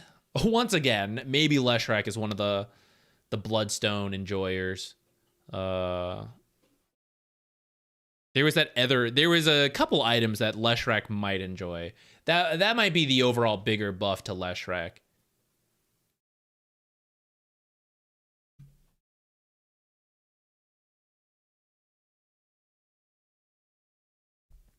What's Lich at? Oh, what's happening here? Okay. Base mana regen decreased from 0.75 to -1. Okay. He just never had base mana regen though, right? I mean, he had it before, but in the most recent iteration, he just didn't have any. Is this just officially it's in there? Remove death charge innate. Oh my god, sacrifice is back. Wait, how? Lich can instantly kill an ally. No way, it's back? Lich can instantly kill an allied creep to gain mana relative to its current health and earn experience bounty for it. Health to mana, 42% plus 3% per level. Experience bounty, 69% plus 6% level. Cast range, 700. No mana cost. Cooldown, 2 minutes. Jeez, it's a long one. This ability starts on extended cooldown and with no charges, making the first cast possible only at 2 minutes. Okay. Sacrificed creeps count as denies, providing experience to enemy heroes. Lich's experience gain is independent from experience enemies gain. So no matter what, I get the experience, and if I eat it near them, they still get the technical denied creep experience. I believe that's what that means. Ah, so he does have mana regen again then. That's why this change exists. He has mana regen. It just starts, I assume at 0 is probably where the balancing is roughly at. I want to see this. Okay, so if you recently started Dota and you don't know about Lich's sold if you don't know about sacrifice, guys, if you don't know about how sacrifice just screwed the enemy team in the laning stage, just recently, we were talking about Lich on stream, and someone asked me about this, and I was like, I don't see this ever coming back, because it was so hard to balance that you could just eat the first creep in mid, and your mid laner won the lane. You know, eat the first creep here in the off lane, which was still when the off lane was like 1v3, 1v2. Eat one creep, he's fine. You go bottom. You know, it was so impossible to balance the concept that you just altered creep equilibrium at a much lower cooldown. Being unable to use it for 2 minutes fixes that problem. I understand why they added that in now. Okay, you have 0.4 mana regen to start, so you have very little at the beginning. The rest of the abilities are the same. It is just about being able to eat this stuff again. Current health converted. And a creep. So you're eating either the melee or the range creep with the trade-off. The range creep is the better deny. But it only has 300 health. And so you would get, let's say, 150 mana. Or you could eat the melee creep and get, like 275 mana. But actually, since you're only getting it at 2 minutes, forget the range creep. Do the banner creep, right? Eat the banner creep, get the mana, take away the bonus gold. They get a little bit more XP because there's a bit more XP in the range creeps and the banners, but I think that's fine. Because they're losing the whole melee creep anyways if I eat it back here. So screw it. Eat the banners. Is that Lich's skill from Dota 1? He had it in Dota 2. I knew about it when I was playing, but it was quite a while ago. I don't remember when he lost it. So the first sacrifice does come up around 2 minutes? No, wait, it should be 30 seconds. Wait, how does this work? Base charge restore time. Because the game starts and it's negative 130. So does that mean I get the first cast at 30 seconds?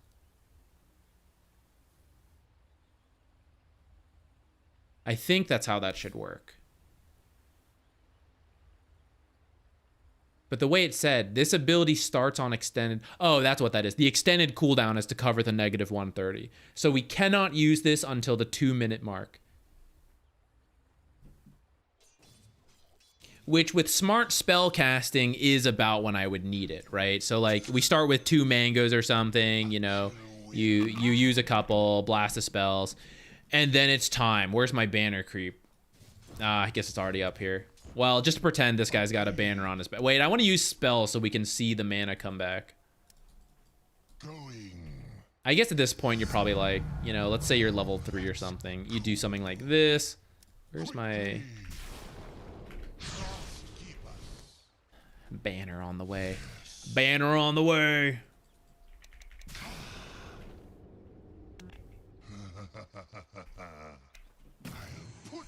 Oh yeah. Lich has your mana. Oh, it feels right. It feels right.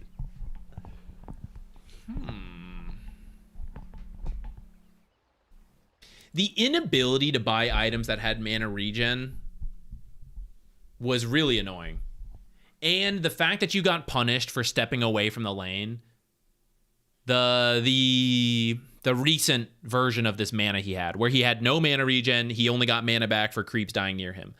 It really punished you anytime you left the lane, and there's a lot of movement nowadays. It's one of the reasons that pros didn't play him as much, because, like, you know, you're roaming level 3, level 4, just no mana. You have no mana to work with. You have no mana regen, you can't buy clarities. You had to be getting mangoes, which are more expensive. It was a real pain. I like this way more. You're free to move around, and your mana regen is worse than typical, -1 to start base mana. But once sacrifice is online, right, you just use your spells, build up the charges when you don't need it. And when you do need it, 2 creeps, you know, and you're back into fighting. I think it's cool. I think this will actually be good for him. For pubs, I think it'll be very good, because I still saw a lot of pub liches for not knowing that the mana didn't work on him. So now that problem got fixed without them ever knowing. Unlimited bounces are back to you. Oh my god, I didn't even process that, guys. Holy shit. Are we lich players? Are we Lich players again? Okay, guys, I am evil. You know, I played the most Lich when he had that old ability. I was sick like that. You do anything to win MMR, you know? And I was eating creeps and ruining people's lives. No honor in my gameplay. And now it's back, except only after 2 minutes. I'll definitely give this a go. Now I'm getting real hyped about unlimited chain bounces, and this is 25 talent. You know, we're almost never going to see this. But I really like this idea, and I'll relook at the items later. I feel like there's probably something fun we can do with probably any supports, but maybe there's something fun with Lich and eating creeps. I want to give it a shot.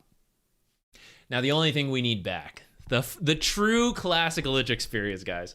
What we need is to use this on ancient camps, and the bounces don't count. Oh, man. Anyone who played Dota in the past, if you started recently, you didn't get to see this. The ancient creeps were immune to magic, so you could Lich ult them, and they would just go. It would go forever. And you would do it, and then you would do it again, and you would do it again, and you'd build up a bunch of blasts, like...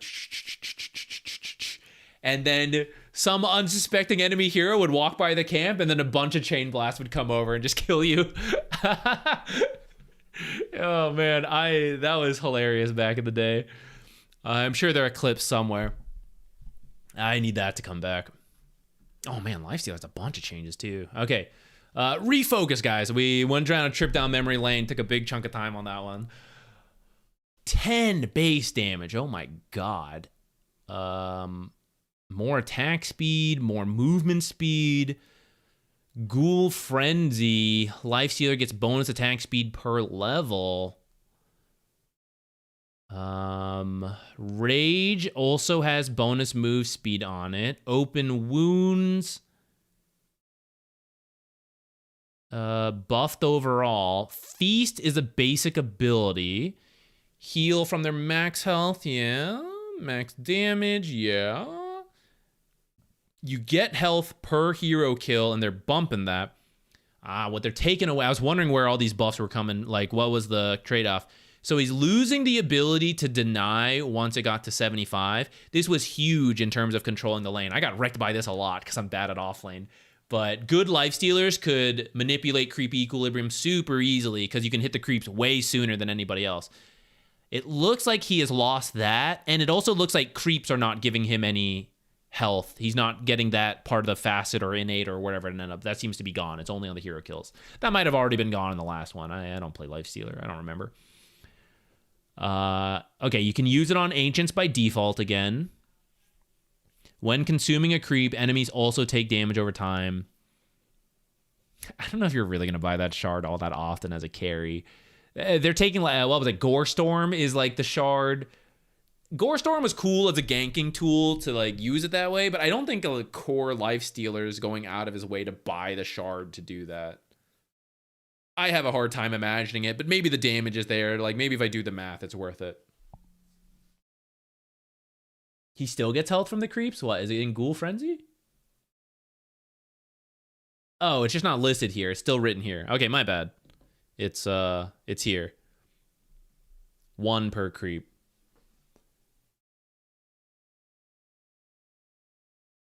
So then what, he lost the Gore Storm part? Is that what's now technically gone?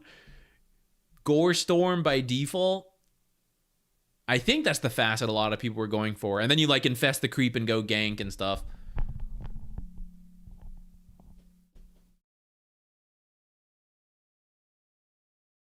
This seems good. I'm not that much of a Lifestealer player, and I haven't seen him recently, so I don't know if I have a good read on his abilities. Seems good. One of his issues early, one of Lifestealer's issues is that you got bopped in last hitting because your damage actually was so bad. 10 extra damage kind of covers that a bit.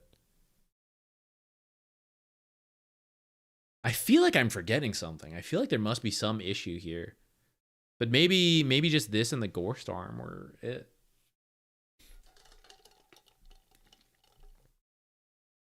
He lost a lot of attack speed. That's true. And I guess you need the levels to get the attack speed back. You got some by default. know. How much attack speed do you really need at the start? I don't play Lifesteal that much. I'll admit it. So I don't know how much I could really read into it. It feels fine to me, but maybe it's bad. Combustion became an item, so she lost that. Slow burn. Okay. I'm kind of excited about this because I wanted to be support Lena, and the other one was definitely not going to happen. But this, you're like, gosh, I'm bullying this guy in the lane. Look, all this bonus damage. Okay, so that's what we're getting. Not combustion, that one's out, that's a nerf. But we're getting the slow burn by default, which is bonus damage on the spells. Dragon Slave. Okay, so it does look like the spells are getting nerfed a bit. I'm not sure where the math is balancing out. 64 is a lot. LSA also getting nerfed. Aghanim Shard. Oh? So the shard is acting like thermal runaway, I think? What was the shard before? I forget. I forget what that one was.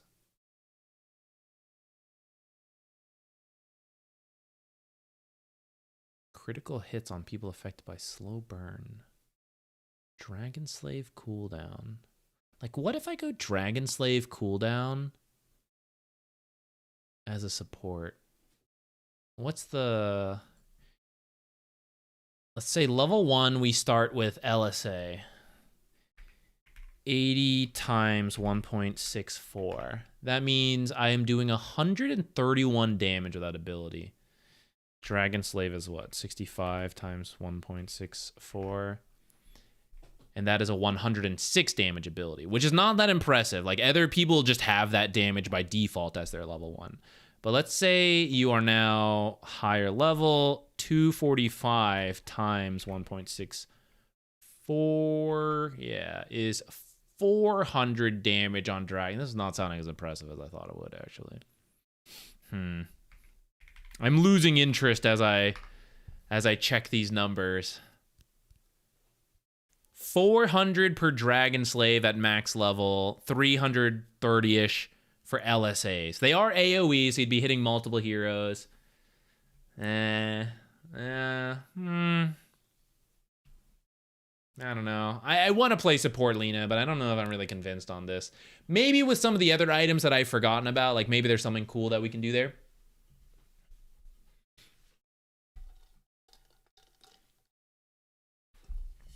And you're losing combustion damage. Yeah, losing that one as well. Okay, to hell and back. I wasn't a huge fan of this. I think I've heard BSJ say he liked it, that it slept on, and maybe I was. But let's see what it is now. Killing or assisting in a hero kill provides Lion with a 20% debuff duration while that hero is dead. Whenever Lion respawns or resurrects, he gains 20% spell amplification for 90 seconds, or until he gets a killer assist. So this is what it was before. It was just this second part, I think, when he would die and come back, he had like extra damage. And I think it was like debuff duration. So they split it. It's like when you get kills, you get the debuff duration, which encourages like more active play. You get one kill, you want to go for more. The cooldown on Finger of Death, 30 seconds by default. The scaling's a little worse. Now has empowered melee attack after cast. Yeah, that's the part they chose. Let's go. Oh my god. Oh, Scaling Lion is locked in. I'm not griefing, guys. Valve mandated that I must punch. It is what Gabe decided. I believe that I don't remember the numbers off the top of my head. It sounds about right for what it was before. Ability can be toggled with right click to disable the melee. Well, why would I want to disable the melee form? Cleave area is a cone. I guess for regular ranged attacks for a moment. I ain't doing that. Ag Scepter no longer decreases cooldown, but you do just get it. You got less cooldown. Okay, even without leaning into the meme build, I think this is overall fine. One of Lion's biggest issues was how long the Finger of Death cooldown was, and it's been getting brought down patch after patch. This is a very reasonable. It used to be like 3 minutes, I think, if I remember correctly. It was around that window. It was so long, 1 kill, and then you're like, well, that's it, guys. Wait till the mid game. It's way better now, even without the memes of like right-click stuff. But maybe you can even lean into the memes, you know? I recall a drum buff, although now that I think about it, I don't think it makes sense for Lion, because I think Lion would probably still do Tranquils, and he lost the intelligence on drums, which you do want mana pool on Lion. Oh, maybe you don't if you're punching people. I'm sure there's something. This seems overall good to me.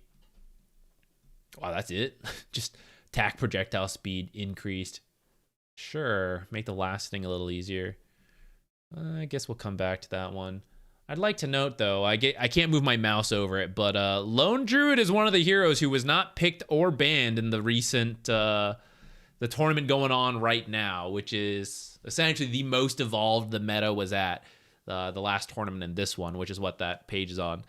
Not picked, and projectile speed going up. Very, very peculiar. Luna, Lunar Blessing, sure. She's getting Lunar Orbit. Increased damage. The other one was Orbital Storm, I think. It's the one where you got damage on the... Blessings upon a loyal warrior. The Ags. Yeah, okay, so they gave her the defensive facet. Well, it's not fully defensive. You could also use this to kind of like... jungle. I mean, you could kind of do it anyways, so I don't know. I guess it was just the defensive facet.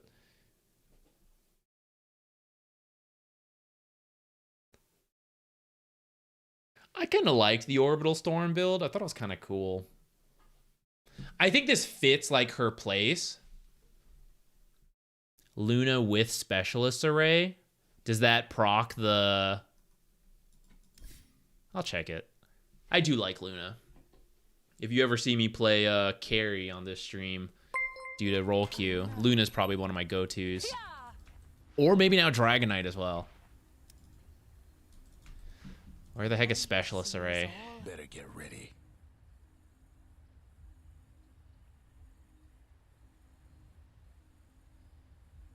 I just saw it. Oh.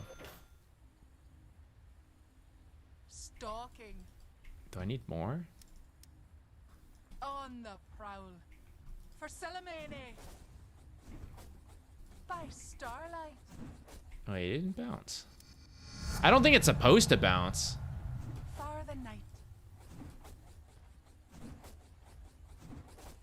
Crescent. Yeah, that one didn't bounce. It would have been cool, but it would have been busted. Double kill. It works? I don't see it working. That might have been a bug. Honestly, there was just a hotfix. Because it's not supposed to. The extra things are not supposed to do the on-hit stuff. Absolutely. Am I blind? That's all the regular attack. Yes. That's the split one, which didn't bounce. Or is it? Oh, there's too many things all bouncing at once. It's hard for me to tell. I don't think it's bouncing. Salamene commands. We'll do it one at a time. Fear the moon.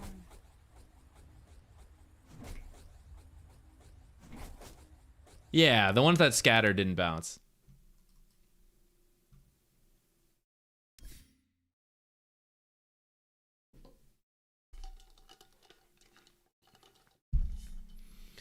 Lycan.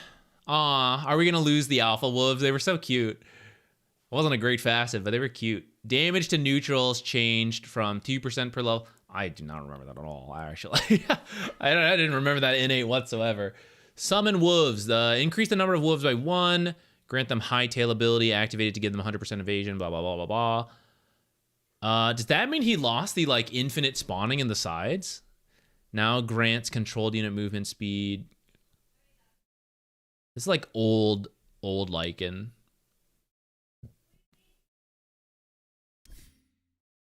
The rogue wolf comes. He lost the infinite split push.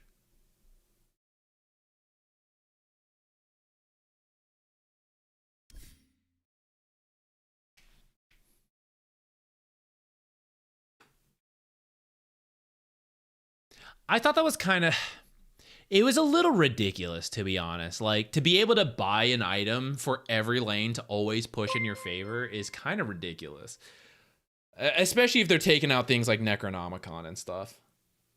I mean, Necronomicon had other issues, but it kind of makes sense to me. I thought it was a really cool one, though, because I like that kind of stuff. But I recognize it was kind of whack. Magnus, base agility buffed. Okay. No longer levels. Guys, what if they kept reverse polarity? That one was already gone, but solid core. No longer levels with reverse polarity. Slow resistance rescaled. Yeah, who cares? Who cares about that one? Now always affects Magnus. 30% increased values and can't be cast on himself. Oh.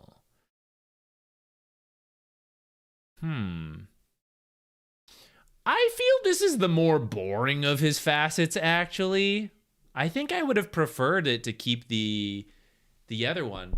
Now that I think about it, I think most of the abilities that went up to level 5 have been removed.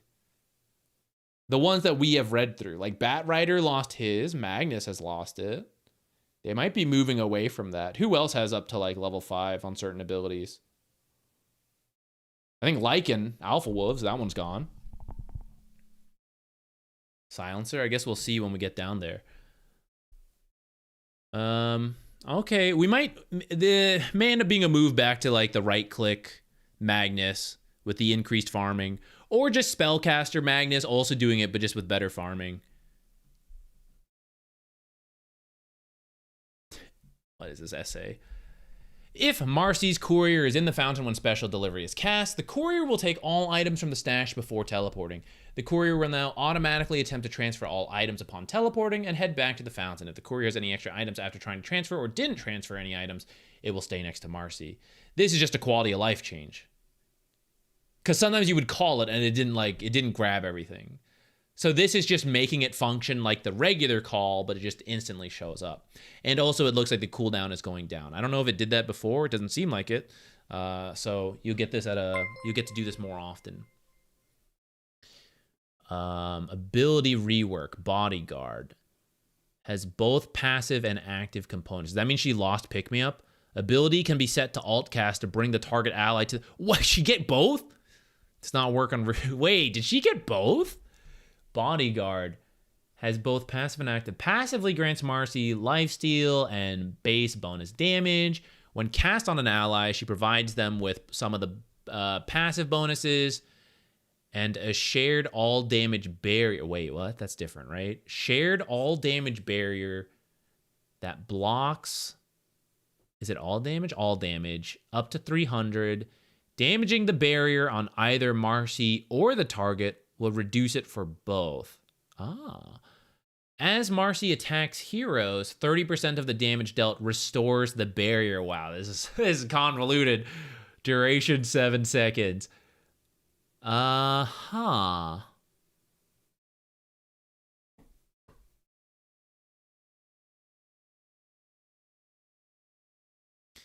Does this encourage core Marcy or support Marcy more? It's flexible, I guess. The effect is dispellable. Dispelling Marcy will remove the barrier. Dispelling the target will remove both the barrier and passive bonuses. Get wrecked, teammates. Considering most people just lost a facet, if not both, Marcy getting components of both her facets is pretty good. I think the pick-me-up had bonus damage that is gone. I don't remember. But the most important part was being able to move the ally, and she has that. And then Bodyguard, I think, also has a good chunk of this still here.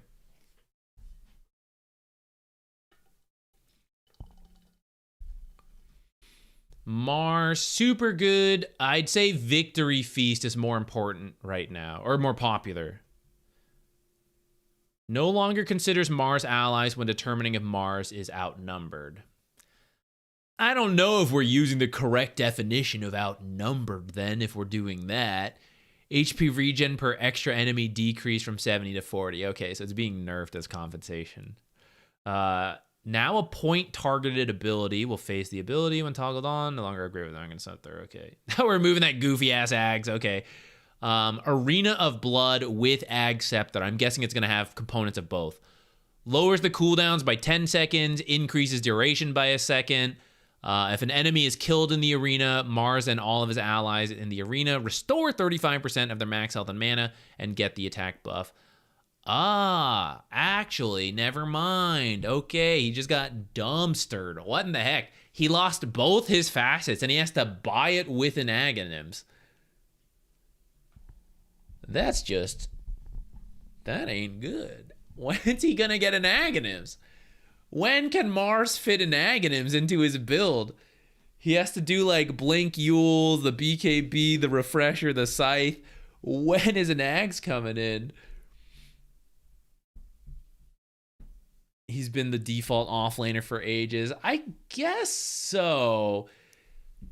I think that hurts a lot, though. Because this isn't like... I guess you can at least say the old Ags was not bought, right? Outside of memes. So it's not like he lost something significant when the Ags gets changed to this. But now, at level 6... is when the facet starts kicking in, and he just doesn't have that now. And in fact, he will never have that, because I really don't know when he's going to buy an Aghanims. So he just doesn't have one, essentially, in my book. Which is pretty big. That is a pretty big nerf. I understand, like, maybe removing a hero from being super common, but how about super dead? Like, how is this going to work? I don't know.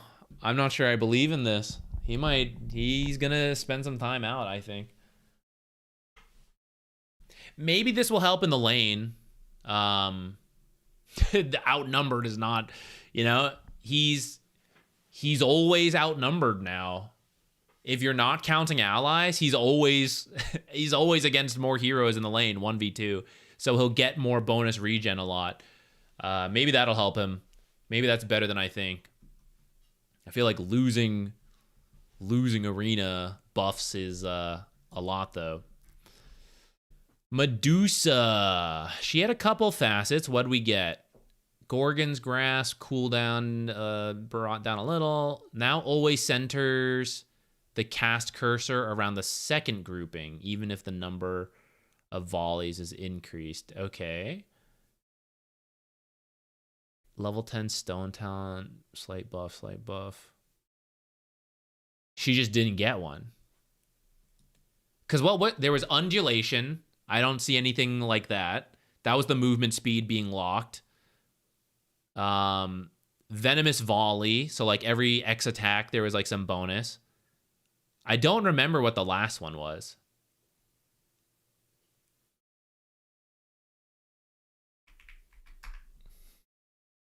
I think my internet's fine. I think it's starting to come back. Are we good? How we doing? We back?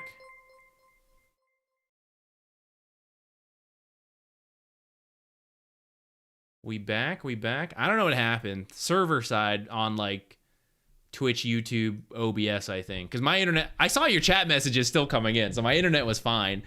Just something about... going from my computer to Twitch and YouTube, I don't know. Both of them went down, so I'm not sure. Well, I'm glad we're back. Glad we're back.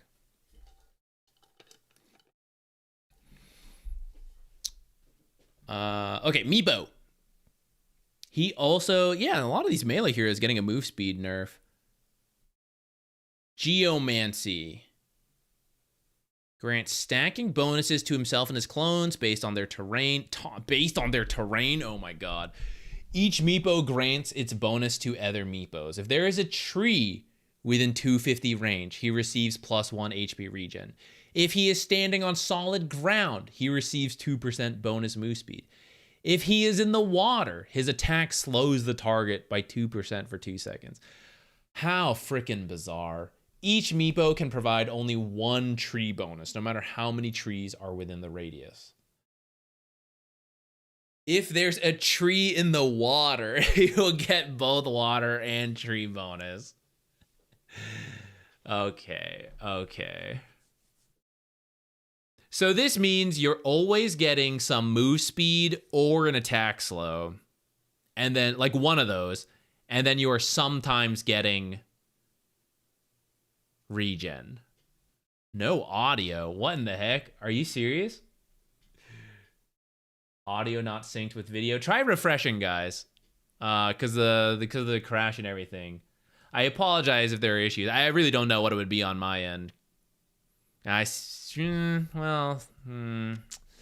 are getting some drops here as well. Audio is fine. It's better now. On my side, I do see some issues, actually. It's saying it's not, like, perfectly smooth either. Do not know what's going on. It is making me realize it's midnight here and we're at Meepo. These delays are no good. It's taking too long. All right, this is wacky. Geomancy's kind of wacky. Ransack pierces debuff immunity. No longer separate creep values. Follows global lifesteal rules. Okay. Divided we stand. Max level increase from 3 to 4. Now each duplicate copies all of Meepo's items, but they share their cooldown. Damage attacks from items are distributed equally among the amount of Meepos. So there's not a main Meepo. Every Meepo is the main Meepo. Any one can be the one that blinks in. And then the rest can't use the blink. But it could be any of them. A Meepo down bottom could blink. A Meepo top could blink. A Meepo... Who knows which Meepo could use an Orchid? Could Diffusal. Is that what that means? Can't use consumable shared item. Clones no longer gain 30% experience independently. What? Gains 100% of the experience. All other experiences gained by any Meepo is divided by... There is a lot of changes here. That's a lot of changes. You're going for a Purge level stream here. It's just how I am. I think Purge and I are similar in that sense. We like to read, we like to think and talk. And honestly, if you think about it, for every change, like just reading this alone is a set amount of time. To talk about anything, like you do a tier list. You talk about a hero for 1 minute. It's 2 hour plus video at that point already. And that's 1 minute. That's barely covering anything. So people like us who like to ramble and talk and all that, it ends up very long. Yeah, we're not even going to talk about Meepo too much. This is a lot going on. A Meepo player will figure it out before I will. Interesting changes to say the least, but I really don't know how that's going to add up. It's going to make me scared of Meepos, I'll tell you what, because now any Meepo could kill me if it works how I think it works. Mirana. Okay, I think Mirana's old innate was that the Lotuses did more. I think it's absolute garbage. Celestial Quiver, what is this? Auto cast attack modifier, can't be leveled up. Mirana consumes a charge to empower her next attack with bonus magic damage equal to 3 per Mirana's level. At the start, she has 2 max charges, gains 1 every 7 levels. 6 seconds. So now you don't fight, you build up charges, you walk in, you fight, you back out. Level 1 is not that impressive. But another way to think about it is that if she got 3 bonus damage to start, like, we'd all be like, oh, that's crazy. This one has a cooldown to it, but it is still a good chunk of damage. Level 2, level 3, right? You're attacking, you're getting a extra chunk of damage. That's interesting. Casting Leap, oh, this is with the shard. Casting Leap provides 3 temporary charges. Oh, I gotcha. Leap, yeah, that one's gone. Okay. Did she not get either facet? Because one, Leaps and Bounds was the root on Leap. I don't see that. And I think the other facet was the Starstorm having an extra damage on the second hit, and I don't see that. Did she just lose both? Because that sucks. The other one was a Starstorm scaled up to 100% on the second hit. I think she just lost both her facets. She got a much better innate, in my opinion. I think this one, the old one's terrible. I don't know if this is enough of a buff to cover losing. Really, the Starstorm one, the Leaps and Bounds was not that good.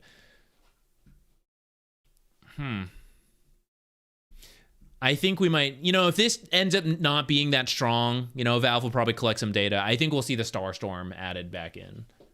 If they add the Leaps and Bounds one, I'd laugh so hard instead. Okay, Monkey King. What the heck have we got here? Mischief. Doesn't scale with Wukongs. Okay, cooldown. Yeah, whatever. Cast point. Sure. Okay, cooldown. Fairly low. Okay, wait. So he's getting... Leaping between trees can be interrupted by roots and leashes. Previously it was only... And it doesn't matter what his health is? Does he just get the 0?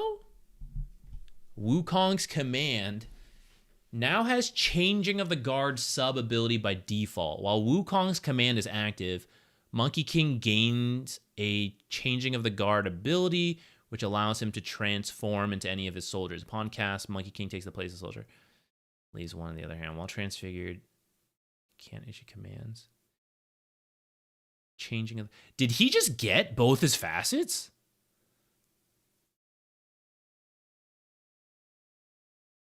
What am I missing? The possessed soldier has a small ring around it, which is visible only to Monkey King and his allies when the effect is over. Okay, so he has changing of the guard. But then the old tree dance facet that got nerfed so much that people stopped doing it, is this not just back? And there's not even like a health limit to it? It's just that he can sometimes be rooted and leashed, as if they could target me as I jump from trees endlessly. The leap speed's a little slower, I guess, and the cast point's a little longer. I don't know, guys. I feel like, did 9 class just get buffed? Is Monkey King support running around in the trees back? 0 cooldown was really big.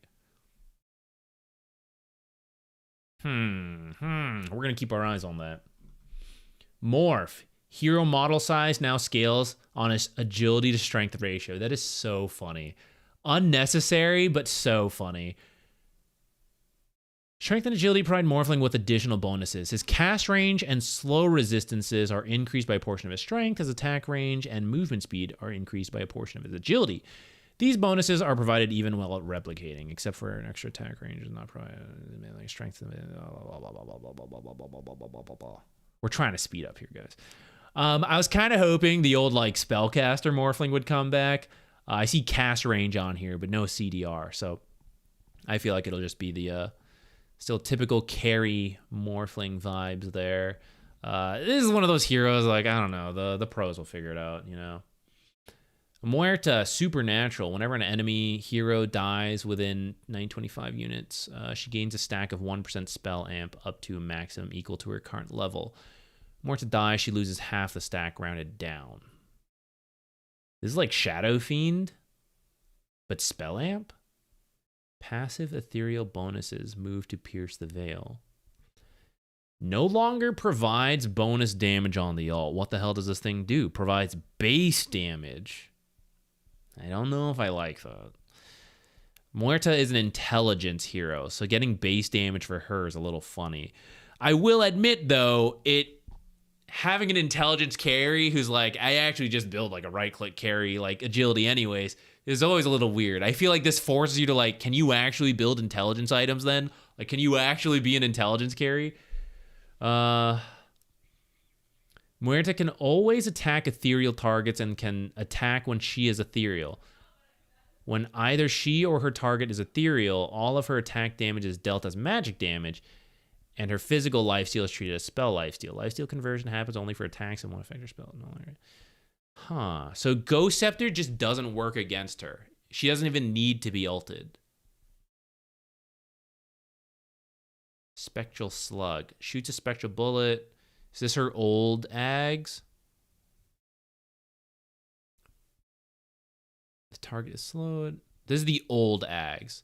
She lost the AoE fear on Deadshot. No, wait, that's on the Ags. This is Aghanim Shard. She got both. Oh, shit. Oh, shit. Huh. So she's got Shadow Fiend Soul Collection for Spell Amp. Ghost Scepters just don't work on her. The question is, what is the build that gives her base damage as an int hero? I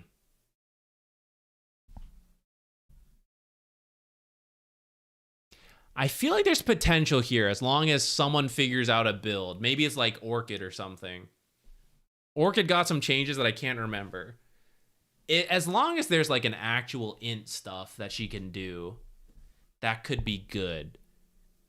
Because she can't do like Maelstrom Daedalus stuff, because then the base damage is not really, you're not really getting anything from there. I mean, maybe you still do, but she's gonna have to pick up summing. Ooh, my boy Nature's, what happened to him? Naga Siren. Evasion for Naga Siren. She just always has some. Evasion per Naga changed.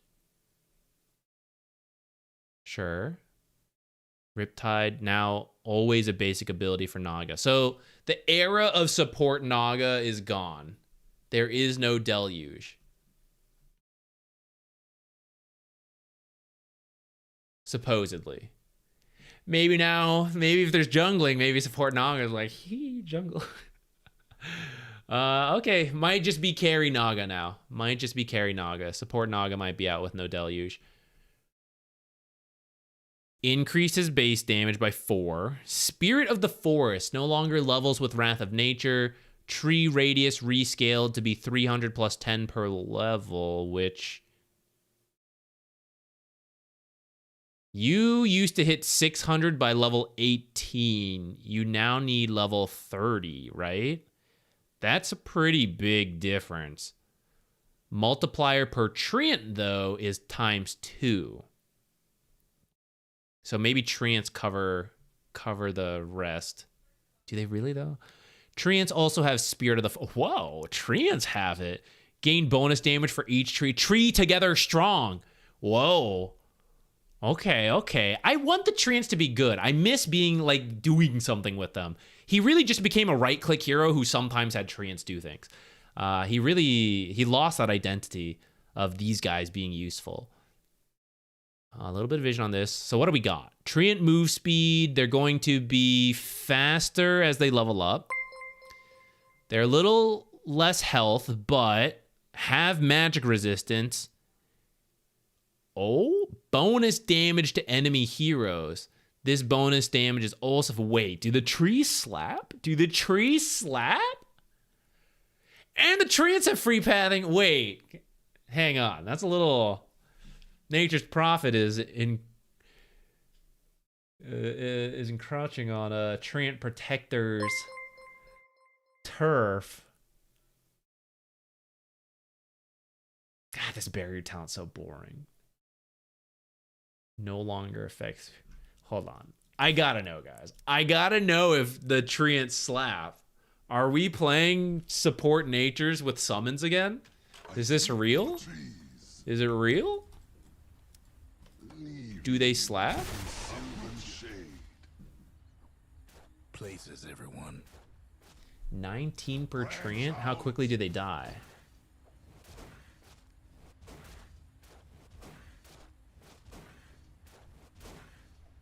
I need a tankier example. Who's Axe? What's your starting armor? Enemies need 3, not much better. Let's give him a ring of protection. Yes, naturally. Get him, boys. Here comes the axe. On my way.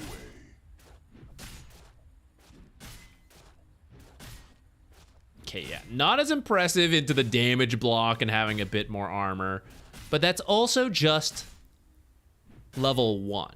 Rest is That's for level the dead. 1. And the bonus damage scales up as we level. So we go like boop, boop. All right. Fight him, Axe. To battle.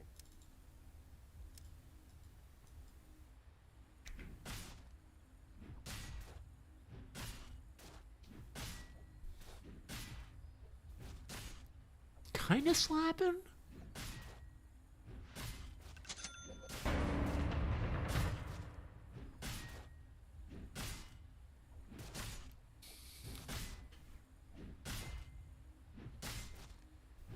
Now sprout him. Oh yeah, I forgot. They have the tree bonuses too. Okay, level 4. Ah, but the problem, I'd probably sprout to summon them. Oh,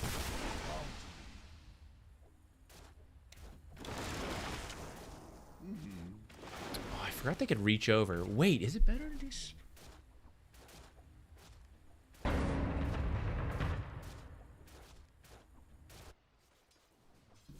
Guys, I'm thinking. I mean, imagine there you are. Maybe over here is a better example. First blood. Where can we do this? All right, It's not time yet. you're some mid laner thinking you're safe, and then So I go. boom! There are the boys. How much tower damage do they do? We win the fight, gank. What does a max Treant build look like? And is it shit? Get him, boys. Get him. Get him. I mean, they kind of hit hard. No more feed the trees. I don't know. Maybe there's something there. Maybe there's something there. I'm excited to try. I really miss this version of Nature's. I miss it so much. It made me go play Enchanters and Chen to have creeps to summon around. No one was using Nature's Call, so I missed that. We'll give that a go for sure. Necro, he's actually still a hero, guys. I thought he got killed to be made into items. Health and mana regen. Okay, based on level, sure. Restoration, amplification, a little bit buffed here. I can't even remember his facets actually. 1 increase like the AoE based on like recent kills and stacks of, I think, Sadist. The AoE would increase, right? I actually don't even remember the other. Looks like he got that as a talent over here. What was the other one? The other one was the move speed stealing, right? That became an item. Like he would use it to steal move speed and like regen or something. So he just kind of got nerfed by losing the facets. And these buffs don't seem that great. I mean, I guess you're getting more. The roughest part for Necro is the start of the game, and he will be getting a little bit more regen now. Like, not only is it 3.7 instead of 3.5, it's actually 4 at level 1. 4 instead of 3.5, and then as you level up, that number's ramping up because it's per level. So the transition is a little smoother through that early lane. Maybe that's more meaningful than I think. Because it lasts for what? 8 seconds. It's adding up, adding up. What do you got, Night Stalker? Night Rain was a huge part of Night Stalker being good. Hunter in the Night, innate ability. So this will just scale by a flat amount. Ag Scepter gives you just a bunch of bonuses. Oh, killing heroes resets basic abilities. Whoa. Void Shard now affects all units within 400 radius. Oh, wait, this is the old farming ags. Wait, whoa, hey, wait, wow. There was that carry Night Stalker phase. I think Arteezy did it, right? Where it's like you bought ags for farming because it was AoE Void. Now it's on the Shard. What in the heck? Crippling Fear, no longer upgraded with the Scepter. No one's really doing that anyways. Midnight Feast. Okay, new basic ability. Heal when attacking enemy units. Attacks on allied units and buildings do not count. Can be cast at night to eat a non-ancient creep and restore a... Wait, what? Wait, is this not just, like, amazing? He lost Night Rain, I get that, but... Shard value seems amazing. 400 radius. That's pretty big. 400 radius for farming speed on the Shard. And farm accelerator and resource recovery through eating things. Cooldown's what? 39. Seems pretty good. Can't be cast on a surprise color means. I can't eat my heroes? Crazy. Seems pretty good. The start of the game is harder, like it's always been. I have seen Night Stalkers take the other facet, though. Even without Night Rain and, like, get by. It's a pub, I mean, so, like, you know. This seems like a standout to me. That seems potentially really good. And, to come back to it again, I'm pretty sure I remember a lot of items being buffed for melee heroes. Melee the guy, you know? Like, I feel like this is pretty good. Okay, I am not a Nyx believer. I think this guy sucked for a while. Nyx Sense is gone. It had some uses versus the Invis heroes, but otherwise it really wasn't that helpful. When Nyx deals damage with his attacks or abilities, he burns mana up to 12% of the damage dealt. Okay. Some mana burn just by default. Cooler anti-mage. Bug anti-mage. Mind Flare. Burns. Okay, wait. So do I burn a percentage of the target's max mana, and then does that also burn mana based on mana burn? Truly, my mind would be flayed. Vendetta has break on hit. Max mana as damage. Mana burn. I need to do the math later on how much Mind Flare feels like it's doing damage, but this is now you're doing damage and removing their ability to do damage back to you because they're losing mana. That might be enough to shore up his laning stage. You get the break for free now, and what is this? A lower cooldown on Vendetta, and then you get Scuttle when you have the Shard. But you can play without Scuttle, even if you don't have the Shard. I need to see how this feels, but this might actually get you through the lane, because they just don't have mana, right? You just mana burn them out. Could be good.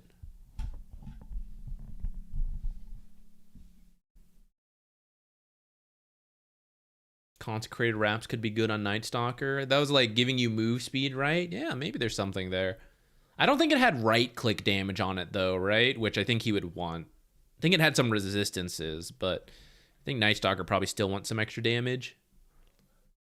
Ogre, our dumb boy. What's he got? Refined Fire Blast, reducing its cooldown and increasing its cast speed. Okay. Becomes. So it's not... Unrefined Fire Blast is still over here, a separate ability. So you get both. Or like just a stronger version of Fire Blast on top of getting this. And he's getting the multicast strength stuff. He lost learning curve then, right? Is what that means? Learning curve was pretty funny. I also loved the redraw of the talents and stuff. I will miss that. I think it's understandable not to want to make that a core part of the ogre toolkit, though. Like, as a facet, I get it. You can choose when you want to do that. Forcing a hero to just always never have an ability to start is a choice, you know? So I get it. New level 25's busted. Let me see. 10% multicast chances affects all types of multicast. At max level, that's what? 75 for 2x, 30 for 3x, 15 for 4x. Extra 10% is a huge buff to 4x potential multicasting. Pretty big. And you still have the fire blast damage at level 20, essentially. It's a little less.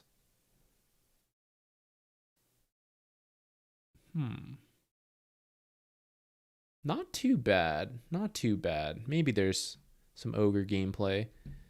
Armor down. Okay. No longer levels. Yeah, the flat scaling. Pierces debuff immunity on enemies.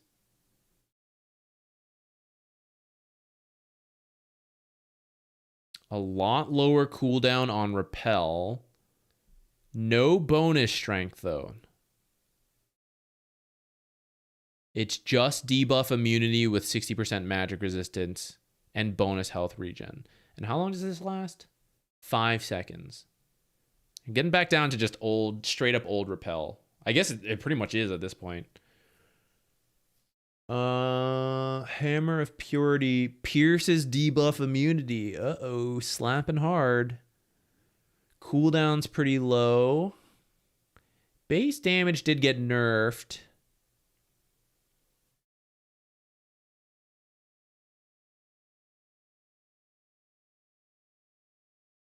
Oh, but you heal some by default. These are kind of sounding good. I think this is overall good. I don't know for core or support. No target ability. Wasn't it always? Or, I mean, since its recent version. Effect is applied in an aura centered around Omni Knight that follows him. Has no linger duration. Ah, so you have to stay near Omni Knight to get the buff. Duration.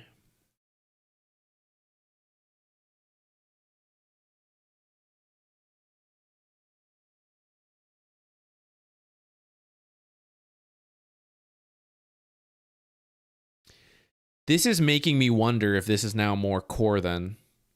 Because, like, support Omni Knight, I have to run in with my carry. What if it's like an anti-mage? What if it's a PA? You know, I can't ult them and they jump in. I have to be near them. As a core, it's easier to run in and just self-benefit because, like, okay, it's not affecting my carry, it's affecting me, but, like, I slap right now. Support Omni Knight? I thought this repel change might be good for support Omni Knight, lower cooldown. But this is making me feel like core Omni Knight. 700 radius is kind of a lot, though. So maybe, as long as you have like the right teammates, you could still do support Omni. What about these talents? 200 repel cast range. Maybe support Omni. Get something out of that.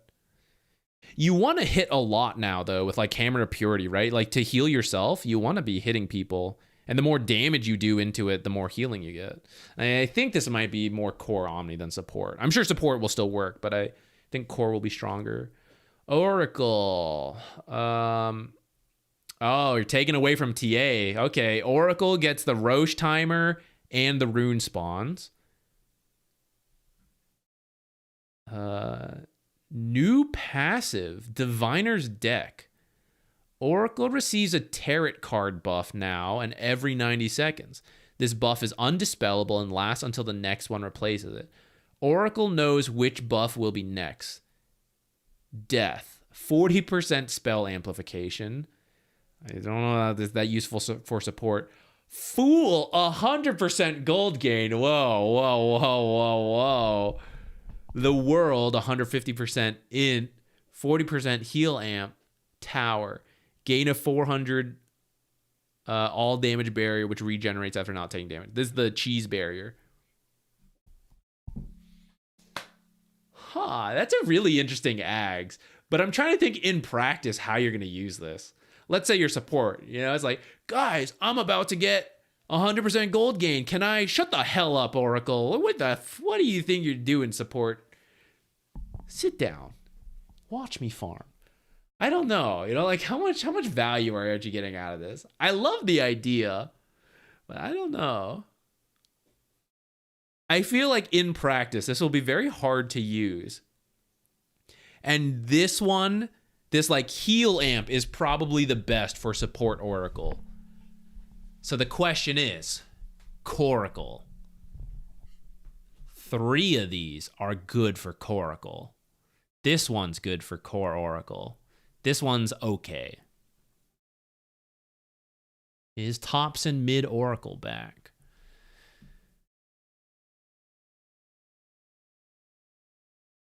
Just nerf the OD? What are we doing? Dead OD? Now depends on the ability it procced on. What? For regular abilities, max mana restoration changed to this. For attack modifiers, okay, I'm not exactly sure how this math works out. I'm going to assume it works out. That they both essentially refill, like if you use enough abilities, they cover themselves, is what I'm assuming. Objurgation. New ability. Passive and active. Just straight up mana increase, okay. Can be activated to create an all damage barrier equal. So this is the Ags, right? A reduced version of the Ags that can be dispelled. Multiple instances of objurgation barrier stack. If you like use a refresher, okay. All your mana gone. Upgraded with Ag Scepter. Oh. Increases max mana to barrier by 4%. Damage that would bring OD below 20% is prevented, triggering a strong dispel. And are you kidding me? Oh my god. The Ags will still be extremely annoying to deal with. This effect cannot trigger more than once every 80 seconds. Refreshes on death. Oh my god. Sanity's Eclipse. Slightly lower cooldown. Okay. Whether this is good or not, people will try OD in your pubs, guys, and I think Nyx will wreck him. I think Nyx with all this mana burn will destroy him again. It's an old school counter that we just don't see either of those heroes very often. But if you want to play Nyx into all these ODs, that might be good. Pango, what do we got? Swashbuckle slow, damage a little higher. Nerf to Lucky Shot, actually. And this stun, I guess stun buff. I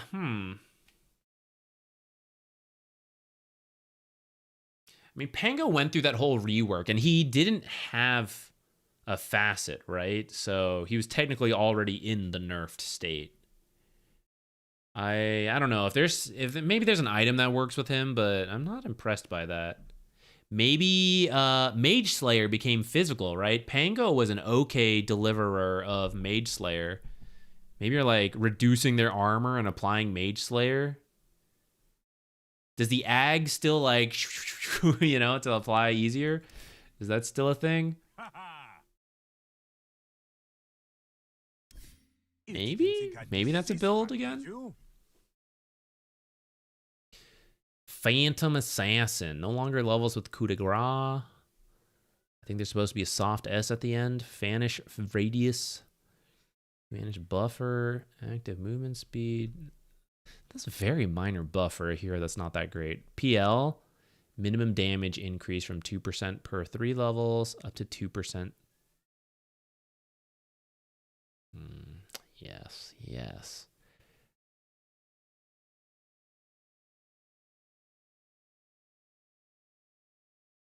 I don't know. I believe in that. These heroes aren't good. The phantoms are truly missing. I don't know. Not sure on that. Removed blinding sun, innate. Okay, dying light. You just deal the missing percent you've got. I think this number sounds about right to what it was before. I actually don't even... Oh, it was the mischance. So Phoenix lost the mischance, has dying light by default, and you can't take hotspot anymore, which is pretty good versus some of the tanky metas we've been getting into when people wanted to go. They typically went dying light for the lane anyways, but... Huh. I don't remember the numbers. Maybe they buffed this a little bit to make up for the fact that missing evasion on Blinding Sun. And if that's the case, it might work out.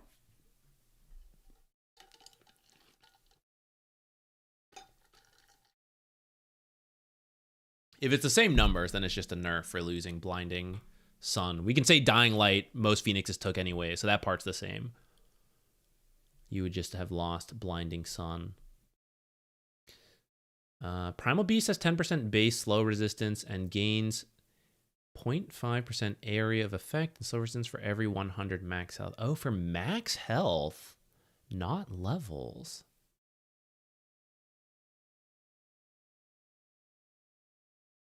And it's percentage. So if you maybe get one of those items... I mean, Primal Beast is a strength hero, right? Like 3,000's not that hard. And that's what, 15%? People wide pulverizes. This did get decreased, though.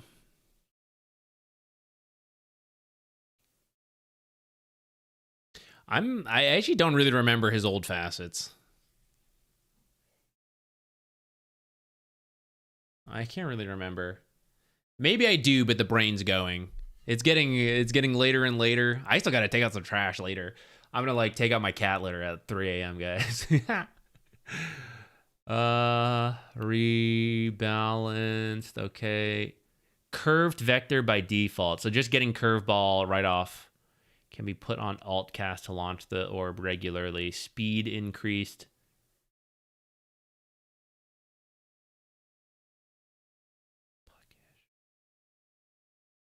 Okay, losing the flat amount, I think, is a nerf to the puck laning stage.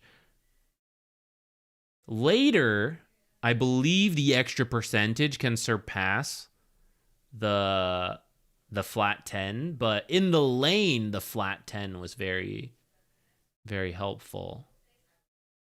Curveball by default just proved to be way too good. I totally understand why they kept that one over the other. Pudge. Flesh heap. I'm not sure the exact actual nerf, like what this 1% is at the early levels. Doesn't seem too bad compared to some others. No longer levels with dismember, permanent bonus strength, flat 1.6. So better early, worse later. No longer has a separate value for incoming heal reduction. Sure. It's getting slower on Pugna. I don't remember very many heroes getting movement speed buffs. I think one. Just several losing the move speed. Oblivion Savant. Also increases Pugna spell amp by 1.5 per tower destroyed. So this is the one I didn't usually take, which means Nether Ward is the facet we lost, right? Damage source changed from Nether Ward to the caster. Wait, does this mean this can be reflected back to Pugna with like blade mails and stuff? Never sorceries. Uh-oh. Uh-oh. Wait. Is this good or bad? This means Pugna can spell lifesteal off of ward damage now. But does this mean Blade Mail reflects back to Pugna?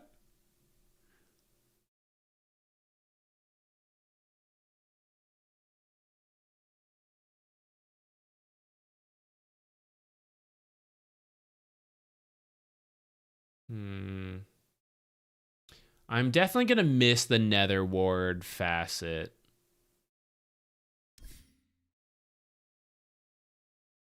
I liked the idea of this, though.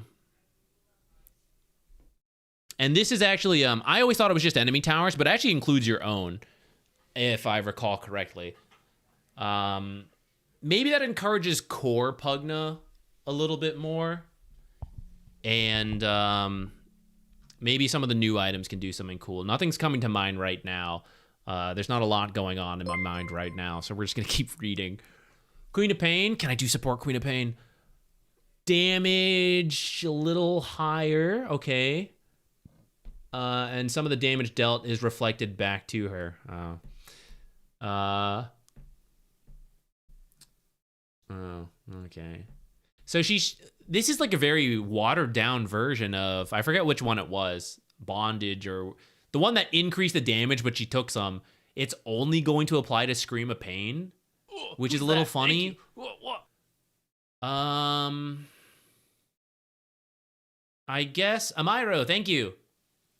I guess the nice part is the farming speed increase and doesn't like reflect back, but it's not even like the full facet being given to her. So yeah, unless I'm forgetting something about it, that seems strange. It was the Masochist. Which one was Bondage? I don't remember.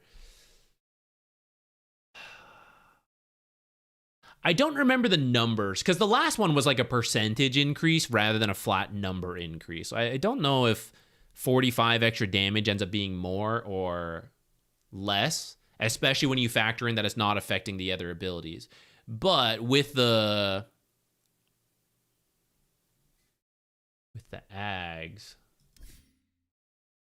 Sometimes you just need to I guess she stretch always your gets the wings. regen.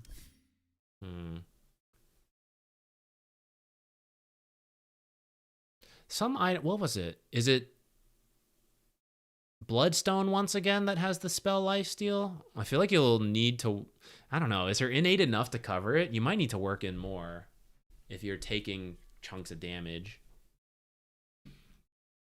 Static Link, damage drain rate is what? A little higher, okay. Eye of the Storm is active. Storm Surge strike chance is 2 times as high. Sure. I can't really remember Razor stuff. I'm saying that a lot now. Truly, the night is getting to me. Okay, let's see if Ricky sucks. Every patch, behind the scenes, guys, every patch that happens, Ricky, my co-caster, Cryptic, mauls out. He's like, how can they do this to Ricky? Why is he never any good? Let's see. Okay, so that's just like the standardization change. This is nothing. Smoke screen, mana rebalancing, miss rate, rebalance, nothing great. Slow duration, 0.25 higher. Ags, yeah, this sucks, guys. Yeah, this is not good. Was there an item that could work with Ricky? I can't really think of one. This is not gonna bring Ricky back. Ringmaster. How funny would it be, guys, if they gave him the other facet, the one that no one used? Oh, they did a combo, actually. Okay. Combo pack at the circus. Funhouse Mirror, Strongman Tonic, Unicycle, and Whoopee Cushion. So really, it's just the Unicycle that got added in, right? I can't even remember. There was the, like, scanning one, and then the pie that got taken out from the other one. So they just added in Unicycle, which I think Unicycle is kind of like a cool one. I'm glad that one's still around. Targeted unit is no longer stunned for 0.5 when placed in a box. I actually didn't realize they were stunned. I kind of always thought it was people's reaction times of like, I was doing stuff and, oh, I'm in the box. I didn't realize it was like a stun. Okay. Radius and Ag Scepter Explosion Radius. I don't really see people get that one that much anyways. Charges rescaled to 3 right off the bat. Cheaper. Impact damage lower. Fair. Max health.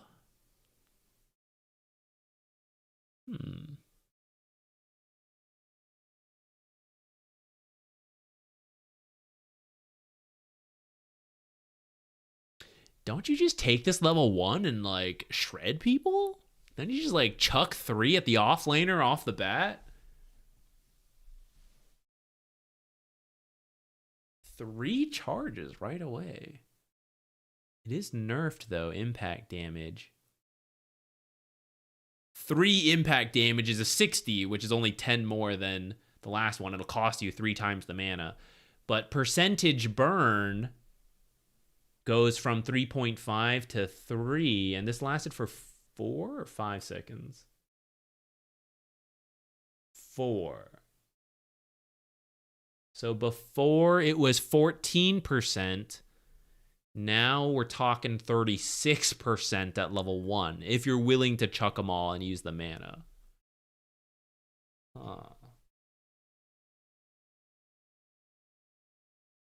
Maybe there's something there, especially versus the higher health heroes. And the lower health heroes, perhaps the math would work out better for whichever one. Rubik, oh please, I like Rubik a lot. He has not been good for a long time. His laning stage has been too weak. Base damage up by 1. Okay, sure, we'll go with that. Curiosity. 1 stack of curiosity per level, each granting him +1 base damage, 0.3% buff debuff duration, and area of effect. Okay. If Rubik sees an enemy hero cast an ability within 1200 distance of him, he gains 2 curiosity for 20 seconds. Okay. If an enemy that currently provides temporary curiosity dies within 3 seconds of taking damage from Rubik, he gains 1 curiosity permanently curious. I didn't know Rubik was a monkey named George. Telekinesis shard from a percentage to a flat number. I don't know how that really like translates without looking at it later. Fade Bolt now reduces both spell and attack damage. Whoa, wait, that's kind of cool. And it's being buffed. Well, okay, level 1 it's being buffed. Later it's actually being nerfed quite a lot. An 11% cut for physical damage, right clicks, but technically a new 24% that he never had on spells. Huh. Spell steal. Hey. How's it going, friend? Good. We're at Rubik. I think this is his 3/4 done. We're going faster now that it's getting so late. You're still gonna Yeah, I think I'll commit to finishing. do it. I'll still do it at like 3 a.m., but if you want to do it, you can.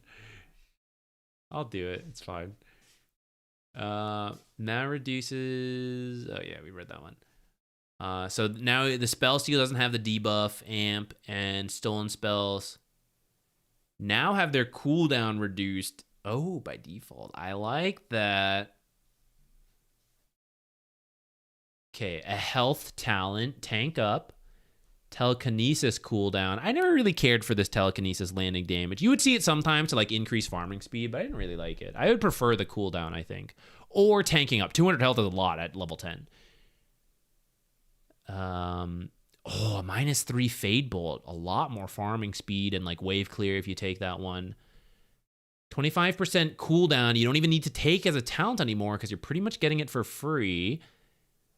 50% stolen mana cost reduction. So this used to be one of his facets, Frugal Filch, I think. And now you're getting it as a 15 talent, which, depending on like who's in the game, I could see both these talents being reasonable. And then what else? Telekinesis landing deals 325. That talent applies to the thrown enemy as well. I actually didn't know it didn't apply to the thrown enemy. I don't really like that as a 20 talent. What's the other one? 12% Fade Bolt damage reduction. Feels weird because this is like bringing you back to where you were before on the right click. But for spells, it's like you're taking off probably a full level off of someone. You know, it's like we're late game Dota and you guys have level 3 abilities instead of level 4 if you're hitting them with the Fade Bolt damage reduction. I think that's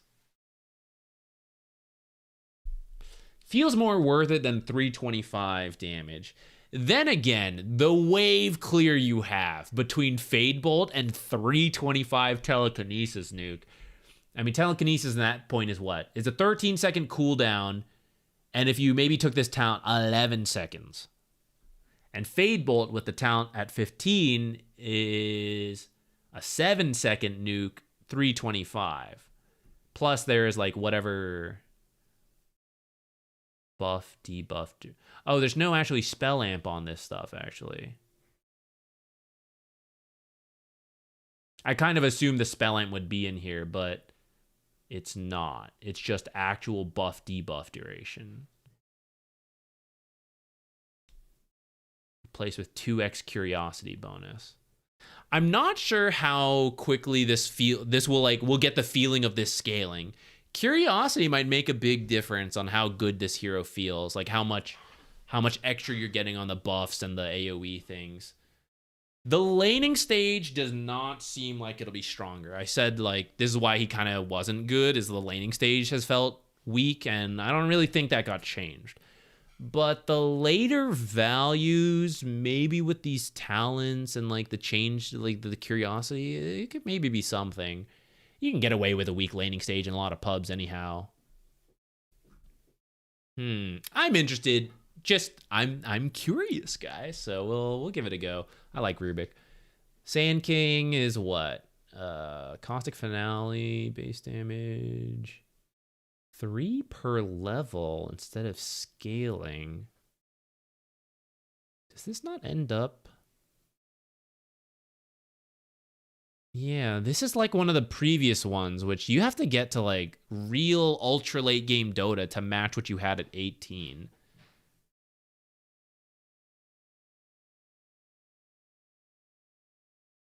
Burrow Strike cast range, slight buff. Immediately regains invisibility if the Burrow Strike ends within Sandstorm. Nice quality of life. I guess more than quality of life. That's like literally a buff. I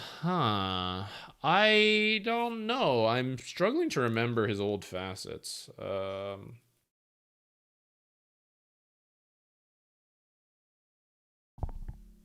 This feels like a... I mean, I guess, I don't know how significant Caustic Finale is to his, like, damage output. Maybe it's okay. Shadow Demon. Top tier support at the pro level. Damage amp being nerfed to start, but actually, as you level up, that is scaling. Okay. Disruption can now target spirit. Okay, very, very specific case. Not worried about that. Disseminate. Shared damage rescaled. And it's actually higher at max level. But the facet people were doing is disseminate with the... Disseminate would instantly take off a percentage of max HP or give it to an ally, and then that would fade over time. And I see that is not entered anywhere here. So that is a big nerf. Because Shadow Demon you could just help kill people really quickly, right? Someone initiates, you cast Disseminate, they take a huge hit, they are taking extra damage, it is being scattered. It was a big part of it. You'll still do some of that, like the damage amp part and the scattering of it, but that initial burst damage or heal is, I think, a decent nerf. And late game Menace is not as important. Because, like, as a support, you're, like, staying way in the back. Menace mattered in the laning stage, which it'll take till level 6 to get to the same. And the lane is done by that point, right? So, a nerf to the laning stage Menace buff to Roshan, because that is where Menace comes into play a lot of times for late game, is Shadow Demon will help hit Roche to amp the damage. And that part will be a little better, because you'll have higher numbers at that point. But I think Roche could be affected by Disseminate, and that's gone now, so... Sandblast and the Mischance inside Sandstorm, right. That was useful for taking towers, and which I think that part got nerfed out. And it was like kind of okay in the laning stage. I think that's why that hero dropped off to begin with. He might like some of the new items, though. Okay, what are the talents? Minus... Ooh, get this a lot sooner. Minus 20. What does that bring? That's like... This is not a long cooldown. 40-second ult. Whoa, 20. Demonic Purge applies Shadow Poison. Like 1 stack? Or 1 stack per second over the deep. Oh. Wait, this is enough to build the max stacks because it's 5 seconds. Wait, so you use the ult and you just get like a huge chunk of damage on top of it. If they can't... Well, they can't dispel it, right? Shadow Poison can't be dispelled. They can prepare for it with like BKB, but yeah. Huh. Late game Shadow Demon kind of popping, but the lane definitely got hit. And part of the reason this guy was so good is like insane utility throughout the game, and the lane wasn't that bad because of Menace. It was like there wasn't really a huge weak point. I still think he'll be okay. It's a nerf, but he was S tier hero, so like A tier maybe, A to B tier. You will miss out on some of these kills in the weaker lane. That'll hurt. But the mid to late game, especially with these talents, seem interesting. Okay, Shadow Fiend, top tier carry. Doesn't level with Requiem. Okay. What an odd number to pick. What an odd number. I'm sure there's some math behind it, but that is funny. He just got this back. Flat 20 again. Okay. Damage decreased. Now damage is increased by 3 per Necromastery Soul. So what is that? A lot of times you're sitting at max, so 20. So 60 extra damage. So actually a buff once you get the damage. Aghanim Shard is the old, the facet that I am currently forgetting the name of. Feast of Souls does not require souls to cast. Instead, you gain souls. 2 enemies. Each individual enemy can provide souls once, with creeps giving 1 soul and heroes providing 3. Can collect souls from up to 4, 6, 8, 10 enemies. After the effect is over, Shadow Fiend loses the souls whose owners are still alive, retaining the rest for 8 seconds. I assume this means he can go over 20, right?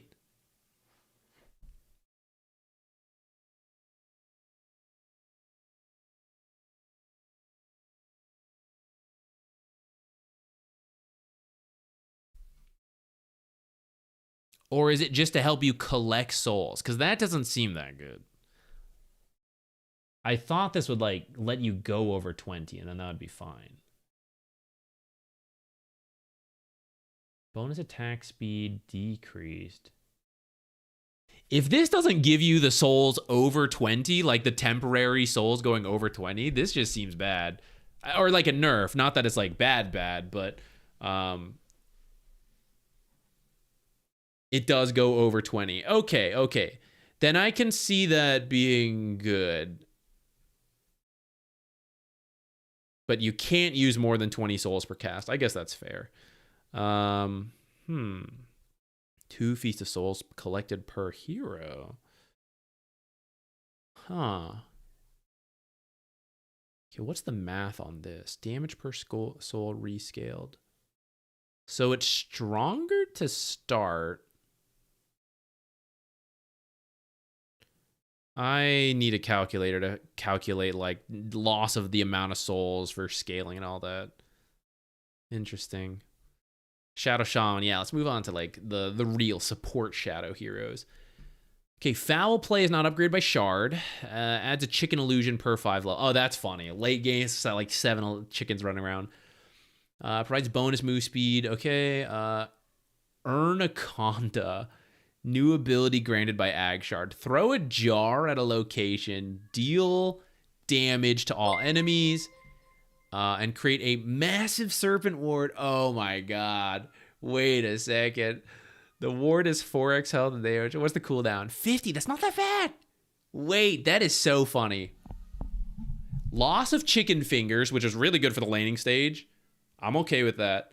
Loss of serpent ward, but I actually like this shard a lot. I think it's really cool for, at least for pub games. For pro Dota, I don't know. I could see it being good. But for pubs where we have to do like a lot of split pushing, a lot of like pressure towers, just because everyone's so passive, it seems pretty good. This is like a second mini ult that you have to buy, but you know, I'll buy it. I don't care. I like that. I am very interested in this. I don't know how good it will be in practice, and your lane will definitely suffer from losing chicken fingers if you were doing that facet. But I like the idea of this shard. Now, you do have to buy it, right? That's always a thing. Like, shards can sound super cool, but if you have to buy a shard, when are we doing it? Because, like, I was maybe building a blink or an aether lens at that time, right? Now I've got to choose to build a shard at 15, so I'm delaying those.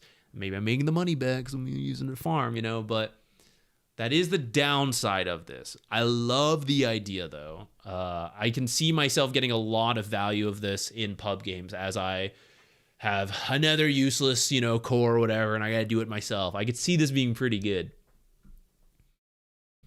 Okay, silencer. Oh, bit faster. Okay. Suffer in silence. Silencer takes less damage from and deals more damage to silenced targets. Okay. Damage modifier is 5% plus levels. If an enemy hero dies...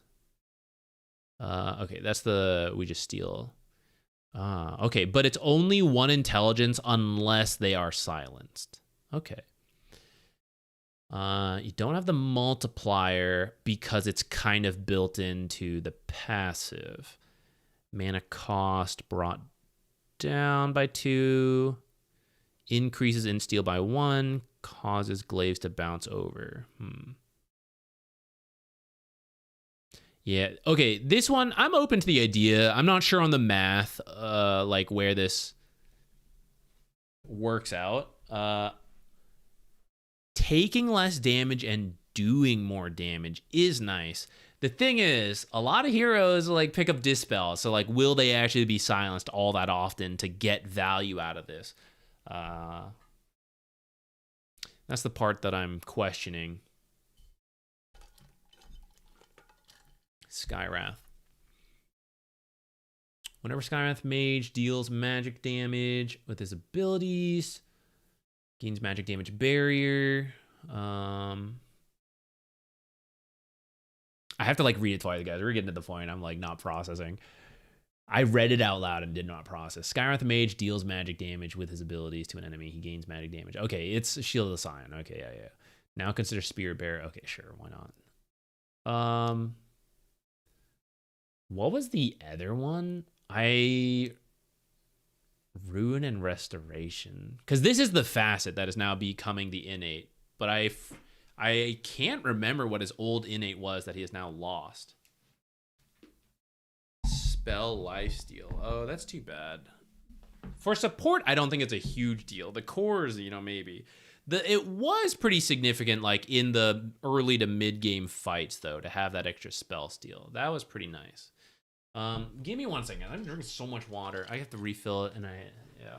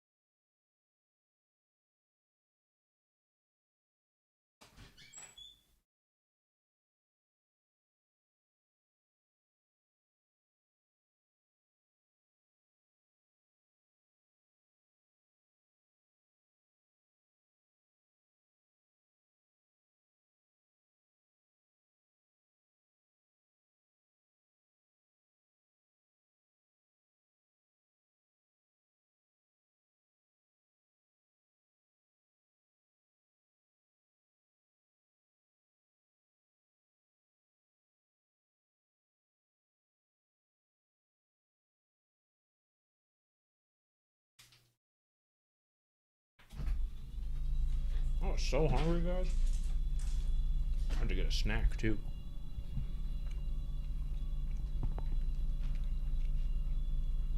Okay, seems like a nerf. Seems like a nerf. I don't remember the scaling on this. If they, like, upped it to compensate. Everyone read this one quietly while I chew my snack.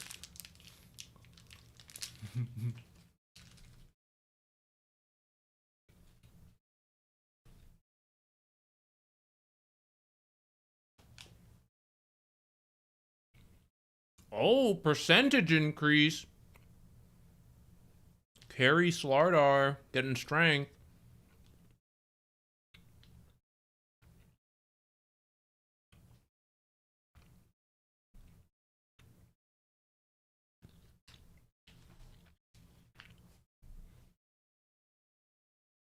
Keep in mind that for all spell focus hero, double BKB isn't a thing anymore. That is true. It's a very strong indirect buff to like late game Skyrath, who just does nothing into the BKBs. It's always hard to know how that stuff will like play out, but it's true. We should definitely keep an eye out.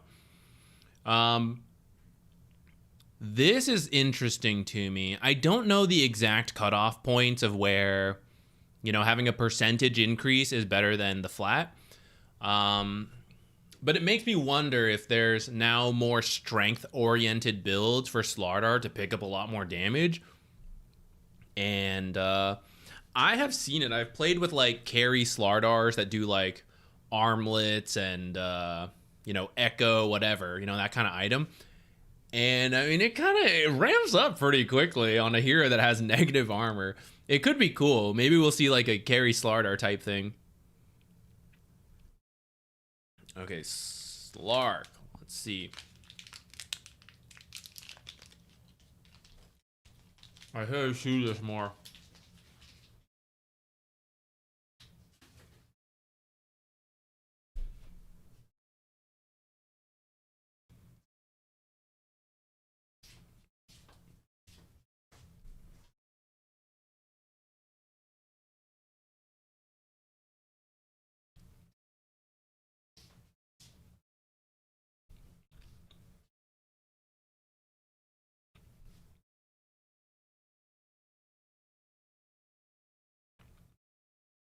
I want to say this is a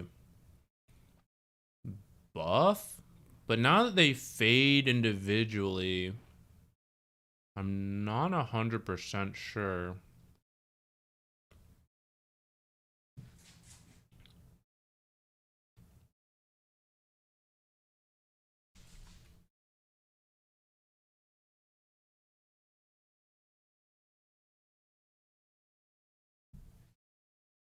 Oh, they took away the,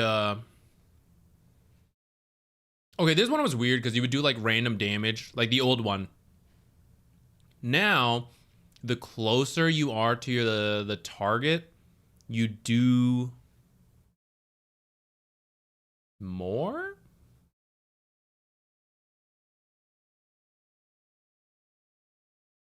Yeah, the further you are, the less damage you do. Which means it doesn't really help your ultimate, which is a lot of what support Snapfire wants. Scatter Blast, point blank damage bonus decrease, so just not to get too crazy with this one. You lost, what was it, Full Bore, I think, which gave you the long ranged one, which is actually what a lot of support Snapfires would do. Because the other one was like Ricochet right click build. 15 talent getting a little shredder attack makes me question if core Snapfire getting close and attacking is like now the play, because it does work on attacks. With that said, the whole reason this build kind of dropped off is because the 25-20 talent got swapped, so maybe it's still not really worth it. It makes me wonder though. Maybe get back. Sniper support, let me do it. I doubt it. I doubt they would have given him scatter shot. Scatter blast. Scatter shot, yeah.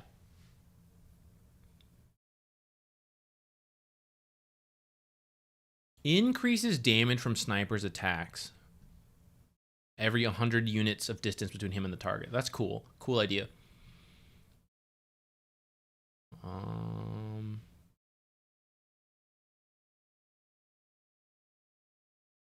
No longer increases attack damage.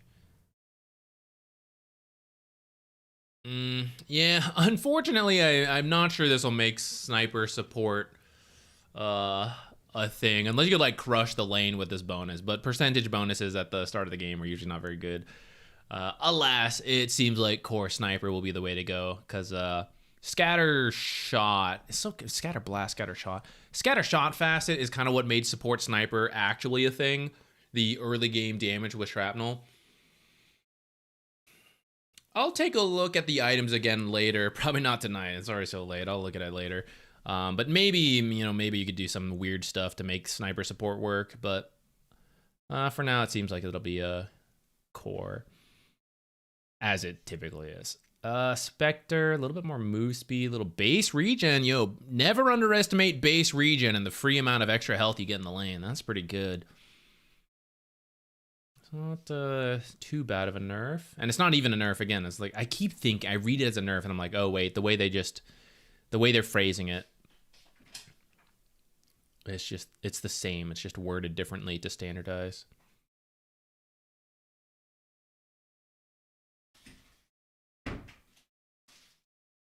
This seems like whatever to me.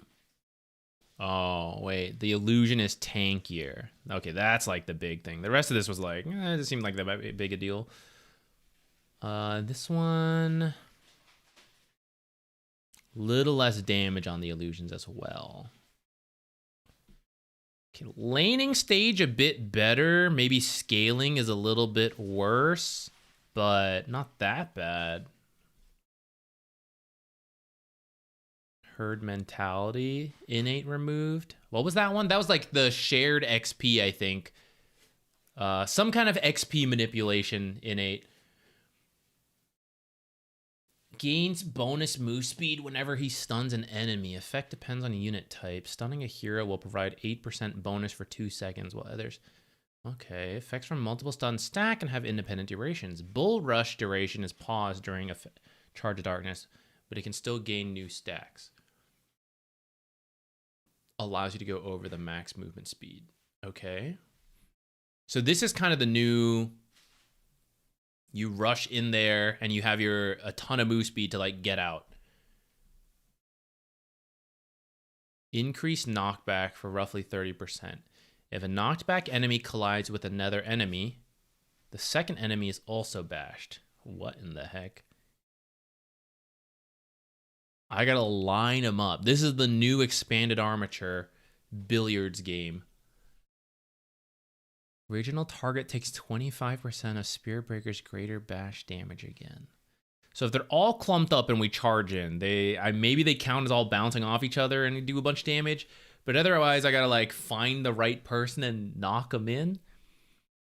Apply to Charge Darkness and Nether Strike as well, since those abilities use greater bash. Creep take 25% of repeated damage.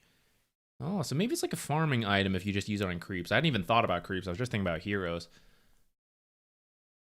I would need to see how this applies. If you can like one-shot creep waves with Ag Scepter, I could see that working. Using it on heroes sounds tough. I like the idea, but it sounds really tough in practice. Yo, my boy, what's up? Dude, were you guys playing, Oh yeah, you were. Now I am. I'm here. You know me. Hope you guys are doing well. I missed GeoGuessr with the boys because of the patch, guys.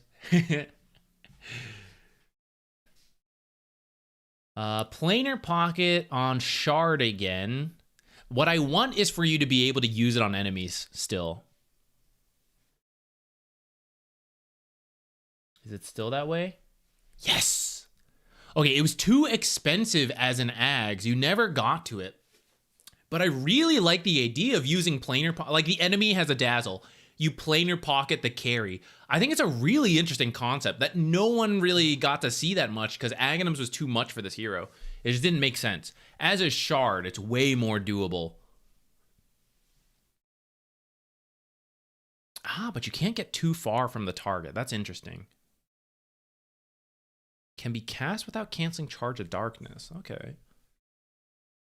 All right. I'm very interested in the Shard, not so much the Ags. I think this could have some very good specific cases. And I'm not sure. It's always hard to tell with percentages, like how it feels, especially because I don't play Spirit Breaker that much. I don't know how good that part is. Leveling up Ball Lightning no longer grants 3 galvanized charges. Now spawns at Storm Spirit's location and moves at 300. Okay, so he got Electric Slide for free, which was really necessary. This hero became dependent on that. So he keeps that facet and does lose this, which is tricky to get started. Like, you're going to have to find kills, which, I mean, you kind of needed to anyways. Moved Vanquisher innate ability. So what do you have now? Increases attack damage Sven gains per point of strength. Disabled by break. You get more damage. Will this... Okay. Vanquisher was 30% damage increase on stun targets. So it was kind of a specific case. I get that. But typically when you were Sven going in, like, that was the case. You know, you stunned them and you were destroying them. 30%. I don't know exactly what you got to get to, like how much strength per what level to reach that. The plus side is that this applies even when the stun's not there, right? So they're debuff immune, they're not stunned, right? You still get this bonus. You're farming creeps, they're not stunned, you get that bonus. So a little bit of a trade-off, but I do think 30% was a lot. I'm not sure if he'll reach that. Oh, support Sven, are we doing this? You'd have to get the Shard, though. 300 barrier and undispellable. Probably not, but maybe. It always feels weird to have to buy the Shard to become like what you need as a support, though. Oh no, what is this? Oh god. Oh god. Increased mana regen by a portion of Techies' max mana equal to a certain percentage. Okay. When Techies die, they leave behind a barrel that explodes after 1.5 seconds. Volatility. Dealing magical damage equal to 50 plus 30% of their max mana to enemies in a 400 AoE. Barrel provides 400 obstructed vision until it explodes. Okay. Shard. Increases mana to damage by 10%. Adds an active component. Techies plants the Mad Barrel and detonates... What did it Mad stand for? Did I miss that? I don't see it. And detonate it later by using a sub-ability. The Mad Barrel is invisible and can be destroyed before the detonation process occurs. Detonating the barrel makes it visible and immortal. Detonating the barrel makes it visible. Oh, so like they can't react once it pops up and then kill it. And then it explodes after the same 1.5 second delay. Only one MAD can exist via the active cast at one time. Barrel is planted via a 1 second channel. Barrel health, 200, cast range 450, no mana cost. How much damage is it? It's the percentage of the mana. Old Techie's mine, but not... You can't place 1 billion of them and kill people. You can only place 1?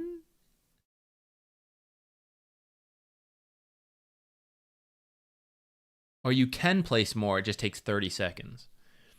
Only 1 MAD can exist via the active cast at a time. No, yeah, it's just 1. What is the use case of that? Let's say you have 1,000 mana. 1,000 mana. God, I don't know what the math translates to. 10% increase mana damage. Let's just say each mine is doing, I don't know, is 500 too crazy, like percentage and like a certain amount of items and all that? Maybe that's way too much, actually. But like the only good use I can think of this barrel is to scout Roche and cut creep waves. It can't really kill people with one mine.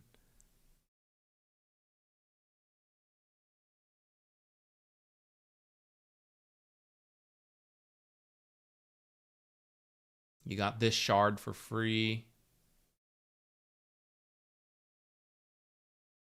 Deals itself damage before damaging enemies. Techies are now rooted and disarmed instead of self-stunned during blast-off leap animation. Lost the bonus damage facet, which was, I think, the better facet. So lost that, but got this. I don't know, blast off die, and then you get this mad bomb. Maybe that's more damage than what you had with blast off facet. Damage source change from... Bro, can you blade mail this? Can you blade mail proximity mines? Minefield only available with the Ag Scepter. Aw.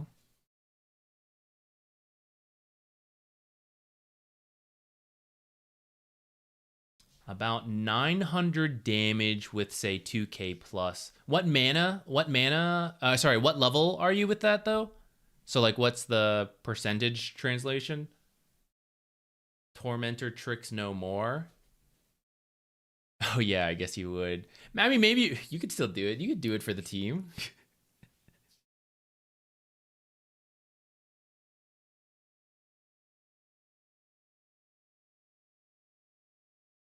I'm not sure on this, guys. I mean, cutting a creep wave, what's the cooldown? 30?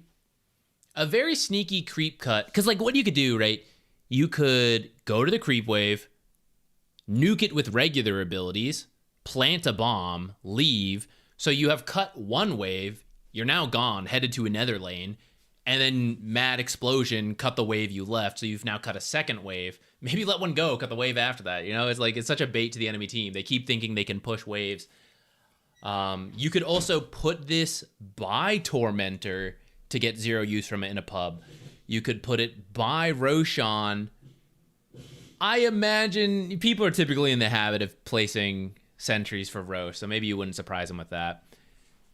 This is like a singular Treant shard that explodes. I don't know. I'm trying to think about good uses for it.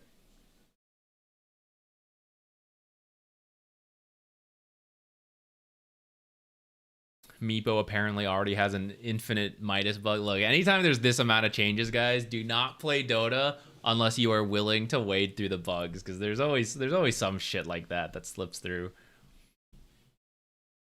TA? Whoa, no base regen. What's her new passive? Inner Peace. Slay the Spire? After remaining stationary for 0.25 seconds, TA begins meditating, gaining... Guys, TA players do not meditate. This is unrealistic. Gains bonus health regen and mana regen. Really? Bonuses linearly increase from 0 up to their maximum, which is reached after 2.05 seconds minus whatever level. Moving from the current position or taking damage resets the regen bonuses. Max health regen is the set amount plus per level. Does this count in meld? Can you, like, melditate? I wonder if that means you can skip things like Falcon Blade. But you have to stand still. It does work on meld. Melditate is real. Okay.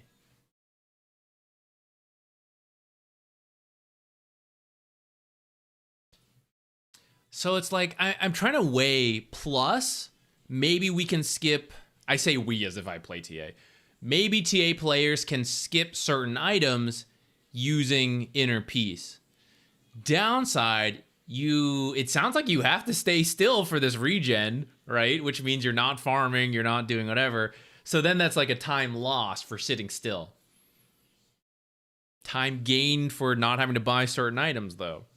And then the cases where you're like sitting in meld, waiting for double meld, that's not...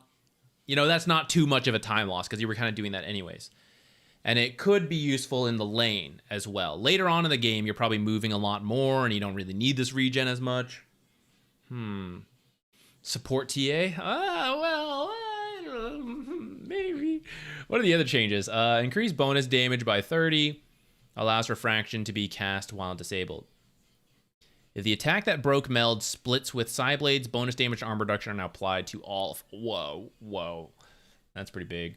I think it is, anyways, as a non-TA player. Seems like it would be, right? It would help you clear stacks. It could help you, like, destroy enemies who are grouped up. That seems good. No longer upgraded with Ag Shard, just so she lost a silence. Upgraded with Ag Scepter. Wait, the silence is just the Ags? There's no way that's... Elude my blades. Okay, it also has psionic projection. Okay, I thought it lost psionic projection. It was just the silence. I was like, there's no way. Refraction can be cast while disabled. Shard.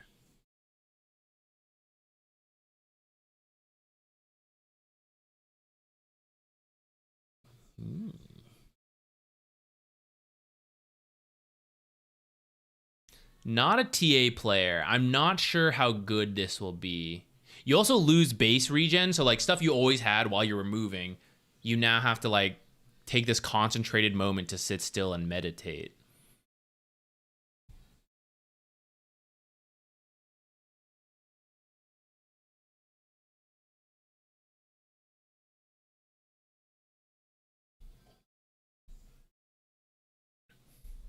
Oh, back to being highest base armor, I think. 9.8 on him versus 8.5. For a while, I think Bounty actually took that top spot from him. Maybe it wasn't, maybe it was close, but I think with this, Terrorblade is de facto #1 again. Illusion damage, a bit higher. Demon Zeal. Buffed. What even was his facets? As I'm trying to think about it, I don't even remember what they were. Oh, one was the health cost instead of mana, and one was no minimum, the meme, no minimum swap. TB Dagon is more OP now on level 15. Oh shit. Is it back?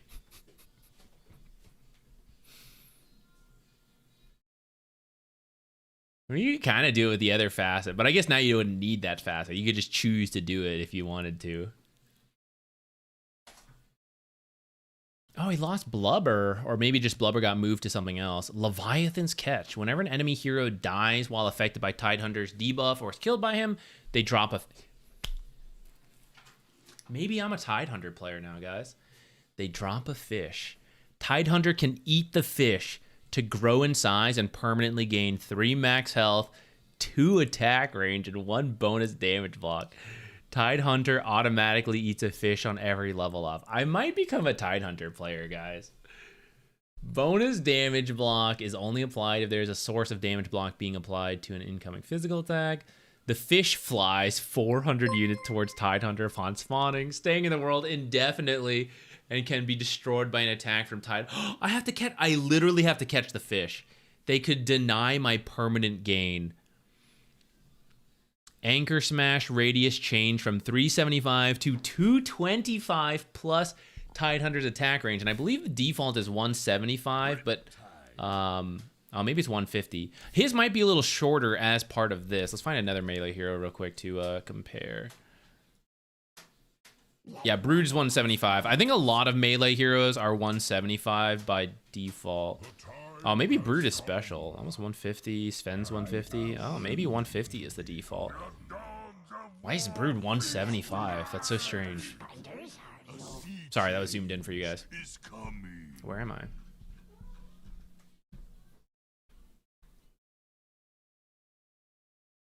Okay, well, with 150 default, you have the same radius. And then as you pick up bonus stuff, I guess it goes up a little.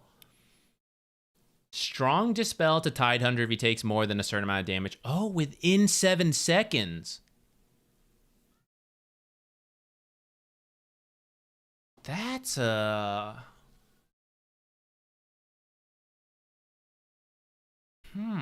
That's a pretty big nerf, I feel like, in the early game. I guess it depends on the matchups. But essentially, like, you can do a chunk of damage, back out, and you can go again without worrying about him dispelling the stuns that you're throwing at him. Whereas before, it's like you do the first trade, he doesn't activate it. If you do another trade, it will activate. So you had to, like, proc it first and then go. Now you can just wait for the regular spell cooldown, 7 seconds, right? Most abilities, you throw it, you wait.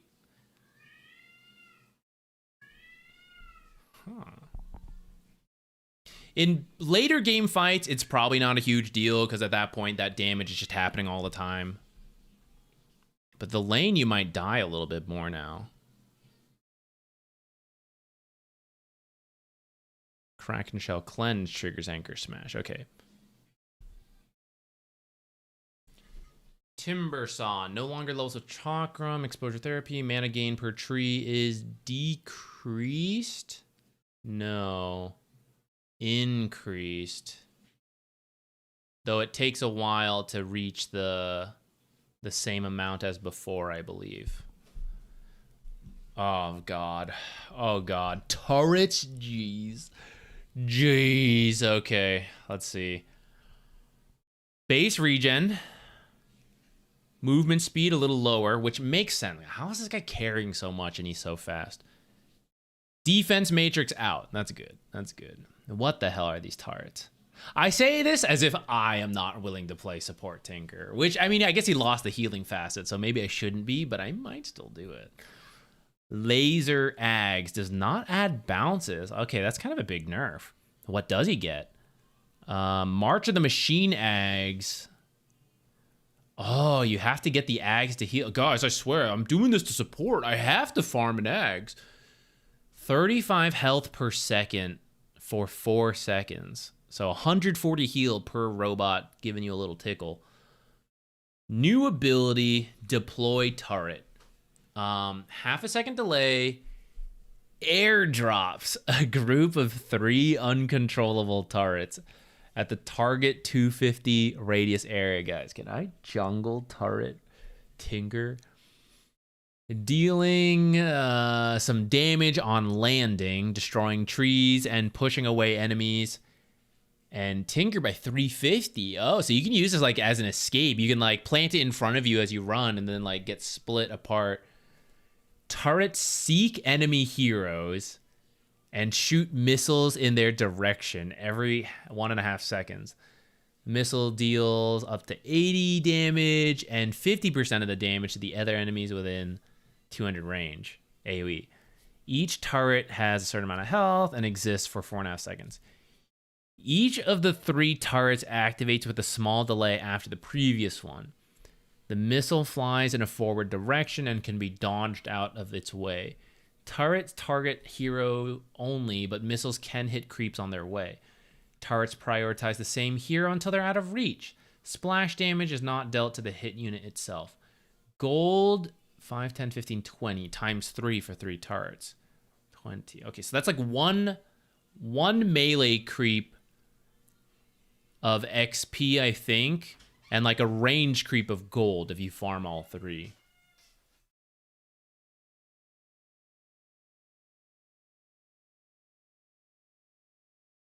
Turrets activate faster. Cooldown of rearm. That's not usually a huge deal. Teleport distance now depends on warp flare, cast range, and scale distance to that nearby. All right. Jokes aside, support Tinker as a defensive healer is probably out because defense matrix is gone, and you have to buy an Ags to get the heal. Maybe there's a support like damage Tinker.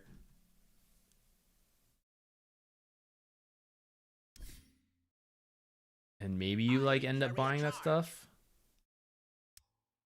I gotta see these turrets. Dr. Clinker. Proceed. I am laning versus an enemy legion. There I am. Without a doubt.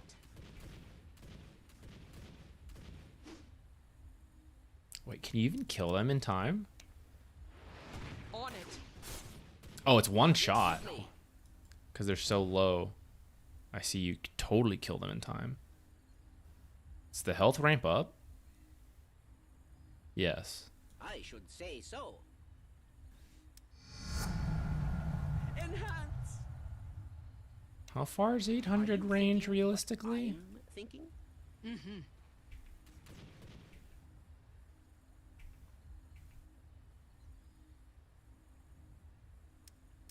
It's not as good as I actually, in my head, this was. Closing in. Ooh, I wonder if I can blind.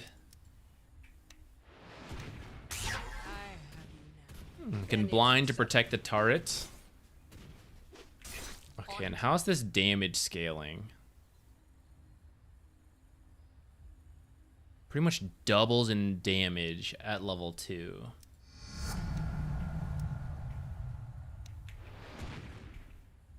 Aye.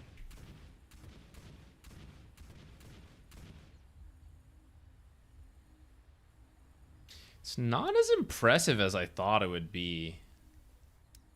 I guess the cool thing is you can do like some utility stuff like Very well. knock people back, but the cast range isn't that large. It'll be kind of hard to do that. Can they walk through them? Can you get body blocked by these? Attack. Kinda, but I mean there's enough space to walk Orders through. received. No argument there.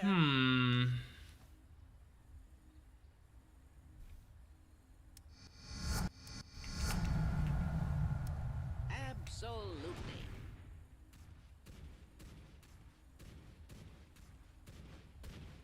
What's happening with that? That one's like shooting past. Huh. Okay, let's go compare this to like a jungle camp. I don't know why you would be using rockets instead of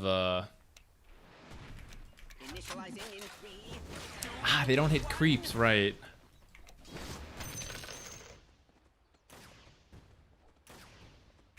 Can they work on towers? I'm the massless field flux should self-limit.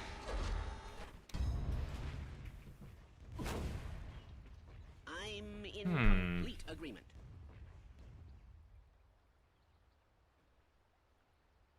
This doesn't seem that good, actually.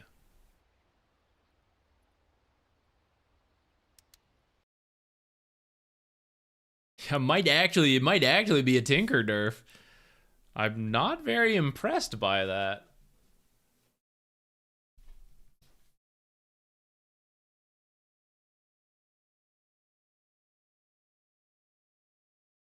Let's not worry. Let's keep going, guys. There's still heroes to read, and I'm getting real tired. I wasn't that impressed by that Tinker change though. Insurmountable. Wait, this is the facet they're giving him? I guess I'd rather them give him this than Crash Landing, but I feel like Crash Landing's more iconic to him at this point. Mana cost going up. Tiny is very strong, so he did need a nerf. Toss is getting cheaper. Tree grab cheaper. Cooldown a lot lower. And more attacks, actually. Oh, but there's no shard to it anymore. So what's the shard now? Thrown trees. Toss units deal 20% more damage in their AoE. In their AoE. So Crash Landing is the shard? Seems like Crash Landing is the shard, and they took Insurmountable as his passive, and they actually removed Craggy Exterior, which I think it's very easy to underestimate, but in these early fights, like in the lane where you're poking Tiny, you're actually losing damage as that continues. It actually made a lot of difference in early game fights, so you just straight up lost that. You are now getting a pseudo combination of Crash Landing, though you have to buy it, and Insurmountable. But I think Insurmountable is not as significant. This feels like a nerf for sure. In the end, it might be okay, and maybe like, well, there's no infinite tree grab anymore. which is kind of necessary for carry Treant. Or sorry, carry Tiny. All right, yeah, forget all that. Let's go look at Treant. Cooldown changed. Okay, just the wording. A lot more expensive on living armor, which I think is fair. Max damage block decreased a bunch. Okay. Oh, but making this a flat 20. So what is... I kind of forget the exact values. I'm pretty sure that's still a pretty big decrease in damage block, especially at level 1. Well, max level, it's the same.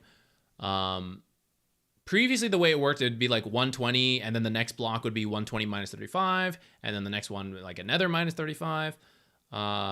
This should be a lot less that my brain is struggling to calculate right now, but this is fair. Like, Treant was quite strong. Whoa, 135. Wow, this is so dead. Over double the recharge time. There's only an extra minute on the tree, and you're down to 2 charges. That is so much. Man, I'm really torn on this. I really liked the old Aghanims, which was Eyes in the Forest, but it was really hard to build up to, but at least they were permanent and everything, right? I really liked that. I thought the Shard was cool because it's like, okay, it's an affordable version of this that's not griefing to do, but it is so dead now. I do not feel like we are placing a lot of trees. We're placing like 2 on the map. More than that. You probably have like 4 at any given moment if they are not killing them and finding them. I don't know. I really dislike this massive increase to recharge time. This is ridiculous in a way. Still free wards, but you did need to buy it. You know, this is like 1,400 gold. It is wards. I get it. The problem is it's too hard to balance at like high level Dota. Like free wards is free wards. Pretty painful. I'm biased though, I admit. Troll, sure.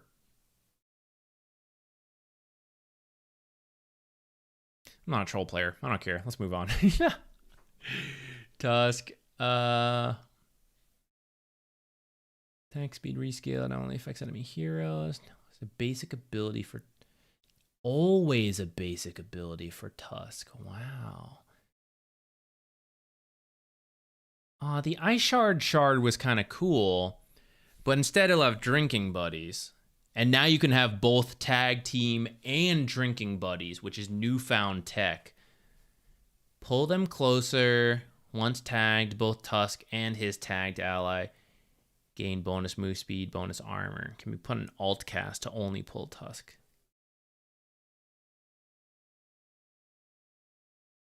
But wait, is this just move speed? Move speed and armor.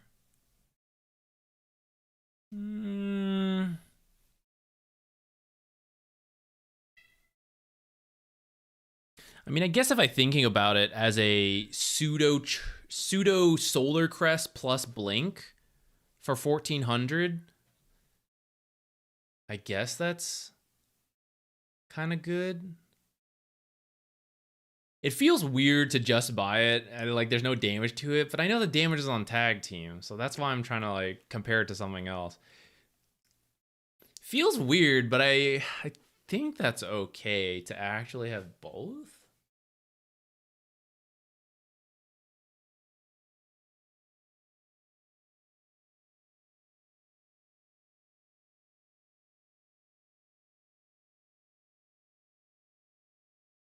I think the Ice Shard Aghanim Shard is not that big of a loss.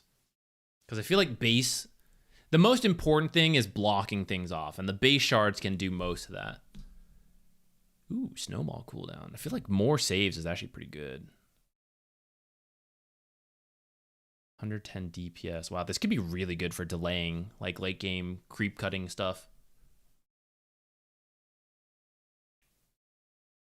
Oh, but the chance for punching. That's so funny. How can we not do that? What is this? Balanced. Slightly scaled up. Increase. I don't know. This doesn't really... I guess the big thing here is he just straight up lost the facets, right? There's no invading force. There's no cleave.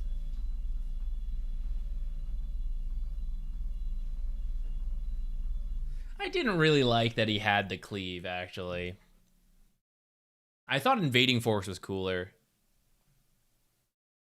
Just get neither now. Undying. A little bit of base regen and armor. Oh, wait, no, never mind. I thought from the base agility, but... Huh. Attacks now spawn current level of tombstone zombie. So he got that one. I guess it's kind of okay. I don't know why they took away his armor, though. Gave him some attack speed and half the armor. So half armor loss, really. Venge? I do like Venge. What can we get from her?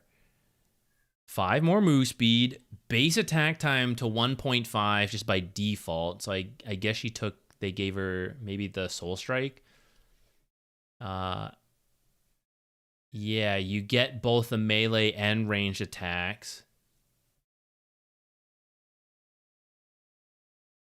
Provides 1.2 times the bonus for Venge Spirit herself. Ag Scepter upgrade no longer refreshes ability cooldowns on activatings. Now increases self bonus up to 1.3. Illusion is now fully affected by Venge Aura's bonus. Damage decreased. I don't... This is not... If support Venge is going to be better, it's going to come down to like the item changes, which I got to look back to. I don't really feel these changes help support Venge all that much. Core Venge actually sounds buffed a bit by this, because you're getting extra bonus on the Venge aura and small buffs to Ags. But this version of Venge is like not that different from Venge support with Soul Strike in the last patch, which was not that good. All right, we like Veno. Septic Shock's gone. Okay, Poison Sting is actually the innate now. Okay. It's gonna scale the duration and damage increase per level. I'm gonna need a chart for that. It removes the ability, like by level 7 you could choose to max Poison Sting for ridiculous damage scaling, so that's gone now. But of course you're getting a different ability in exchange and not having to level it up. And Septic Shock was like, gave you a bit of early damage. The builds around it were a bit memey. I don't mind it being gone. And Poison Sting is now the default. Let's see what the ability is. Snakebite sounds cool. The icon's kind of funny. Venomous Gale, what? The Shard increases the cast range and projectile speed and creates the plague wards around it. Oh, so this is the old facet. They're taking away the Dispel Stun, which kind of sad about that, but let's read the rest. Summon a spawn of Actalk to sink its fangs into an enemy, dealing magic damage and applying a deadly toxin, which does magic damage per second for 6 seconds. Wait, that's kind of a lot, isn't it? When the target attacks, they take the initial magic damage again. Okay, guys. Whether this ability and the rest of the heroes actually balance or not, I'm pretty sure we can play Venomancer, go into a pub game, and just use Snakebite on people in seemingly bad trades and just bait them into having not read the patch and then proc the damage a bunch. And I bet, because it sounds like, okay, you get hit by this, you just don't trade, right? But people don't know that yet. So I bet they trade and then you win. The initial magic damage, which let's say 1.40. They auto attack, they're probably doing 40 damage to me, and they're taking 40 damage themselves. So this is really good to dissuade people from right-click trading you. 20 seconds. That's not too bad. And late game, maybe not mid game, let's say, throw this on the carry. I guess it might be a little tough, 600 cast range. Throw this on the carry. They launch 10 attacks in a few seconds, 1,000 magic damage to themselves. That's kind of sick. Noxious Plague got reworked. Okay, so what is this? Not an AoE effect. Now affects only the host. When the plague spreads, it also carries all debuffs placed by Venomancer. Doesn't stack. Applying plague to an already plague-infected unit will deal projectile damage again, but won't affect the remaining duration. I'm not going to worry about that too much because that's like when you have refreshers. Mana cost decreased. Cheaper. Duration cheaper. Initial damage lower. Initial damage now non-lethal. Now spreads a second time, but all spreads after the first one deal no initial damage. Okay, so that was like the facet. Spread radius a little lower. Max HP as damage decreased. Okay. Ags decreases cooldown by 35, which brings it to what? 45. Reduce magic resistance of affected units by 20% and allows additional spreads to deal initial damage. Now when the plague spreads, it also carries all debuffs. So I ult somebody, I snake bite them, I venomous gale, I poison sting, I apply my urn stuff. It spreads to a new target and it brings all those debuffs that I have applied. And I wonder if that could also work for like a late game hex. You know, you like hex someone and that actually scatters to everyone. That sounds very cool. Can't be dispelled, right? Oh, this doesn't say. Scary. Let's keep reading. We're almost done, so I want to read everything before we test anything. And I don't even know if we're going to test anything. I'm so tired, guys.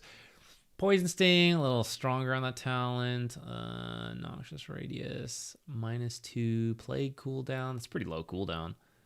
40% snakebite damage applies to both initial and damage. Wait, so that makes it what? 140 damage per attack? So you can... I mean, attack speed's really fast in the late game. Undispellable. They can't remove it. They're just constantly hurting themselves. That's kind of interesting. Viper, a little bit of a buff to it. Agi gain, base attack down. Rebalancing this one.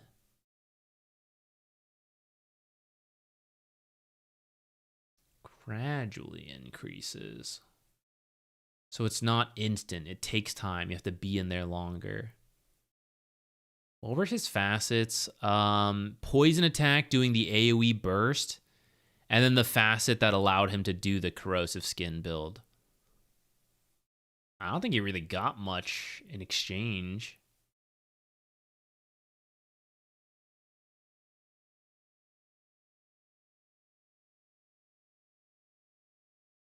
Yeah.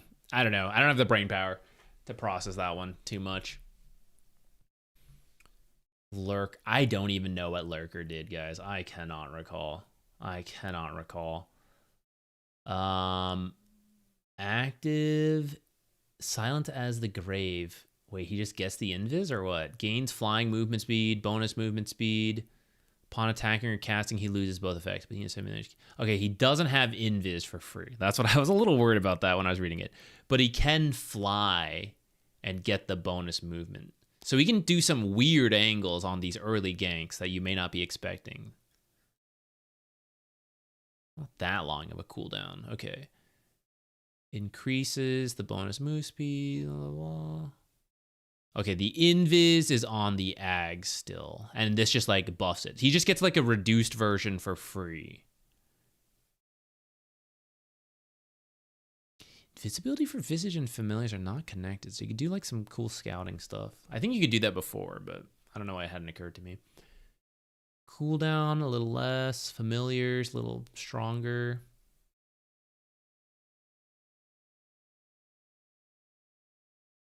base damage. Slight difference.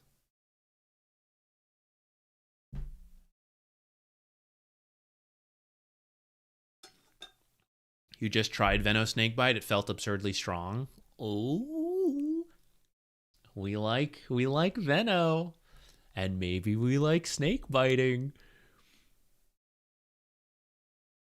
What is this? Now increases attack damage per point of attribute by 15%. Increase is multiplicative, so it's increase from 0.45 to 0.5. Oh god, yeah, too much math. Too much math for 2 a.m.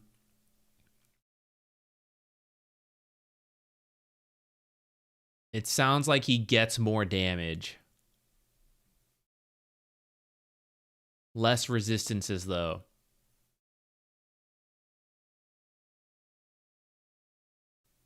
Sounds like better damage scaling, less resistances, less tanky. Ag Shard no longer reveals ward. I think that's fair. This was really good utility on the Aether Remnant Shard. Barrier going up. What were his facets? I think it was the extra ring on Dissimulate. And one of the facets was like the triple remnant behind him, I think. Warlock's too good. No longer levels with Chaotic Offering. Is Imp Explosion seriously the only nerfs he's going to get? There's no way, right?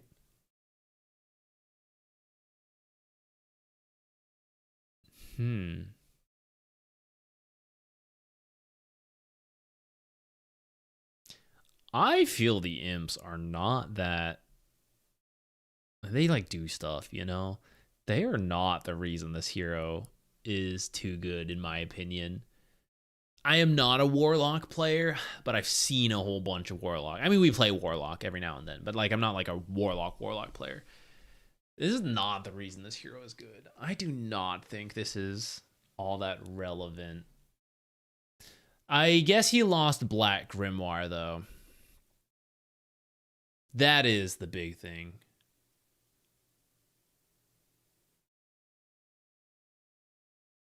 Maybe that's enough. For pubs, it probably won't matter. For pubs, a lot of people did the other one anyways. After dealing damage to an enemy with an attacker ability, if Weaver remains within 700 range of them for 1.5 seconds, he establishes a thread of fate that briefly slows movement of the enemy and ties them to Weaver. Each established thread of fate grants 10% bonus damage to Weaver. Threads last up to 6 seconds and break if the distance is longer than 900. If the enemy ties with the thread of fate established, threads bonuses linger for an additional 5. Whoa. All right, so super core oriented innate. I can't even remember what rewoven was, actually. It does mean we have lost the XP facet, the bug stealing XP, which is a shame. I don't think that totally kills Support Weaver, because Support Weaver sometimes didn't even do that facet. But I really liked that facet, so it's a shame to see it go. But this sounds hard to use at the early levels when you're pretty squishy. But like late game Weaver running you down, gaining damage seems really good. Wind Ranger, less move speed. Using an ability conjures a tailwind.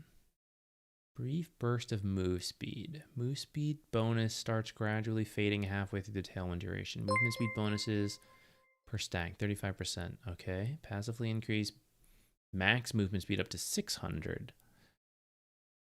Attacks also grant tailwind effect. Okay, so when you start, you get the ag, start attacking. I assume the ag still does the other stuff. Oh my god, they don't. Let's finish reading everything. Wind run, 60% to 50%. Cooldown decreased.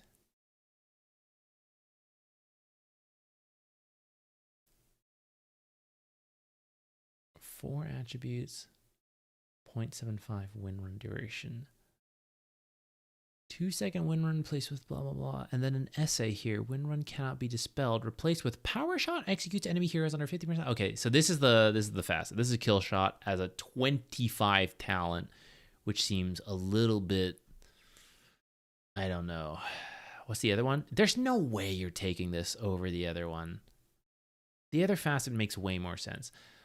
This seems ridiculous, guys. I cannot... Windrunner found dead. For real, this seems ridiculous.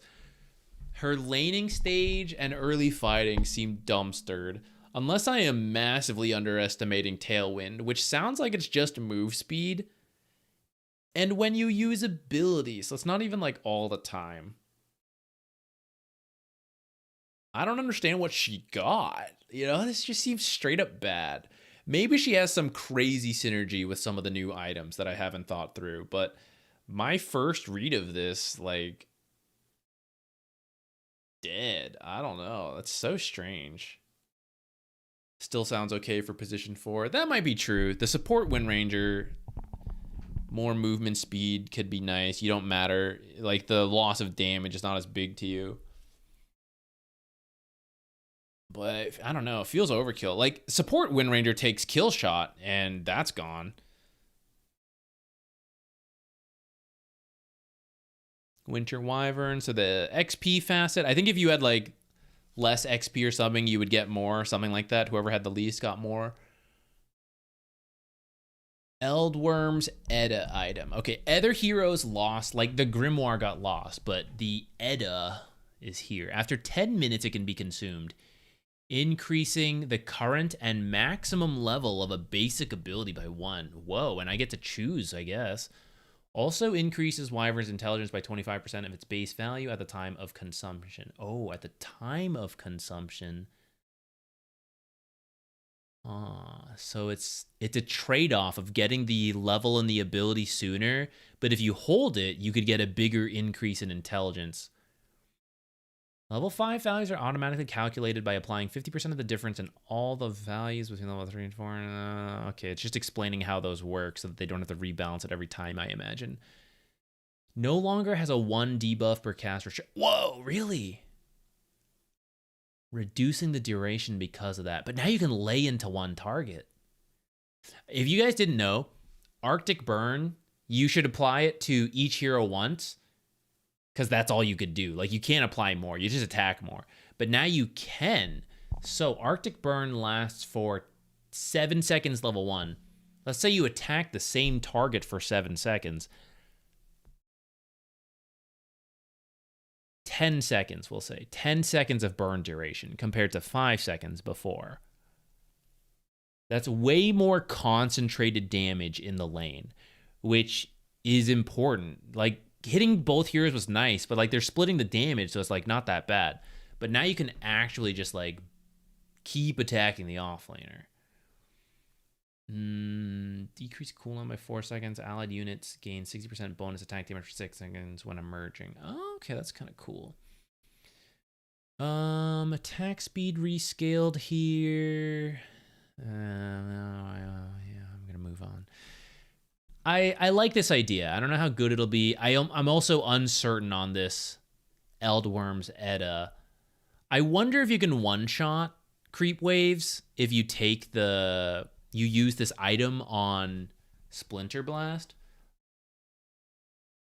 Because that could be really good. You could like really split push and delay with that. I know one creep survives, like whatever you cast it on, but nuke most of the wave. Okay, what did he lose? I think a lot of people would take Malediction, I think is what it was called. After the E would burst, like kill him, it would burst.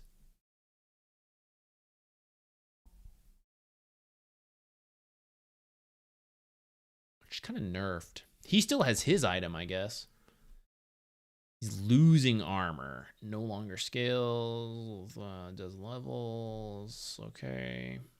Flat amounts here, good for early, worse for late. Bone Guard. So he always has the Bone Boys over whatever that one was. But this is coming in as the Shard. What was the Shard before? I don't remember. Oh, it was like skeletons on reincarnation or something.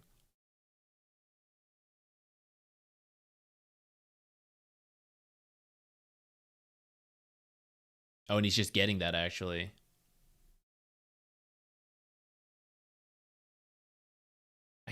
I'm not sure why they nerfed his armor. This hero's not that good. I don't mind the rest of the changes all that much on an initial read, but I hurt his lane for whatever reason. This shard is way better than the facet, by the way. Like, number-wise.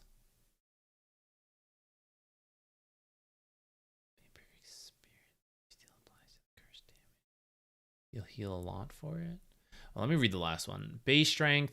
Okay, tankier. A little bit more right-click damage. Ooh, lot slower and lost 1 base armor. So kind of a pain to his laning stage.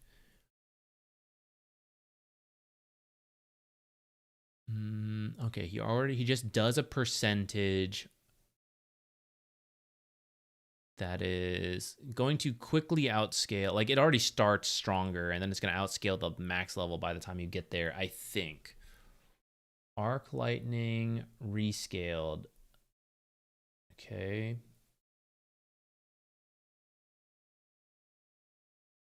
Damage bump early.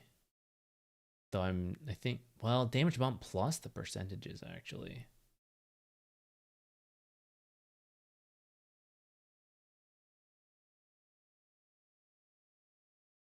Wait, really? Does that mean in smoke? Yeah, heroes that were invis did not get hit, so now they will get hit. It will deal damage to Smoke of Deceit, Dark Willow, Shadow Realm, Phantom Assassin, Blur, all those. It will do the damage. Nifty. Damage also changed from Nimbus to Caster. Funny. Arc Lightning cooldown. That's maybe okay. Cheaper to use. I'm not fully sure on this. The other facets were Divine Rampage is gone, and then the one that like Livewire, I think. It seems like he got an upfront damage boost, which I think compensates for, like, the goal is to compensate for the facets. This is a nice quality of life thing. This hurts.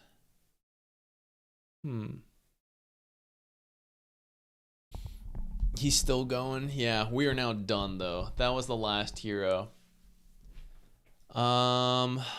All right, let's do a quick summary. I'm just kidding, guys. I'm not really doing a summary. There were some interesting item changes I'm interested on. We'll probably talk about this more tomorrow. Heroes that sound interesting to me. Abaddon, I wasn't sure what this would end up being comparing to the rest, but I mean, now that we've read through the rest, Abaddon still sounds good. Still sounds buff to me compared to the rest. The Venomancer sounded good. I wanted the bounty move speed. I'm not sure on this. We were trying to do some testing. It was weird. Clockwork Dedge, sad. Crystal Maiden, I think could have some potential. Dragonite as a carry seems good. They're like just free farming, and then still the other things. I don't know. That seemed to. I felt like I had to be misunderstanding something. It seems good. I'm interested in trying Enchantress early jungling. I'm just trying to get the neutral, guys. Just trying to get the neutral item. For you, my carry player. I'm trying to help you. This jungling, I hate it. It's not for me. I want you to have a neutral item. I do it for you. Invoker seemed like being able to get the Ags and the Shard, like separate ones, was really nice. Sad. I cannot. 20 per cost? Ridiculous. Ridiculous. 5 would have been sufficient. Okay. I don't know about Largo Core. I gotta think more than my brain's capable of. Largo Support seems good. Largo Support seems better for this change, actually. So I'm happy about that. We play more Largo Support than Largo Offlane. Lifestealer seems good. I feel like I'm misunderstanding something. It just seems like the numbers are high.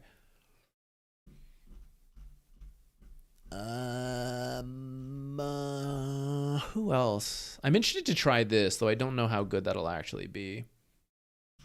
Oh yeah, the Treants. I'm very excited about this. Also, not sure if it's going to be any good, but I look forward to trying. I'm keeping my eye on this like scaling Night Stalker potentially. That seemed good. Nyx Mana Burn, I gotta try that out. I feel like that might help his laning stage by making all of us suck and do no damage when he burns everyone's mana. This seems better for core.